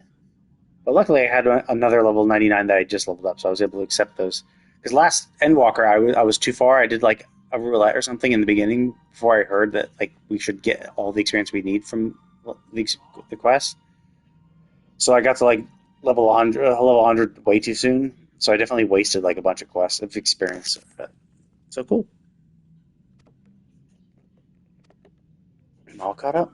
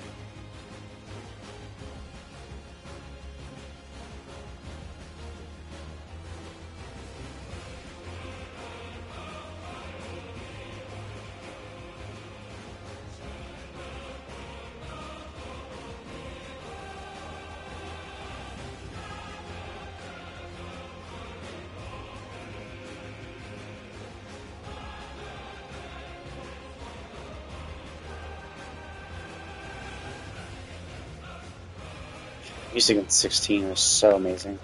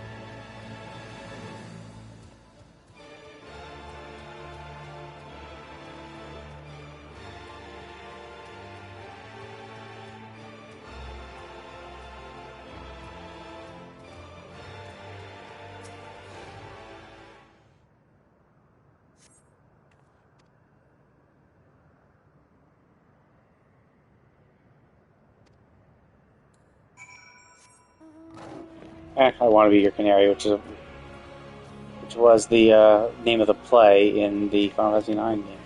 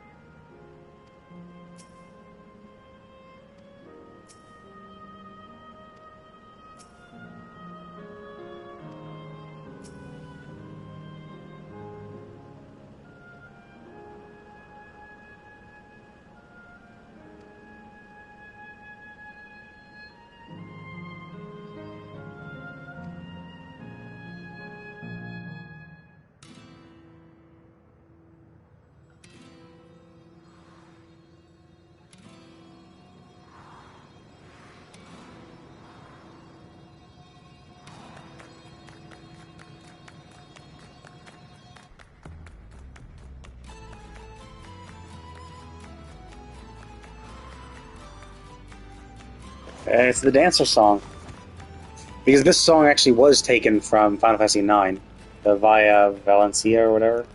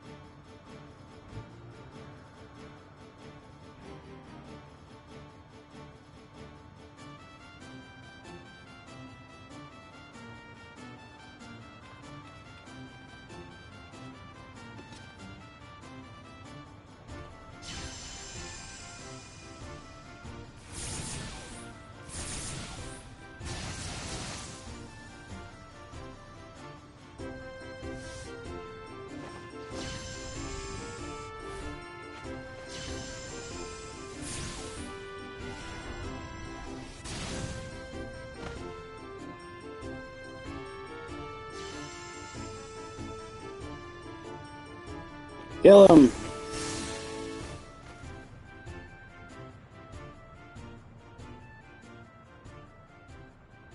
That rather resembles Arcanima, wouldn't you agree? Indeed. While similar arts could have developed independently across reflections, this verges on being identical. I mean, that's not crazy though, because like the rules of the rules of the world, like the magical rules of the world in all reflections, are the same. So it's not surprising that they would have to use similar methods to yield similar results.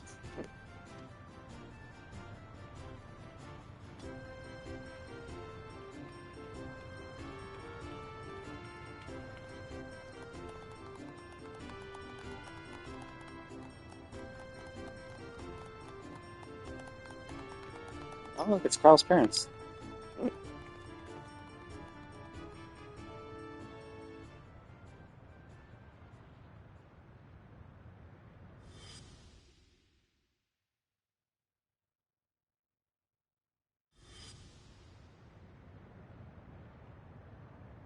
Is something wrong?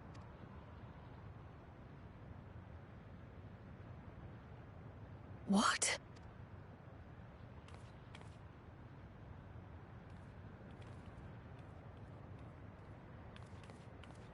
Do we know each other from somewhere?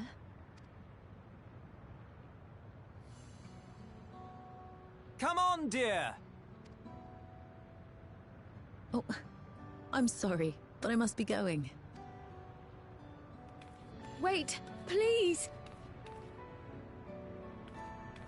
You're new here, I gather. It may seem strange at first, but give it time. You'll grow accustomed to it soon enough. No, I'm not. Rather, I'm, Oh, what can I say? Of course. This earring. Do you recognize it?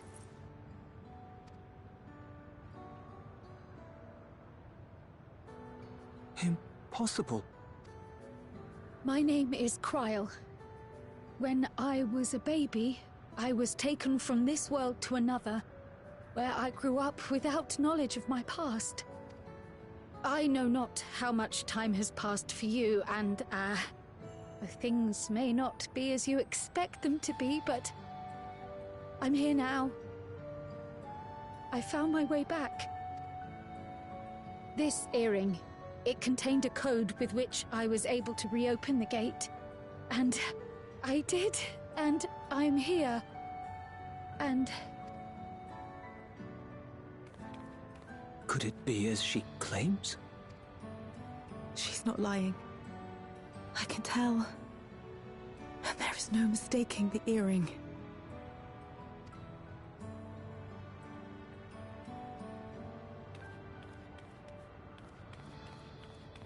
Oh.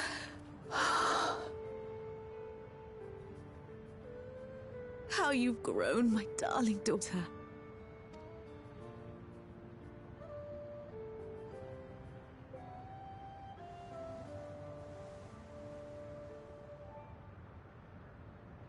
It has been 20 years.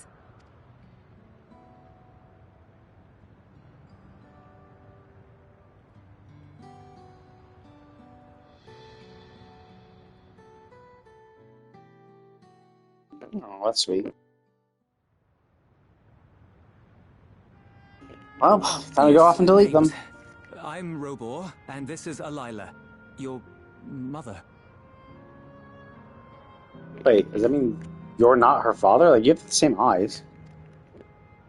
Doubtless, we have a mountain of questions for each other. But perhaps we can take this somewhere quieter? The Heat Wells, for instance. There's a spot there where we can relax and chat.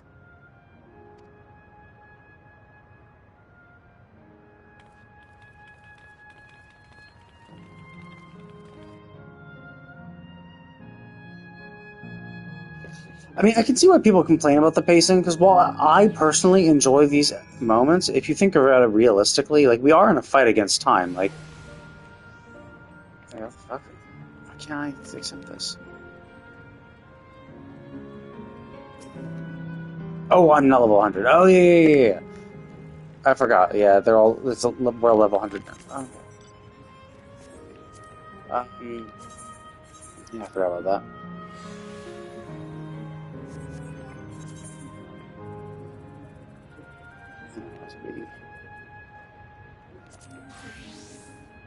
So, yeah, that was kind of. So, like, as I get it, right? Like, I can see why people might complain about the pacing, because, like, while I do enjoy these are interesting, but we are in a race against the clock. Like, we went there, and she's like, oh, yeah. We're just wiping all of Spheen's memories, and then I will be a ruthless leader, and we'll initiate the dimensional fusion, right? And the idea is that we go to these locations, and we go to these locations, and we shut off the USB sticks, and memories go away, which will give us the opportunity to, convince her by killing all her. But once all these people are dead, she won't have people to fight for. Problem solved.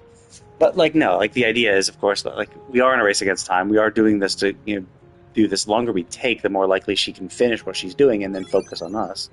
So obviously, it's kind of like it's not a good idea to like waste time. And I do get this, right? Like this is important for her, and what we're doing would essentially wipe these people from existence. So are literally her only chance to speak with her parents. So I do get that.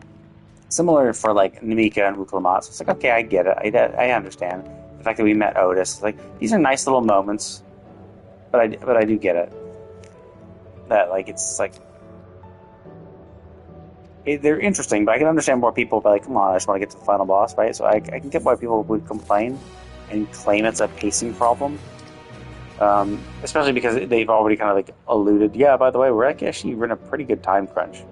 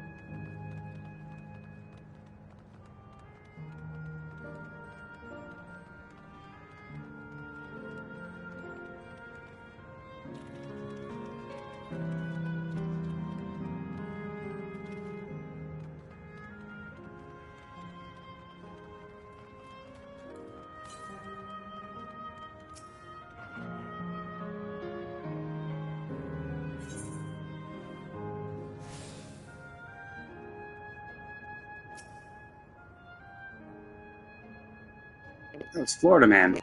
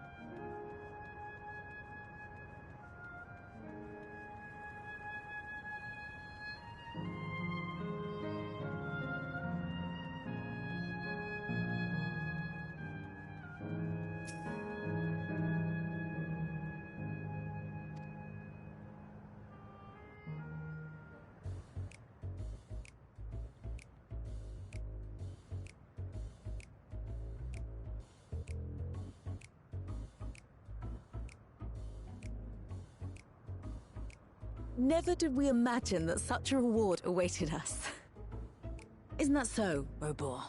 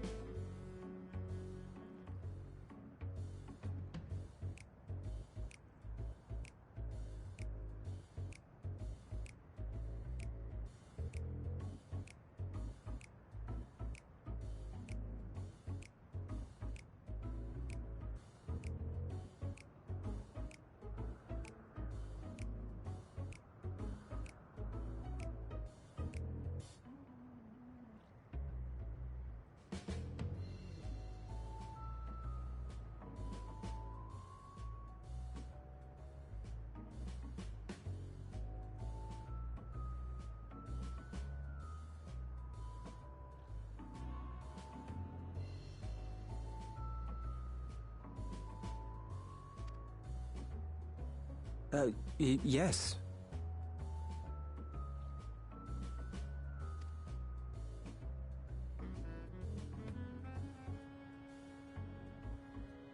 Oh, don't mind your father.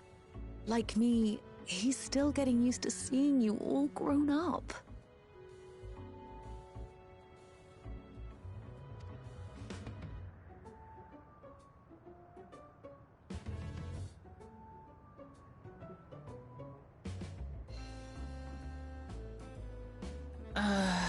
This is just excruciating.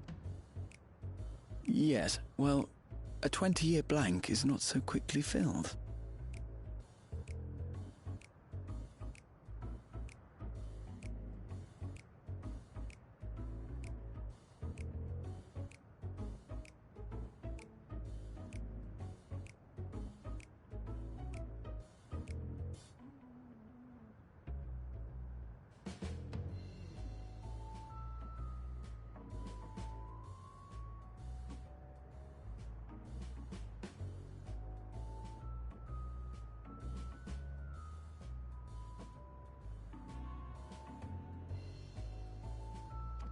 Even so, there's got to be something we can do.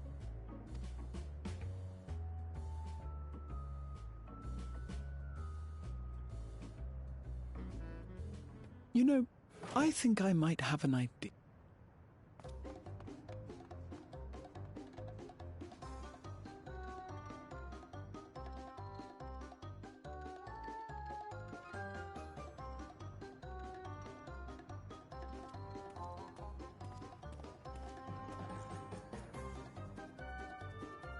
Raha?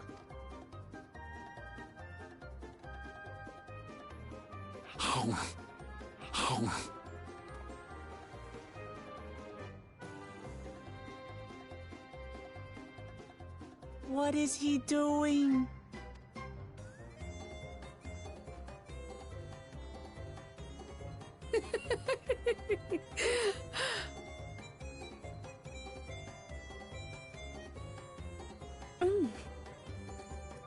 Oh, you needn't force yourself. It doesn't taste of anything to the living, surely. Ah, okay, that's why they were so...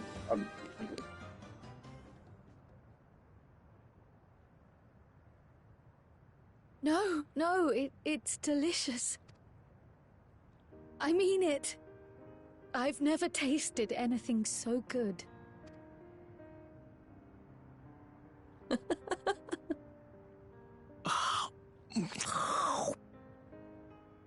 It really does taste so much better when we're all together. Yes, indeed.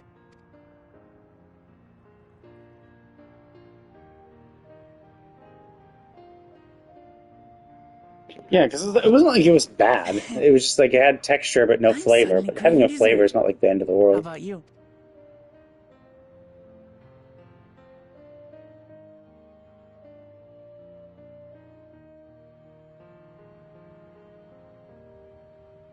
Truly, we've never felt so happy in all our lives. We don't know how to thank you. But at the very least, we can give you some answers. You've risked so much and come so far from them after all. 'Tis our understanding you are researching a power called interdimensional fusion. Will you tell us about it?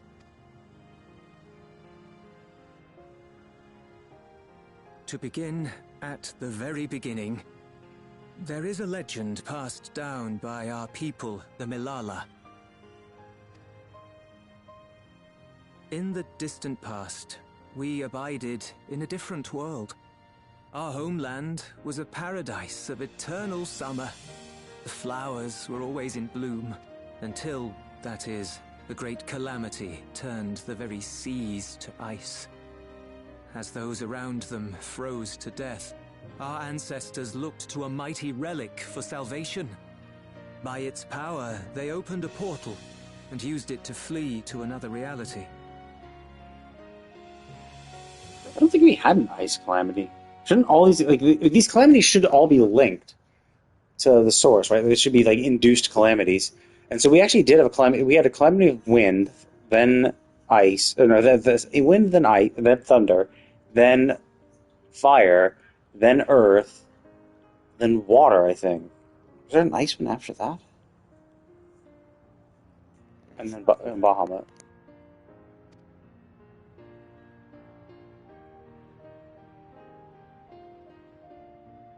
The weird thing, even if there wasn't ice, we know that the thunder one happened first. So it's weird that these people came over. Our people since time These immemorial. people came over to the thunder calamity, which was the second one. So it is kind of weird. It just throw the timelines out of whack. But then maybe that's just kind of how things are. It's just all the timelines for all of this shit is just weird. Yes. When lightning threatened this world, we attempted to use the key to flee again, like our ancestors once did. Alas, no matter what we tried, we couldn't invoke its power. We had all but given up when Preservation approached us with an offer of partnership. Desperate as we were, we accepted their help, only to later discover their ulterior motive: to plunder other worlds of ether.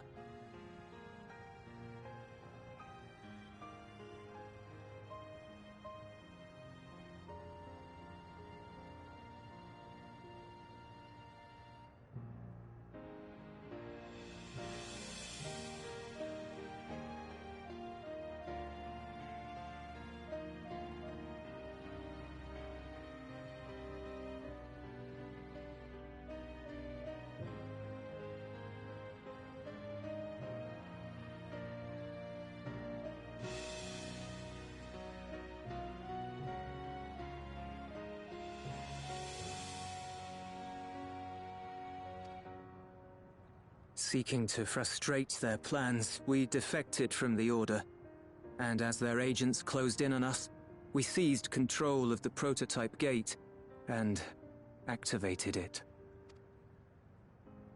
What followed you already know. We sent our daughter and the key through the portal, entrusting them to the men we encountered.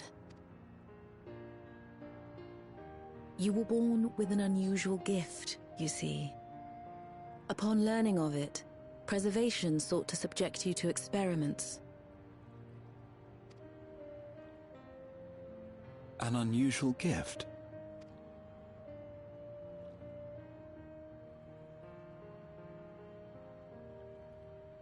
Our people, the Milala, are there any ways I might learn more about them? There are, such as visiting the cavern inside the volcano. Our ancient homeland has been recreated there. While it's intended to serve as an entertaining diversion, it ought to teach you a thing or two about our history and traditions. May we go there? Selfish though it may be, I should love to learn of my ancestors. Before I delete them. Of them. And of the legacy my parents entrusted to me.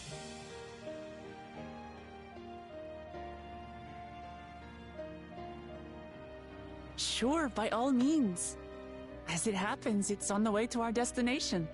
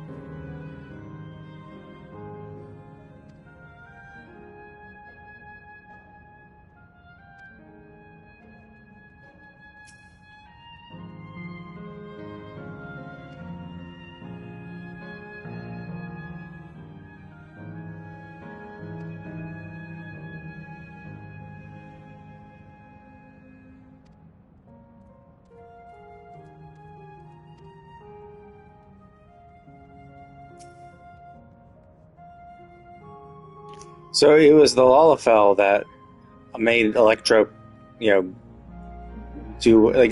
Electrope to be used as. So basically, yet again, another civilization and world destroyed by Lalafells.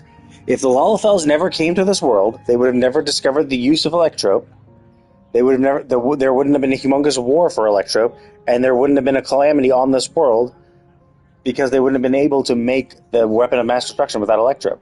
So because Lalafells were able to discover that circuitry to engrave into Electrope, the world was destroyed. So the War of the Magi was the War of the Lalafell, caused a calamity in the source. They caused a calamity here. Lalafells just keep fucking things up for everybody.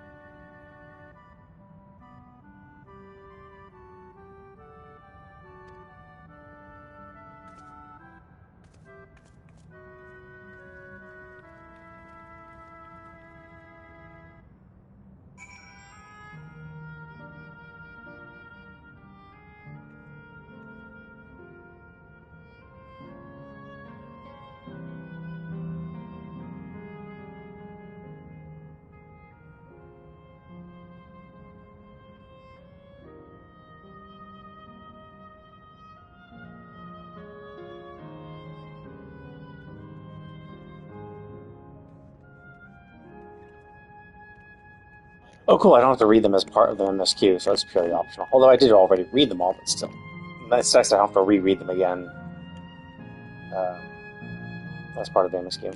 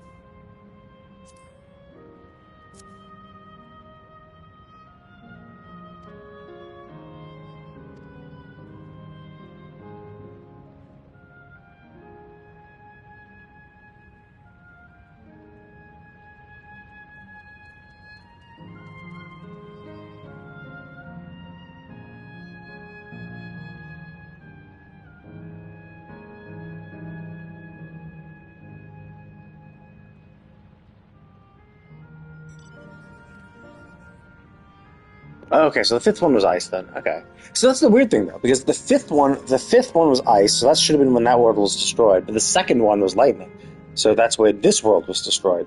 So that's the interesting thing is how the timing is so messed up that the temporal alignment between shards are so weird that their calamity happened first to them, transferred here, which went far into the past.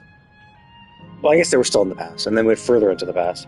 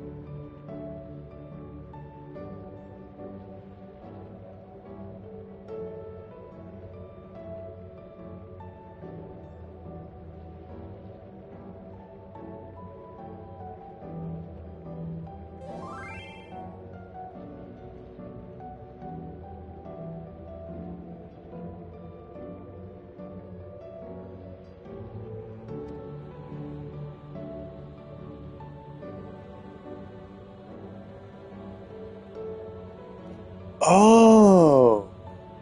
Oh, I see. So the Malala might not be... They might not be from another... They might be from the source. I see. So that would explain why they were able to connect there and back, perhaps. They were able to connect to whatever shard this is.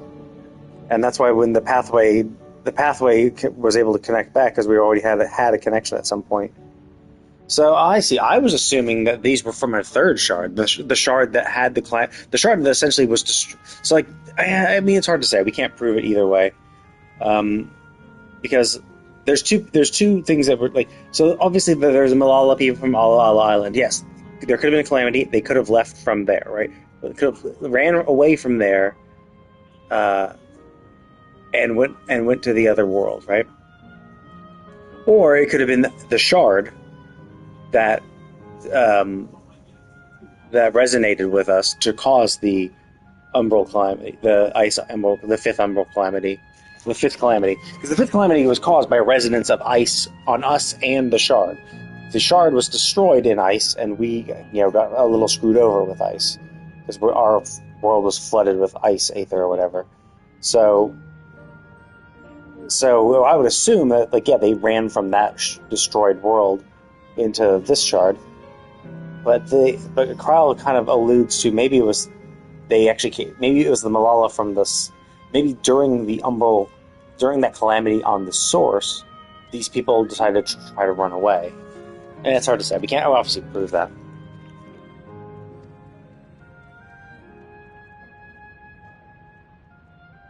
I guess the way that they say that the Arcanist stuff works similarly, probably means there might more likely be from the source. But it's hard to say, because that's like the fifth. This was the fifth calamity, and this was an isolated, South Islanders thing. Why would they have had our magical knowledge from the rest of the world?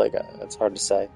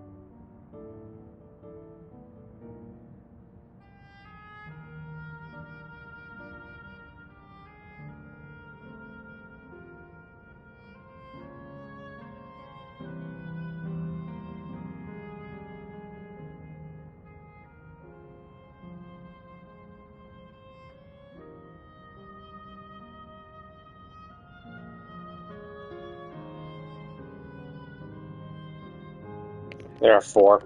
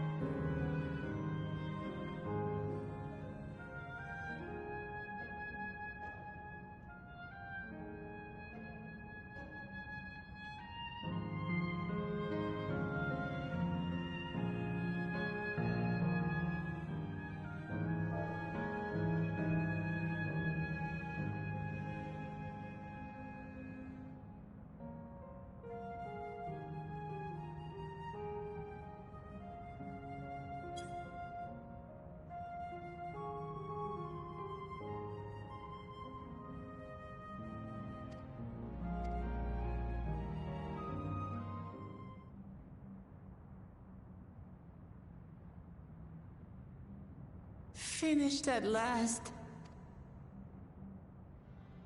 If the legend is true, the Malala were refugees from the source. I mean, you don't know that. How could you possibly know that? There's 2 places that they could have come from. Where the Calamity of Ice happened was the source or the shard that was destroyed. That, to create the Calamity on the source. It could have there could be Lalas from that place. Because obviously there are dwarves from the first, so clearly like the 4 races are going to be relatively similar. So you can't prove that that is true. It could be either. There's nothing conclusive. But what is this relic of theirs that can bridge worlds? Who made it? And to what end? Much about the key remains shrouded in mystery.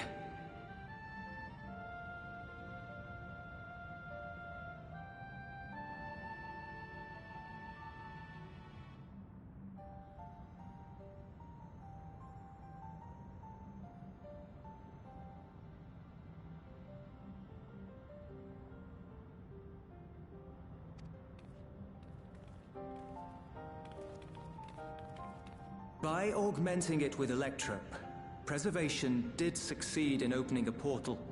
Yet they could never grasp how they had managed to do so, much less the underlying principles of the technology. To this day, not a single person understands the mechanics of interdimensional fusion, let alone who imbued.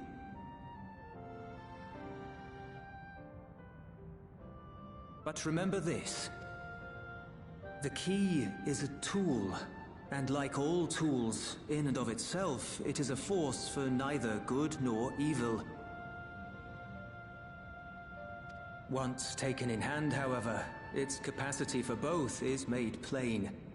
In delivering one man, it may doom another, making a lie of its bearer's every good intention.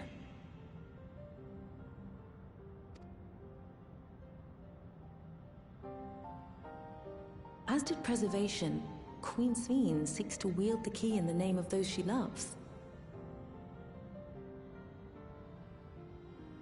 And in so doing, makes her people party to the destruction of countless souls.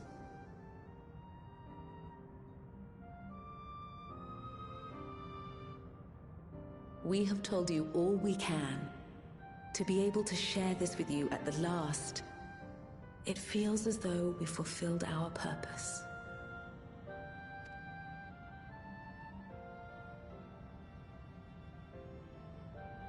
You've come to shut down the terminal.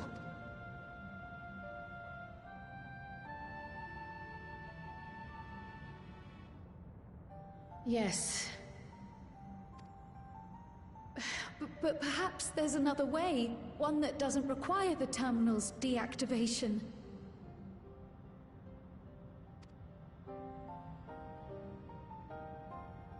For the longest time, we've sought a means to erase ourselves before our knowledge could be used for ill.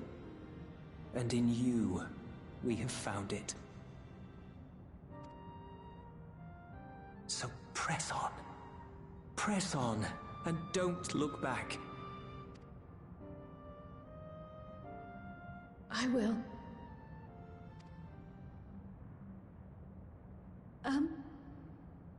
May I ask you one last question? Of course, my dear. The earring. Why did you leave it with me?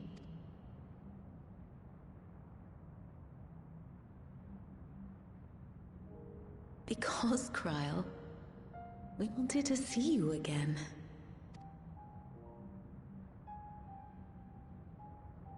This may seem self-serving, but we wanted to leave a trace of ourselves with you.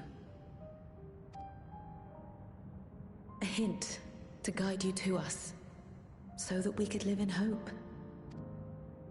We've dreamed of this day for so long, but now that it's become reality, we wonder if we deserve to enjoy it. We wanted naught but the best for you, yet we've always wondered how much you might have suffered in our absence.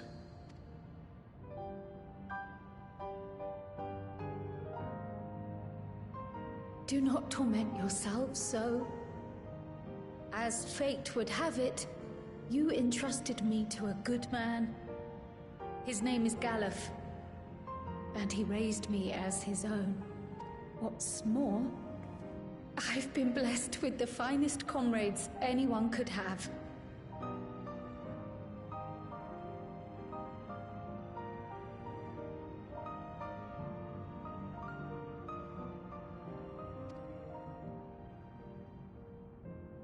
It's thanks to you that I am here now, hale and happy.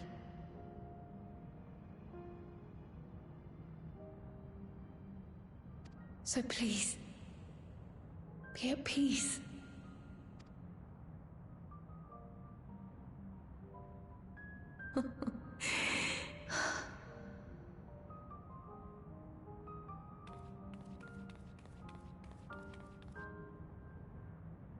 You already have a beautiful name, but if we might call you by the one we gave you?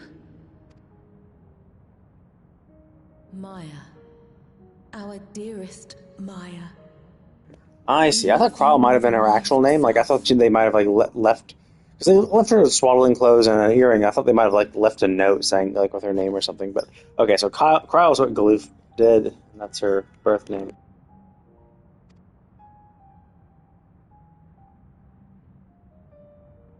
Maya. My name... My name is Maya.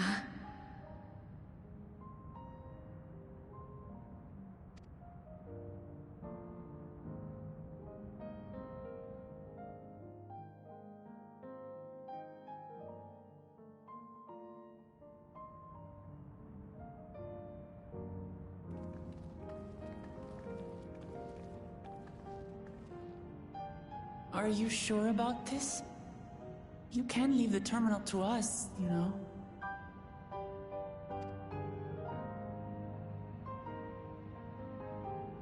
No, I must do this. Kryl, Maya, Baldessian must press on.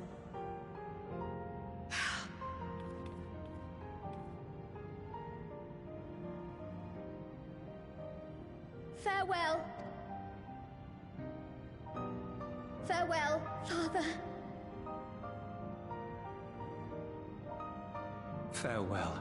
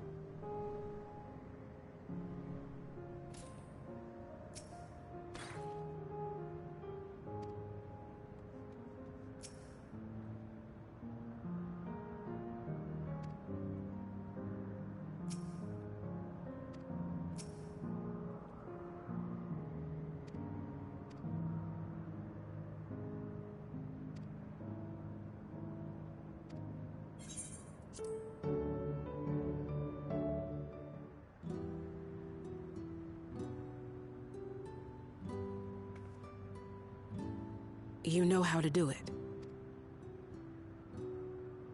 I do.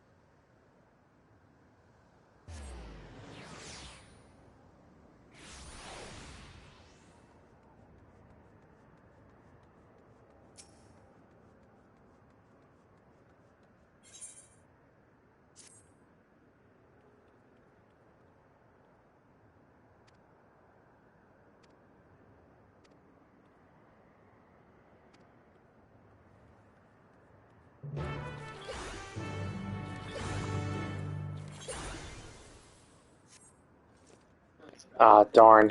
So that quest would have taken me there. Well, I can't prove it, though, and I was already kind of there, so I didn't want to, like, have to redo it all.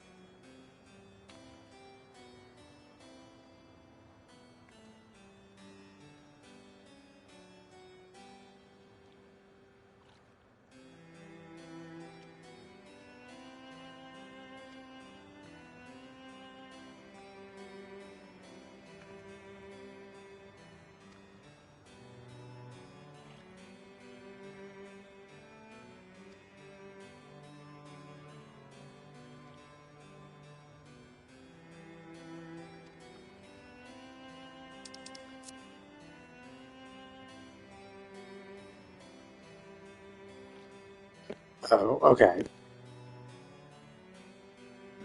Okay, then with that, then yes, the Malala are probably from the source.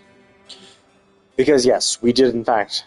There was at the very end of the Ala Island, the secret ending, the secret path, path number 12, was a humongous towering statue that came to life when we fought it. Okay, so yeah, this is probably them. Because like just being living in a similar location doesn't mean shit, right? Like we don't know what the source that the shard that was destroyed what looked like at all. So, but yeah, okay. With that, it's too many points. It's probably the source. It still could possibly not be, but yeah, it's probably the source.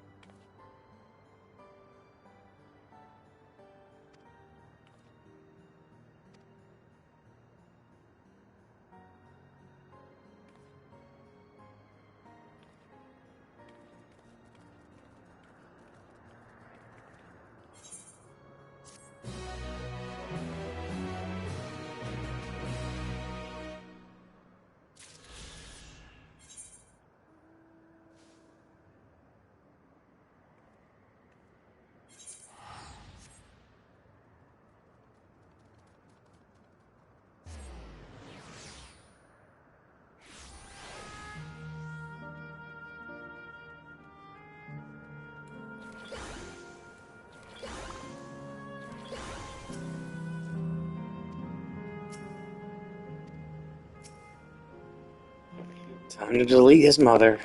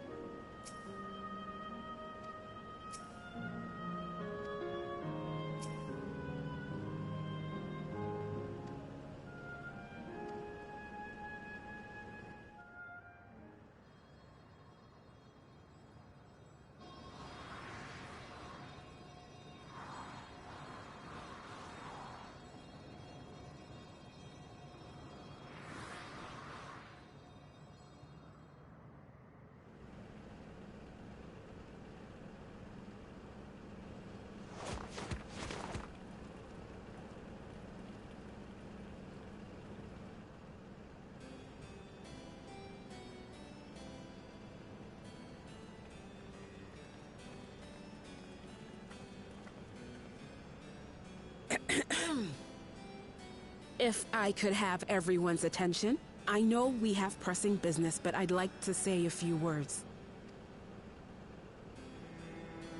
Before I died, I had two wishes. The first was to see who my Eleneshpia would become. I would say that wish has been fulfilled.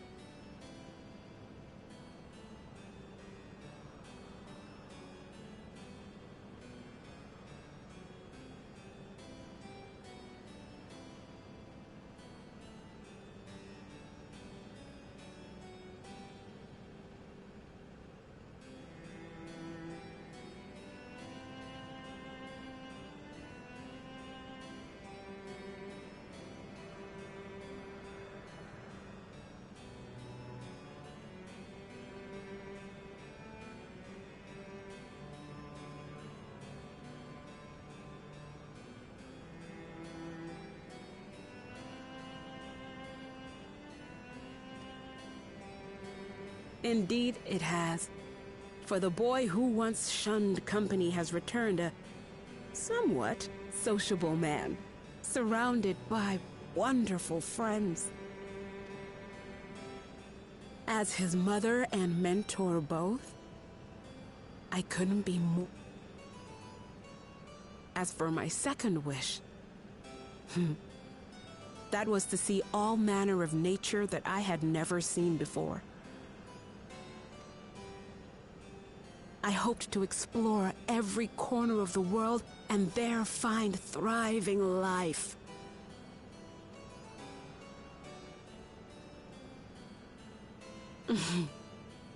But I didn't even get to see all of Tural, did I? Never.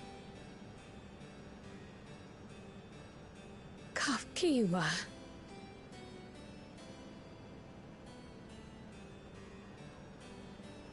Oh, don't give me that look.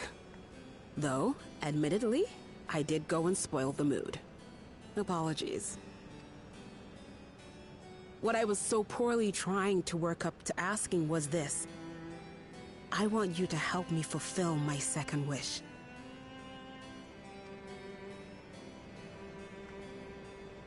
I have a good feeling about this place. There is so much here I've never seen before, I just know it. We'd love to see it with you. I thought you might say that. Windspath Gardens is home to a collection of flora and fauna that once thrived on the continent. Like the rest of living memory, I haven't explored it in earnest. Controlling my vessel demanded all of my attention. But at long last, I'll get to meet the creatures here. Wrap things up with a perfect little adventure. So, shall we?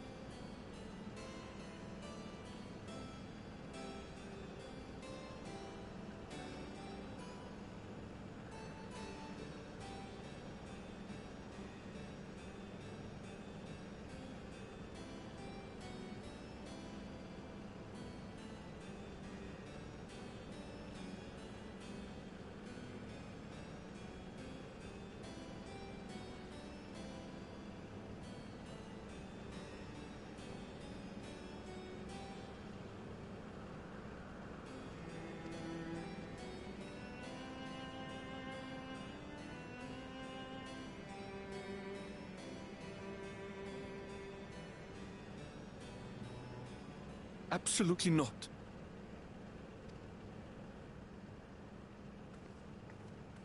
We're to grant you your wish, and then what? You'll leave.